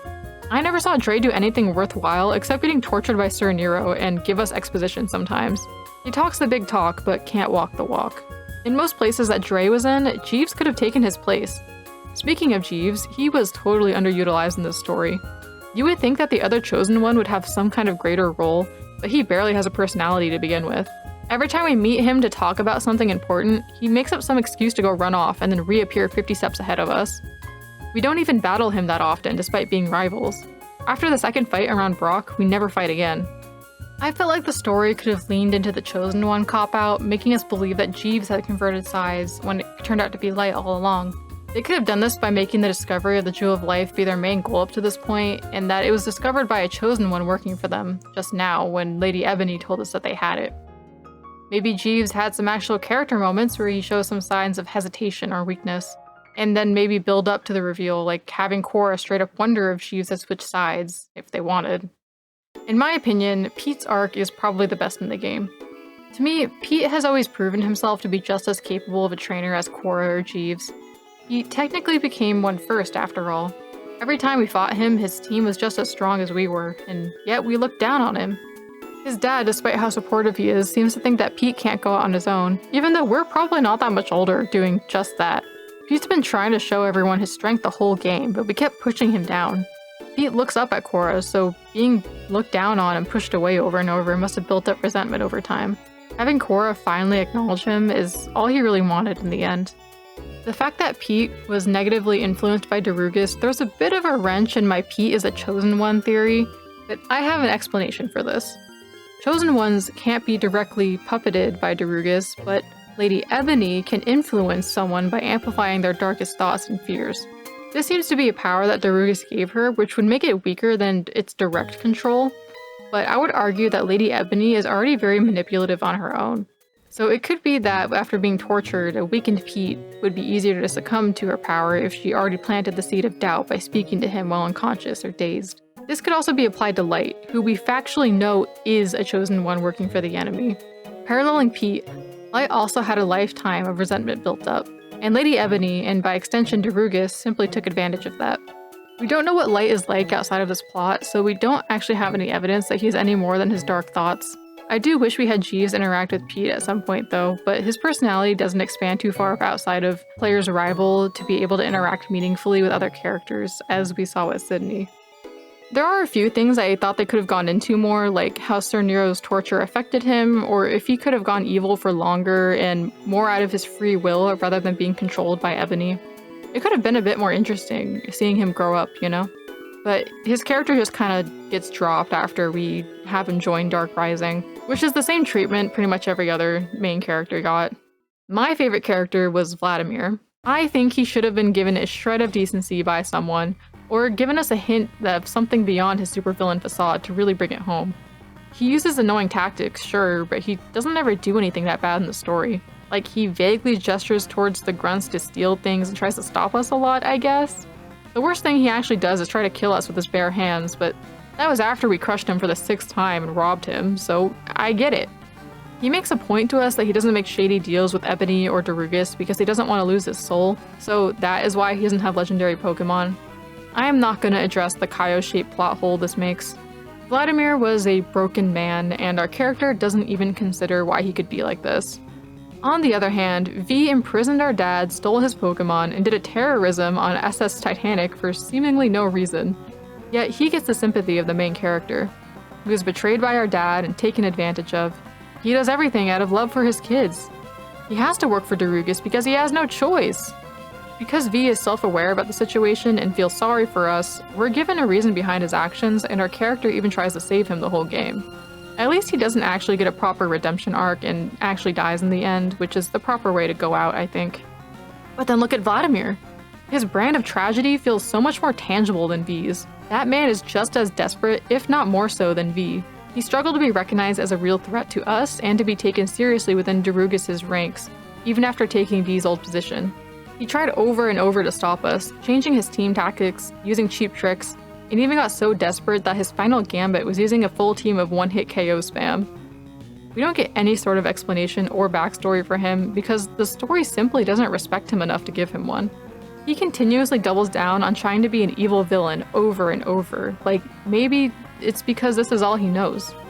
Maybe, once you're too far deep into Darugus' ideology or the life of organized crime, you just can't get out.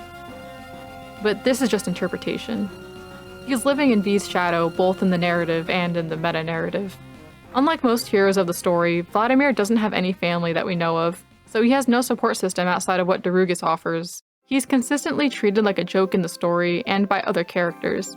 He fails to recruit us, he fails to stop us, and he fails and fails and fails.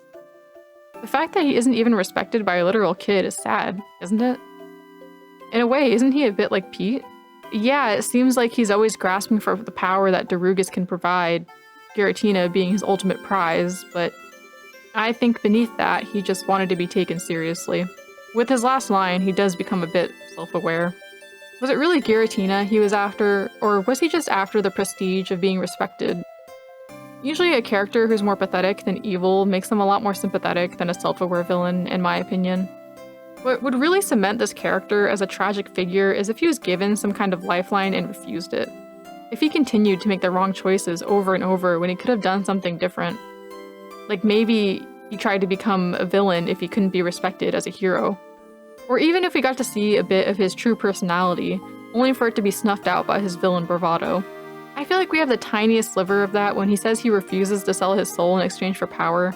Like he's desperate for it, but not enough that he would sacrifice his dignity and free will. But the story only seems interested in lampshading how pathetic he is, and that we, the audience, should look down on him like everyone else. And unlike Pete, who gained our respect at the end, Vladimir spirals further as he's beat down by everyone around him, and ultimately does sell his soul for Giratina. And he doesn't even get to use it in battle in the end. He comes just short of his ambitions. A lot of the inferences I made about him was based on evidence in the text, both in dialogue and gameplay, but I don't think this was intentional. This game wears its themes on its sleeve, so when they say Vladimir is pathetic, that is all we were supposed to take away from him. He's a despicable, greedy guy who only cares about his own self-preservation. Were we supposed to feel bad for him? I know that we were supposed to feel bad for V, because Cora felt bad about him and felt guilty about him. But he never shows that same compassion towards Vladimir. So I don't think that we were supposed to either. But I did. I felt bad for the way the narrative treated him. Silly Vladimir, you're not as pathetic as they make you sound. It was you who ended my Nuzlocke run after all. The last thing I want to say is that I kind of hated how some of the recolored sprites were all just done in pure black. I know sprite work doesn't come easy to some, and these are hella old, but making a whole outfit pure black is the worst route possible. So I decided to make some redesigns for fun. Because I do things like that. If I play your ROM hack, your sprites are not safe. Hey, so I was wondering, did I ever give you the feeling that a Nuzlocke was possible? That maybe if we trained hard enough, used the right moves, healed at the right times, we could have somehow got here without losing everyone? Even past the section where you can't use a PC, that there was a sliver of a chance that completing the game was possible with a challenge like that? If so, then I'm sorry. With the amount of resources you're given versus the teams you're set up against by the time you're at the endgame, a Nuzlocke is totally and utterly impossible. You can't even be cheap and heal spam to save you because the absence of full restores forces you to choose between HP healing or the status conditions that crop up so much. This was intentional, of course. This game was never meant to be completed under Nuzlocke conditions, despite signs that seem to vaguely gesture towards accommodating such a challenge, like the Chanseys and the PCs at the Elite Four, and being able to catch a variety of Pokemon at nearly every location. The only useful items that I had at the end of the game were Leftovers, Black Glasses, Metal Coat, Nevermelt Ice, Miracle Seed, Soft Sand, and the Dragon Fang. Most of these I wasn't even able to use. On my rerun, I also had Silver Powder because I caught Larvesta with it. Maybe I could have gotten more if I farmed them off wild Pokemon, but as you can see, I tried and failed to get any more. Even if I had gotten the items I wanted, the fact that everyone hits the level cap at the end of the game makes every fight a battle of trades, unless you can somehow set up enough to sweep their team somehow. Before closing out, I wanted to conduct an interview with my brother since he didn't get to have much input on the script. I know it's been a while, but how would you describe the overall feeling of playing Pokemon Dark Rising? Pain, suffering. Lots of suffering. I don't know about you, but I was in like physical pain during the desert section because I was like straining my eyes. Literally, it was like actually painful. It's like I get the image of like guy who's in the basement who's just been like doing this like who's been playing one game for like 15 hours straight, and then they like someone like opens the door and like lets light in the room for the first time. And then they're all like crusty, you know. They haven't like that's all I've been doing for the past 15 hours. Is just sitting there. Yeah. Yeah, that's the feeling. Yeah, that's pretty accurate, I would say.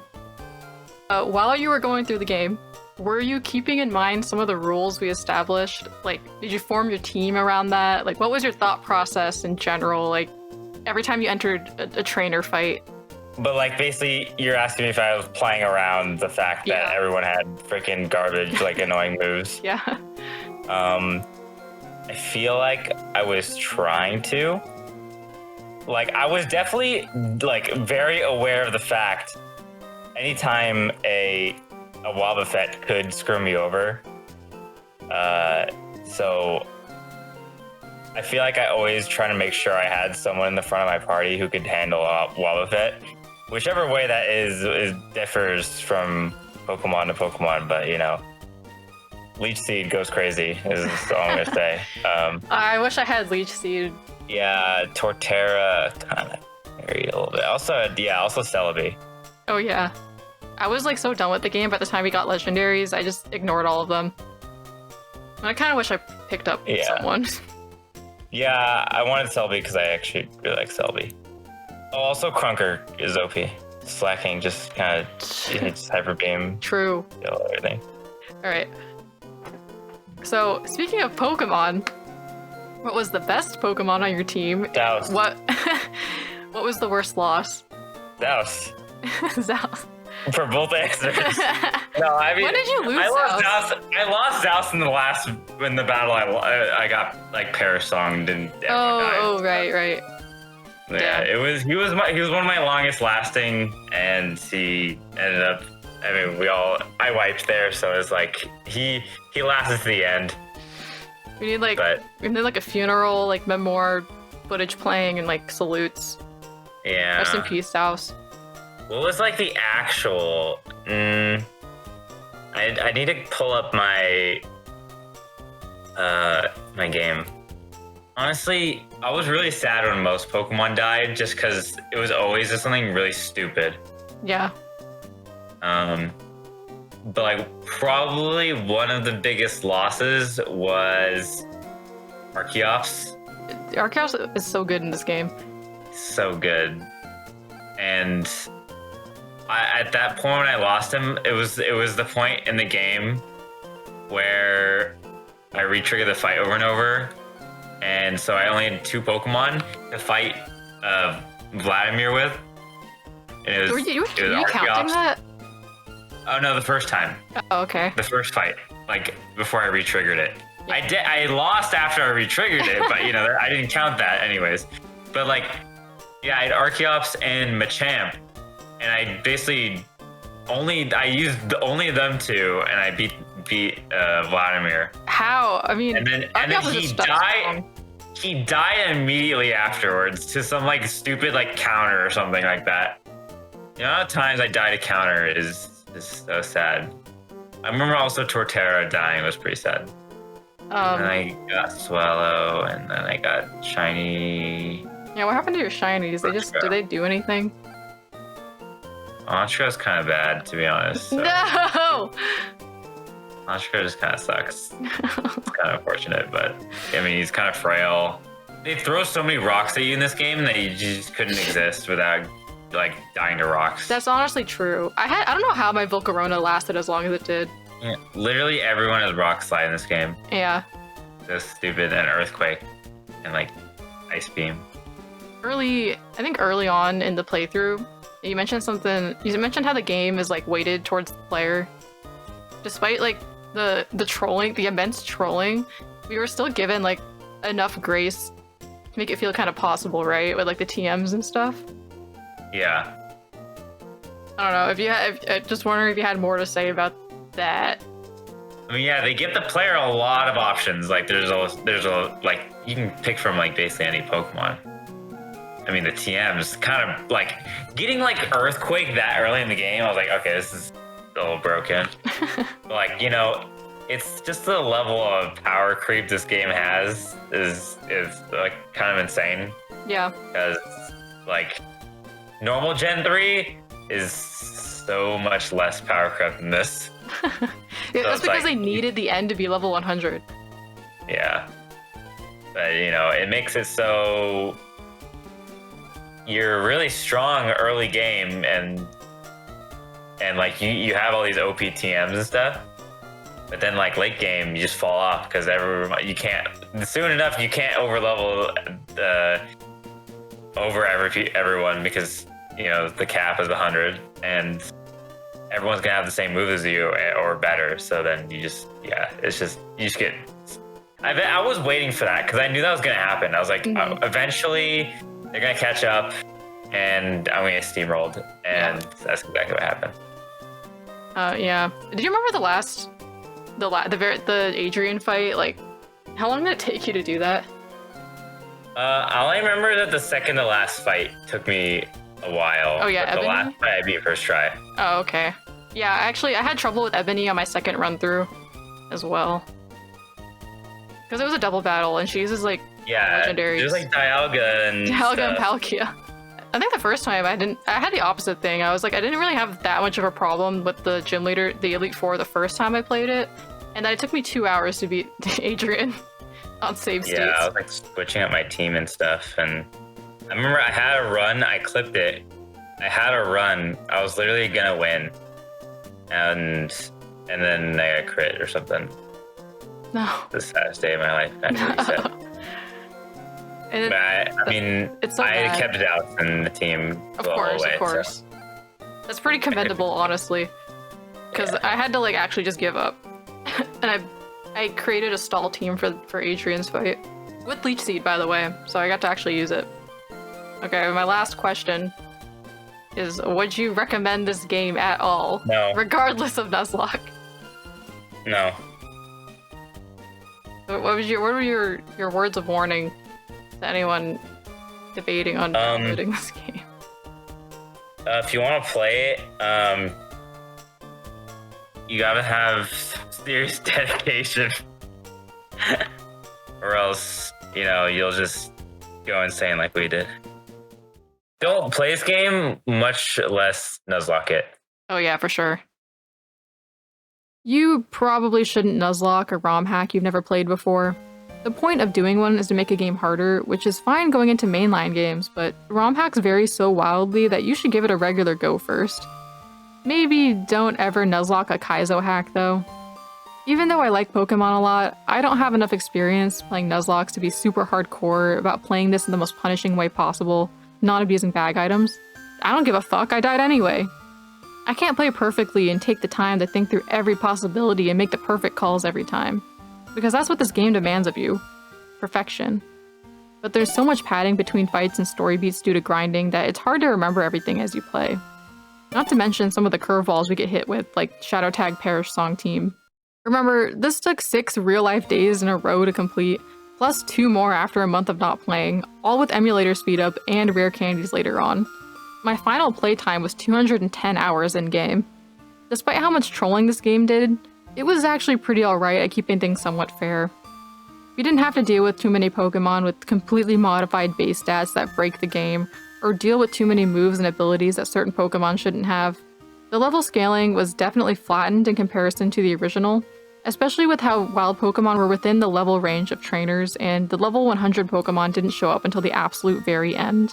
So we didn't actually have to deal with like massive jumps in level from going from the one town to the next. It was consistent basically throughout the whole game. I also really appreciated the Chanseys and the TM power couple. The way my brother described it is that it somehow felt kind of weighted toward the player. I think that's kind of what kept me going. It felt like that there was a chance at making this Nuzlocke happen, despite it all. I also want to say that, even if a hack or a piece of art is considered bad by a lot of people, if it made a lasting impression, I'd say that it won. Dark Rising is one of the most well-known ROM hacks out there, and that's in no small part due to its infamy. But I think part of it is also rooted in it being a unique experience. If I had to give this game a final rating or something, it would be this image of a Chansey sprite. At times, it gives you hope. This feels possible, if not difficult. But it also serves as a warning. Are you ready? Okay. Let's do this. That is so dumb, but I had to close out with that. Hey, welcome to the end of the video. Thank you so much for actually watching this thing. I knew we were comrades, as Vladimir might say. Huge shout out to my brother Weeper and his friends Equinox and Disco Slime for providing voice work. It was a lot of fun to do all these super overdramatic scenes together, even though I am very clearly not a voice actor. I mean, I can barely speak properly enough to do this video. Anyway, all of their socials will be in the description. I initially had these sections where I would take a break from the main video to catch up on the story of the game using a character chart to recap what just happened.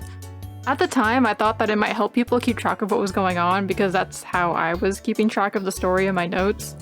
But I'm no Quentin Reviews, and it would have dragged this video out even longer than it should have. So if you'd like to see any of that along with some of the art I made for this video, the full interview with my brother, voice acting outtakes, and probably some other stuff, I've included everything on my Ko-fi, where I also offer art commissions, by the way. Link is in the description. Alright, whatever. Goodbye.